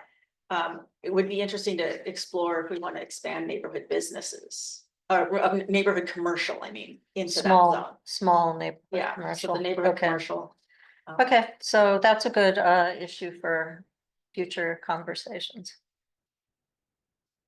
Okay, we're done with this one, guys. Climate Plan Administrator Tracy. So, this one is just the one goal on number 6. Our climate plan administrator is the implementation of the climate action plan. Purposing this, our accomplishments to this point is, we've got the recommendation from the climate action committee to the climate action plan that we adopted.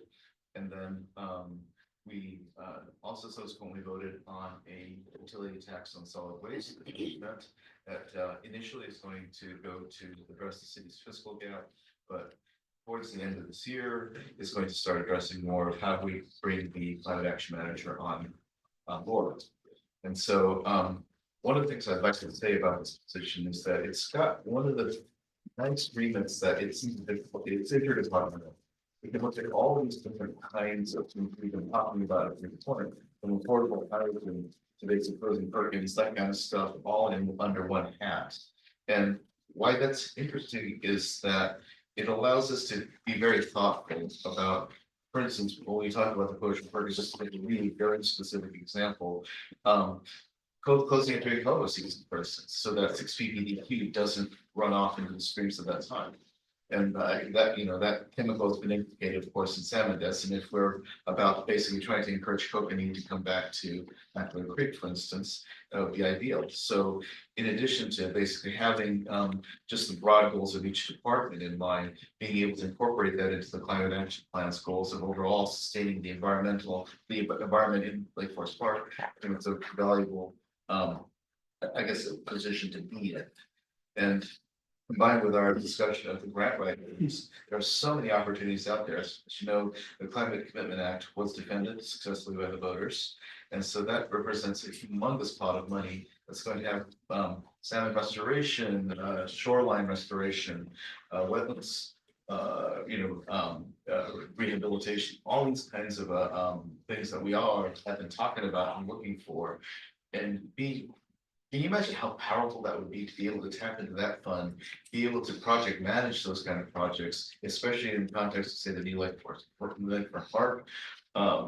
That's one of the reasons why I'm still a very fierce advocate for not diverting this money into something else, the utility tax money into something else, but to basically ultimately fund this climate action manager program.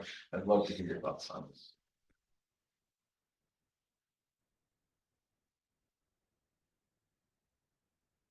Tell me more about the specific duties of this role. As we have it, I think there was some researching of what other roles, responsibilities are. What is the job vision here? description. Right. The job description, basically, yeah. I mean, it's pretty multifaceted, right? Obviously, there's one large component, which is outreach and education. So the idea would be, you know, not just what is it that you're doing for your climate, but what can you do for the climate as a resident of the city? Another component would be, I would think, because a lot of the actions that the manager might potentially take require outside funding, is to search out those grant opportunities and be able to administer, at least from the city end, perhaps basically needing to require a project manager to be hired as well, on a contract basis. Just to get basically some of the larger things done, like stream rehabilitation or whatever.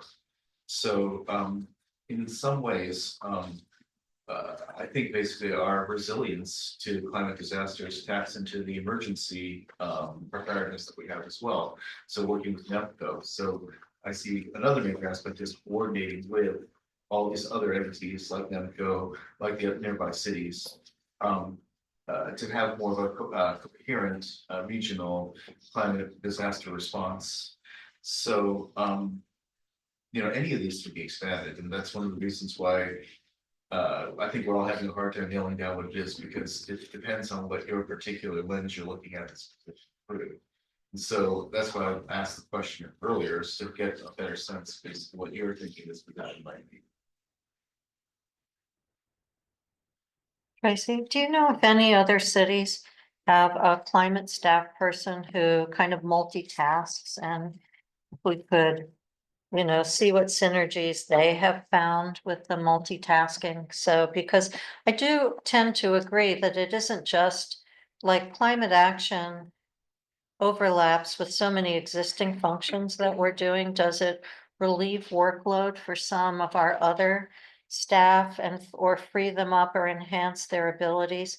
So I'd be interested to know if you know, because what I hear right now doesn't seem like a full-time job to me, to be honest. And so I like the enhancement idea, but I'd be curious to know if there are jurisdictions that have actually, you know, developed something that is the multidisciplinary kind of aspect of it to help free up other resources in the city staff. Sure, where we are right now, Yeah. Kenmore's climate manager, wears, well, I wouldn't say wears many hats, and she has to. And so, you know, all three things. That would be helpful to know what the Kenmore person is doing in some of these areas too that you've identified. I think it'd be helpful to get a job descriptions from several cities that do have a climate action manager, so then we could compare and dovetail it with what Mhm. we want to do. So in case it's helpful, I already did some of that work when you guys were talking about it last budget cycle. And there's a draft of just generally what it sounded like you each were thinking about, but I think before we didn't have the stormwater position. I think there is some overlap with what their stormwater position is going to be doing. So it might be beneficial to look holistically a little bit to what, you know, we said it, but see what's working when you get those positions in place with the coordinator, the project stormwater program coordinator role. And then maybe evaluate how that might work in compass with this as well. But I have that I can share later if you like as well. I check out the job description if needed. I think if we could see what you pulled from the other cities, not just the Yeah, and I convergence, yeah. We can look at that, so I think it's actually a much larger picture too, because those cities might be using their other positions differently as well.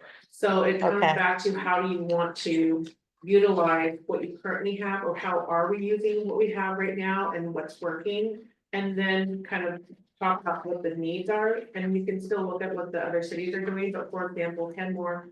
There's much more of a program manager versus a coordinator role. They're overseeing a much larger body of work because of their staffing needs.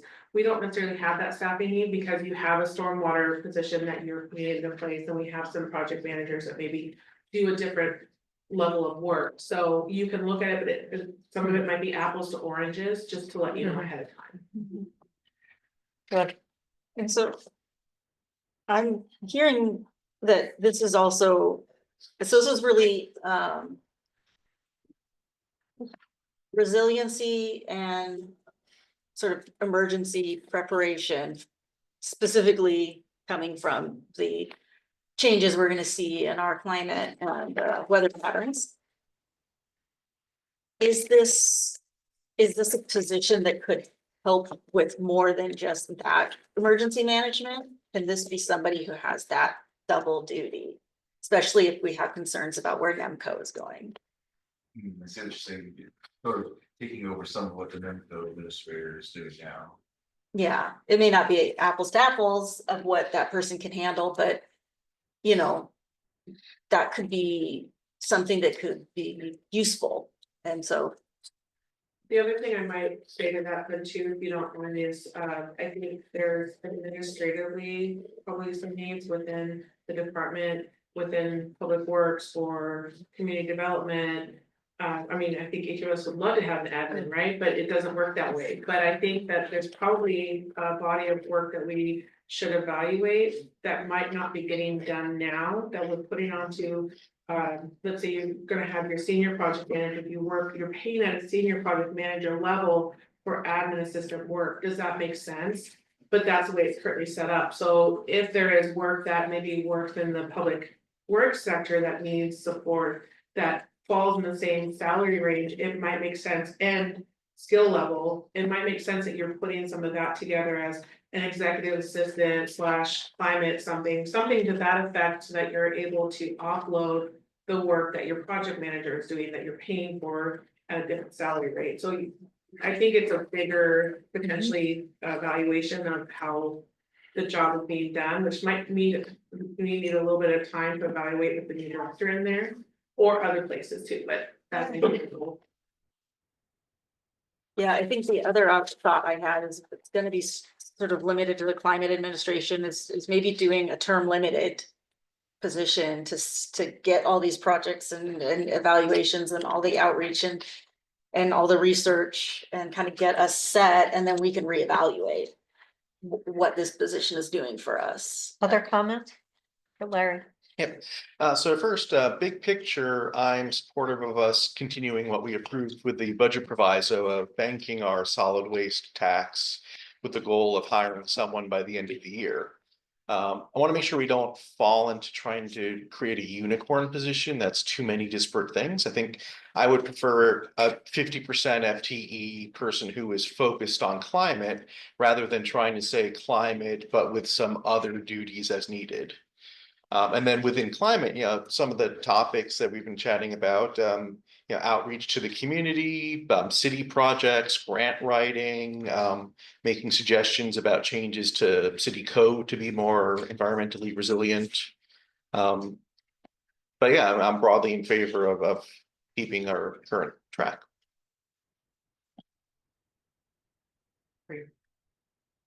John, anything? I agree with Larry. Okay, okay. You agree with Larry? Mhm. Yeah.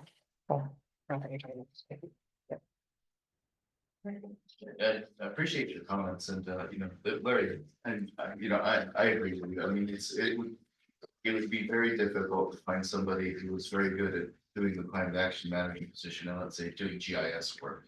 There is overlap, but, ultimately they're two different things. So, as much as we can, and I think with the guidance from Shannon, I think it will really help to basically, start, at least on my part, it would help to start writing a job description that fits LFP. So far, we've looked at other municipalities. I think the city of Avery Child had a position available not too long ago. And of course, other cities do too. So I'm thinking that basically we have roughly, the rest of this year to do this. It might be good to using the small committee idea again, anybody want to help basically draft a potential set of duties that we are looking specifically for this city. Thanks. All right, we'll just start it and bring it back to council and things and see what y'all. Would you like me just to send you what I already drafted? That would be super, thank you. Thank you, Sean. Thank you. Yeah. And then, Check, you can check. yes. Would that, what about the grant writer, would that stay within John's idea? Yeah, that would stay separate, not merged. Yeah, of course. Yeah. This position just may know best about that, and maybe the grant writer's still managing it, but they're the ones that know what we're going for, what's gonna work well with our plan, that kind of thing. Yeah. That's what I was. Okay, break time. Yeah.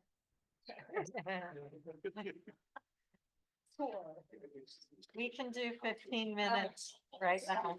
I think it's because you're so tall. It is. I'm in part of it.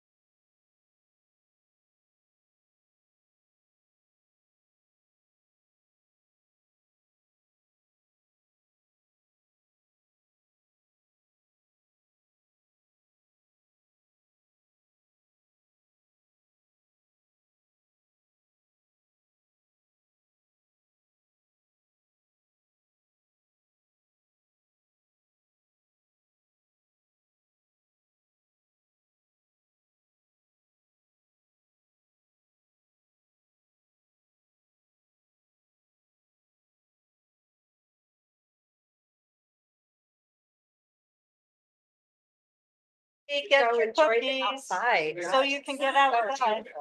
Get your trail mix. Got my oatmeal cookie. So beautiful out You there. got your liquid death. So it sounds like again. Yeah. It's not, I mean, you could, drowning exists, so it's not inaccurate. I'm hoping I can handle 19.2 ounces. Without drowning. Sorry, man. Weird. My husband doesn't like doing the. No. He doesn't- Yeah. Okay, here we go. We want to get done. Last item, yay, except for the round robin. High frequency police and fire call locations. This was goal 10 of our previous retreat goals. It was identify and reduce areas within the city that had frequent police and fire calls and service uses. However, this could be a discussion of the general topic of public safety. I believe the chief did tell us where the frequent police and fire calls and service are going to. You all remember that. He was very clear. So I will just kick this off and say, okay, public safety. Oh, by the way, and we also know about where a lot of significant city general fund increased costs are coming from the topic of public safety writ large. So I want to say, I had a quick chat with the chief, that our officers, do our officers respond to all the calls that come in? And basically, yes, they respond to all police calls and even some others in order to like educate somebody if that's a code violation or whatnot, that they'll educate them, like, this is where you go to get this resolved, because it's not us. And we know that many other jurisdictions have to triage. And so, our triage is it a police, is it truly a police matter, or is it something where they can assist? So I just want to say that they've been doing a fantastic job at actually policing the city and always being available. Which is, I think I'm bringing that up because that's one of the areas that if we aren't funding them, then that's one place where we will lose service. And they will have to triage police calls that aren't important in order to do what they need to do. So I just wanted to bring that up because I asked about it. Our response times are great. I would like us to look at what we can do about our frequent users of police service who are businesses. Tom, did you want to say something or you're just agreeing? Actually, I did want to say something really quickly. Thank you, Uh-huh. Lori. this is something that we talked about for a considerable amount of time. Given limited resources, and let me preface this by saying that our police department does a fantastic job of being responsive. The number of times over the last couple of years I called 911, I've literally been on the phone with dispatch and the officers have arrived wherever I've been or wherever I've been with someone. They are incredibly responsive. I would say that it's an unfair burden on them to have certain retail establishments that continue to not have enough security to support their business efforts. And so I believe we're at the place where we need to have a conversation about whether there are potential that they need to be paying for the impacts to our public safety resources. And so Don't like certain alarms if you make more than 3, Yeah. calls on their service, then they charge you more or something like that, There's probably some models out there. I have a question? Do we have a charge for, maybe it's the same thing, burglar alarms, that there's like Seattle will charge a fine for over a certain amount of we do. response to We security. do. So there's first response and the second response, and the dollar amount goes up based on the response. So Our officers kind of give a little bit of leeway on that first one and just advise the homeowners in almost all occasions, say, hey, we could give you a citation for that. So we look for the people that are chronic and then they can start getting tickets. I think that Phil had mentioned before, and I keep forgetting that the term is, I don't want to throw the term out there because it's not specific to this Oh, state, but okay. in some states, there are fees that you can charge businesses. You have to do a complete study, you set a baseline for what is an acceptable amount of, shoplifting calls, things like that. In a retail establishment, and if they're far exceeding that, if they don't do anything internally, you can charge some fees. I've been trying to do a little research. I went to reach out to Kim.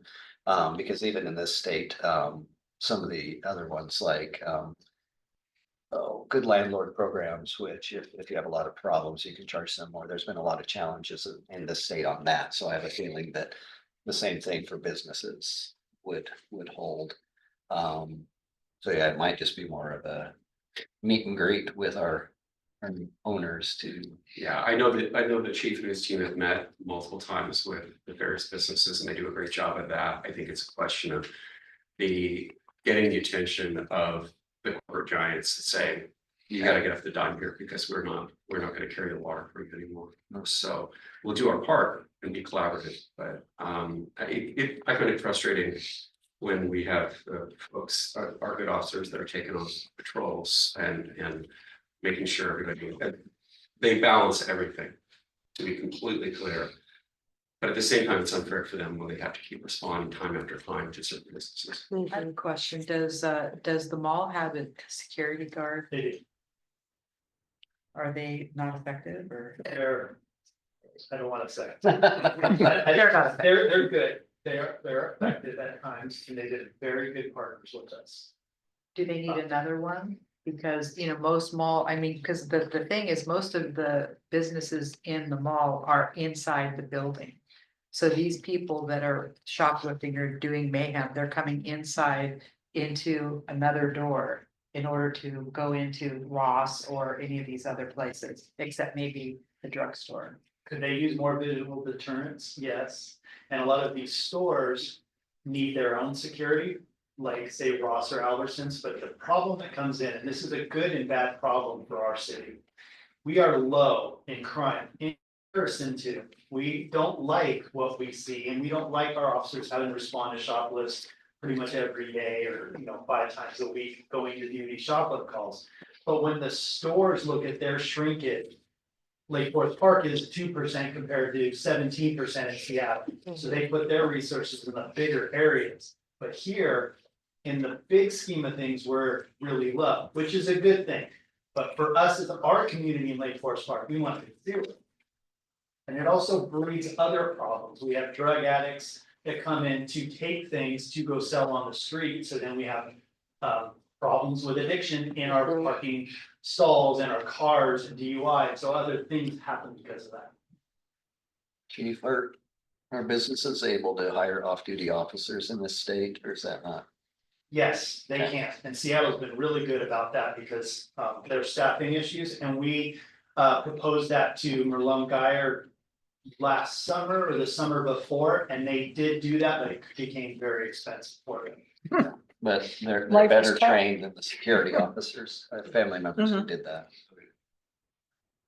Yeah, I would just say, I think that the security people at a lot of retail establishments that have them, they're there just for visual deterrence. Yeah. They will not do anything, so I went to I'll just give you my anecdote. I went to the Marshalls in Linwood on, cause I had other errands and I just was going in there and I saw these people outside who obviously looked like they were planning bad things.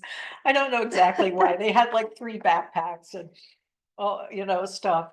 And, there was a team that came into the store and there was a security guard. So before they even came in, I said, hey, watch these people who are coming in, because I think they're planning to stake out and shoplift.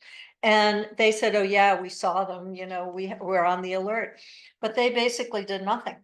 They reported to their hierarchy.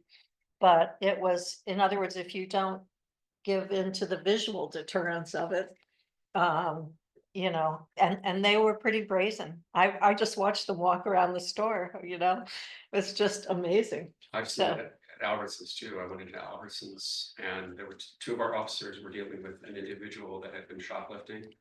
And there were 6 other people that the manager pointed out and said, here we go. That was the guy that's the throwaway and they're just distracting. Right. And the other thing I just want to say really quickly, not to belabor the point, but the other thing is we have local residents that do work for these stores, and it is a safety issue for the corporate giants not to have enough security to make sure that these folks are protected, because on rare occasion, these people do, as the chief can attest, get belligerent, and it can be not a healthy place. What about exerting more pressure on Bill and Guy to step up or? Chief has been doing that in spades, I would say. And certainly we can add that up further if we need to. Because I'm it not is a sure we resource. have to go though, honestly. I mean, it is a resource, I mean, when all the stuff was happening across the street at the apartment, I, pulled the report of how many calls were going in. And I presented it to the King County manager and I said, what are you gonna do about this? Because this is how many, it's every other day that that's a resource for the city so, I mean, it does. Well, I like the idea of a repeat of a certain number of calls or visits from the police or calls from the police are free. And beyond that, there's gonna be, some kind of usage charge. I like that model. So maybe review the last 6 months of calls for each location and see what just see what the frequency. I think the chief has that info, yeah. Mhm. Could I add one other thought? So some of what other cities have done, because as I said, I've been on these various calls. And different cities are doing public safety levy lid lifts or considering them. And you all have read about Edmonds and they're thinking of, they have like a $13 billion deficit and. Yeah, and they're thinking of how to save money by eliminating their police force and contracting with King County Sheriff, or they're in Snohomish County. So I guess Snohomish County Sheriff, but basically the factoid that I think is really useful that I've gotten from Phil, Tom, and the chief is that Kenmore pays as much as we pay to have our separate police department for fewer officers, if I get that right. And they have 10 fewer. They have 10 fewer and they pay the same. So it's still, it's something that people assume is an economy, but it isn't necessarily. So I just wanted to make sure you all had that information in case it comes up when people are talking about budget and public safety and so forth.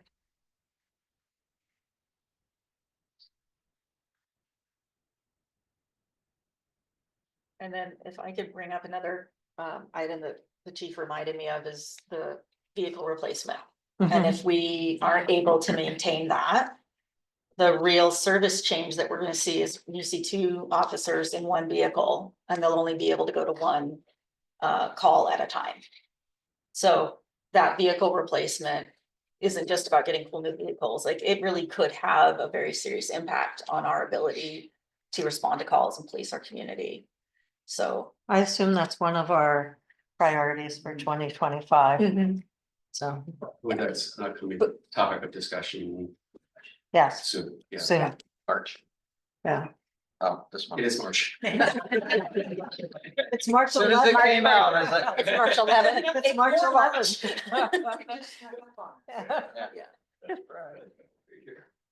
Chief, anything else you want to bring up? We did hear from you recently. I think I've given you most that you needed for today, and then I'll do a PD's annual report. Yeah, the annual report is coming up and I think that will be another opportunity for a good discussion.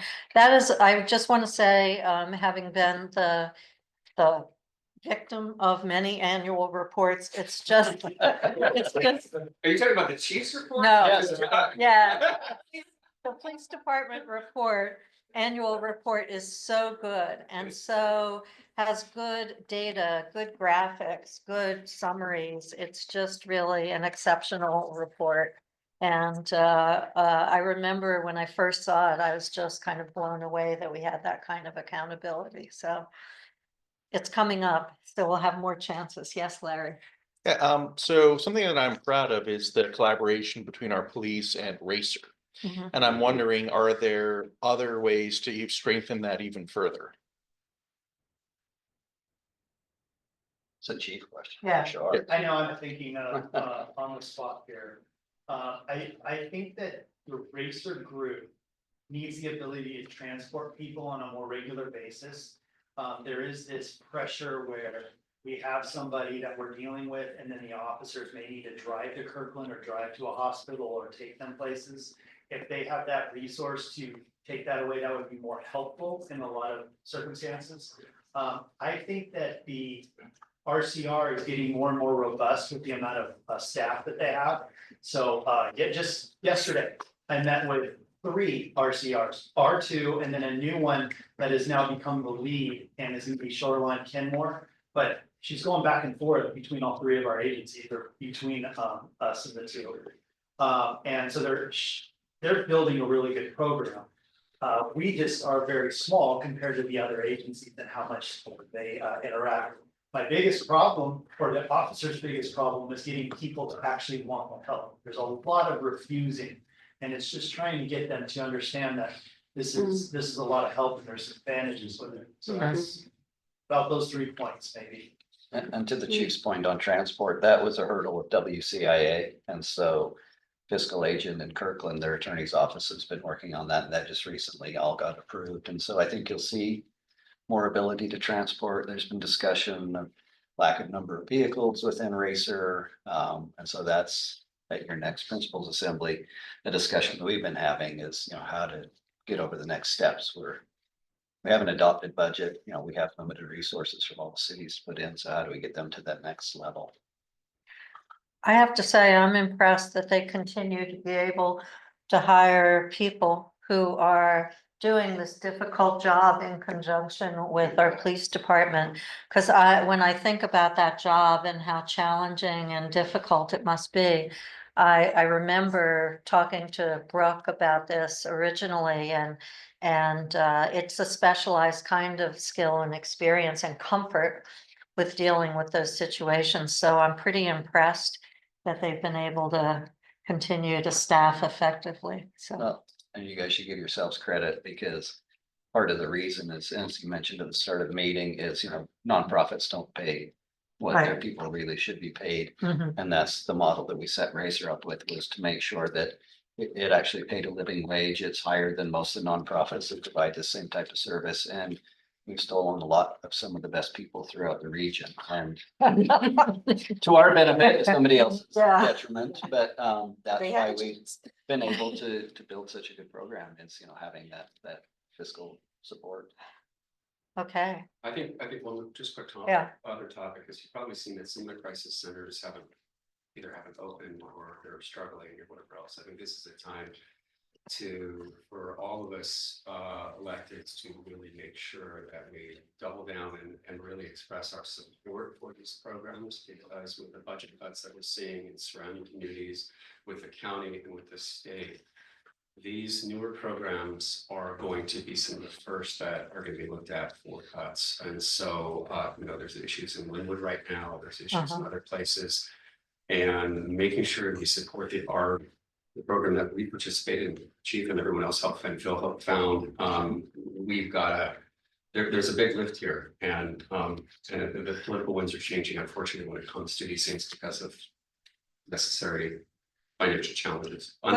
Was our advantage that we had radar first, and also I remember Phil spent a lot of his personal time negotiating some of the agreements. I think it helped that we had radar first, and that it was during COVID. Do you remember that Kirkland stood theirs up?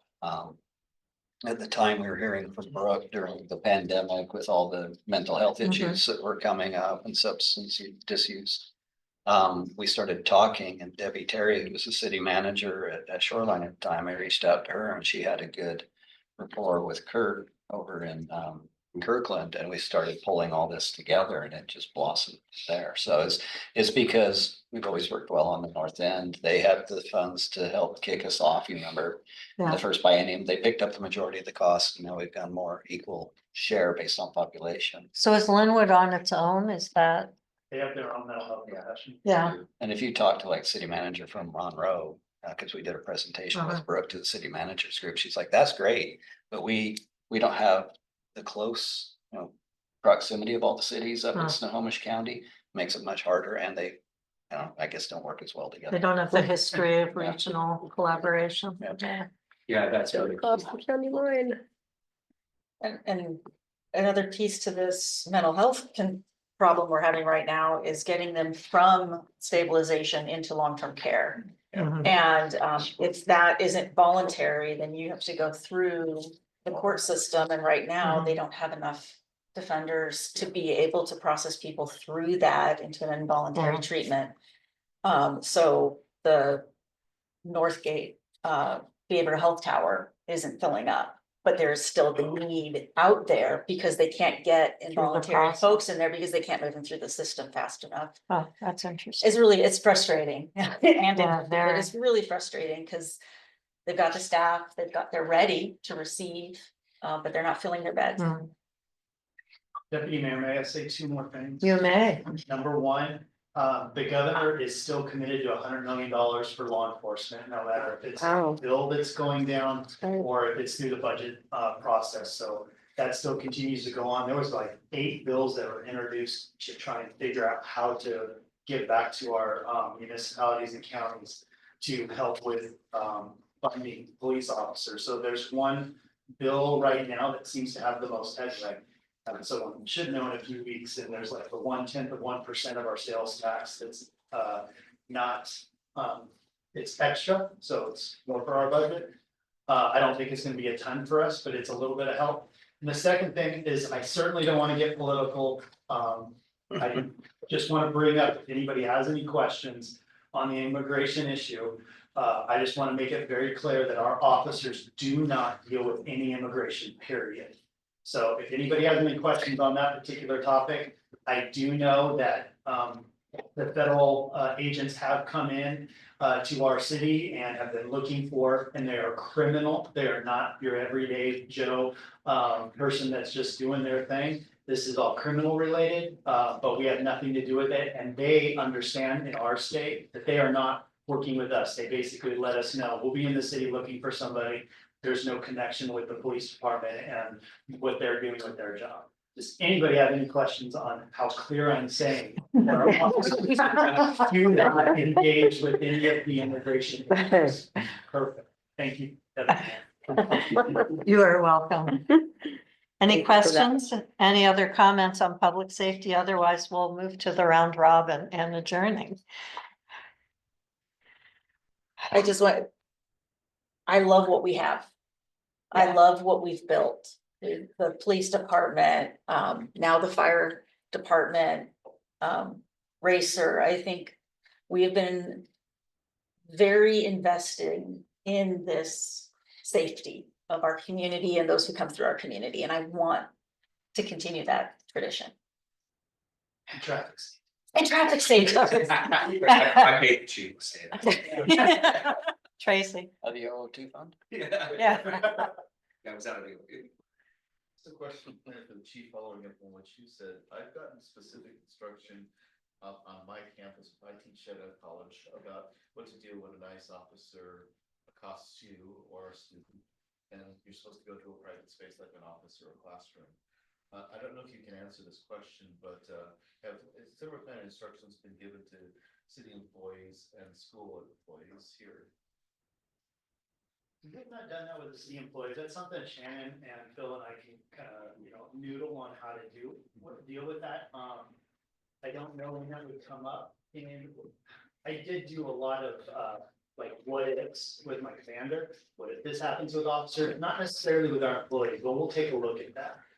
It's not a bad idea if we had somebody that came in that maybe a federal agent was following in, and then they go to make an arrest on somebody, and it's in our building. How do we handle that? Those kind of things would be good what if questions. Thank you. Thanks. Okay.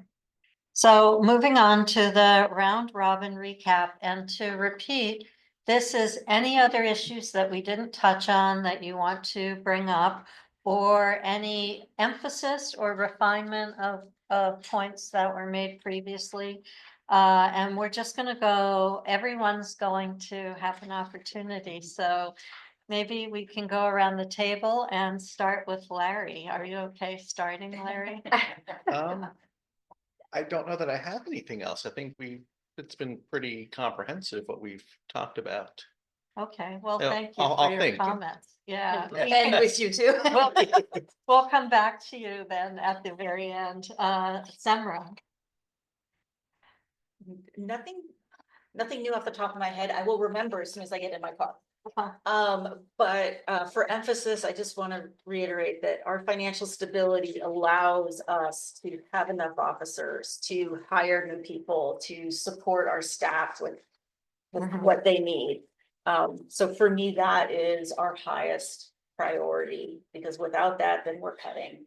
And that's not what this community is about. Oh, sorry, does the round robin include priorities from what we did discuss? Yes, Oh, and okay, then. yes, sorry. That I could say. It's open-ended, yeah. Focusing on pedestrian multimodal safety and in particular developing a project matrix that we can use for all types of citywide projects. Okay, got it. Come on. Back to the thing. Yeah. Financial stability is the linchpin base to for everything everything. else. Yeah. John, I'm pleased with the level of discussion and sort of collegiality of the council in the several years that I've been on it. And I think today's discussion just reflects that. Echo comments from Councilmember Riddle about public safety and the value of our employees, the police department. I think it's quite exceptional that our police department is, knock on wood, fully staffed today, but we recognize that we have some challenges going forward. And that our community and the council have been very supportive of maintaining that. And it's so difficult to build up to the level that we have today and the quality that we have, but it's so easy to lose it. And I appreciate the city staff and chief always trying to be proactive to make sure that we can maintain that level. Priorities, I'm good with what we talked about today, and I think that we have plenty to do. I would only offer, we haven't spoken about it, but I don't know what our naming policy is, and we will have naming policy for public spaces as an example. And we will have some opportunities to come up in the future. And I would like to have a discussion about how we do that. Oftentimes, and I was going back and looking, many of our prominent places in Lake Forest Park are named for individuals. But I would like us to broaden our naming policy to represent more than just maybe pioneers. And so. what is it? We could sell our sponsorships. You know? Yeah. I would not be in favor. I was thinking T-Mobile, but I. Well, we were talking previously if a certain individual could fund the completion of our lakefront park, we could call our park Pearl Gates Park. That's kind of like Pearly Gates. You know, No, I I know. I'm not sure that's the same part. What did you say? It's a good point. So I'll add the naming policy to the list. And if you have some thoughts on that, not to put the monkey on your back, but if you have some Yeah, thoughts my on that. thoughts on that would be that we should recognize places and not necessarily individuals, and certainly not living individuals. And I think that we have missed opportunities, and this is just historical. But going forward, I think that we can represent maybe a broader group in however we name. And then sometimes it's not named for persons, but rather places. Okay. Good point. Ellen, Deputy Mayor, I thought of a new one. a I new knew one. it would Thank happen you. Yeah. Before I got Are we going back? Yes. We were gonna tell Larry. Well, he was first. Revisiting our art policy. And we have a large 6-year CIP. And one of the elements that we haven't discussed is pulling in public art into those spaces. I mean, we discussed it, but it hasn't gotten farther than that. So I want us to really consider that. We are in fact getting a roundabout. What is that gonna look like? How do we go through and RFP and process and who reviews And the the art?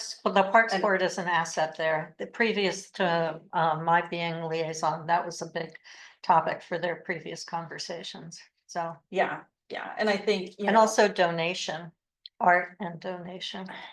yeah, We think have we a have pretty good donation. donation policy, Yeah. but there's an intersection of them. Yeah. As and for also. and for the art, right now, we kind of have a 1%. Yeah. We haven't been doing it, Yeah, and we need to tweak it to make it work better. So anyways, okay, got it. revisiting art. Ellen, I just want to,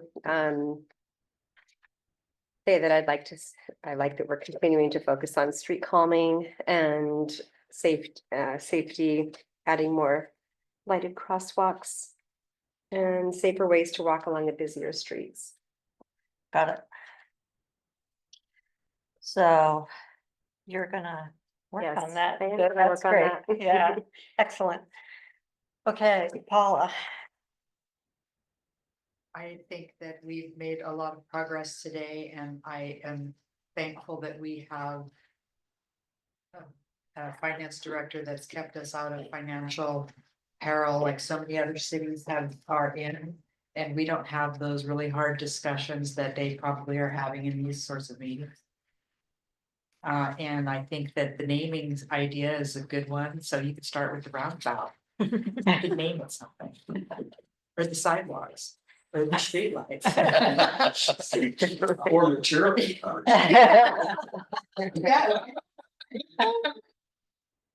We could put art up. Cover base. Okay, that it? Yeah.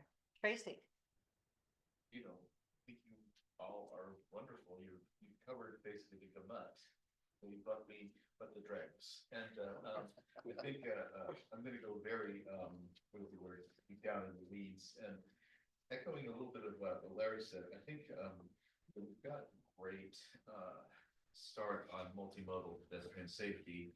I think we need to expand on that so that we can connect our jewels, which are our parks, together.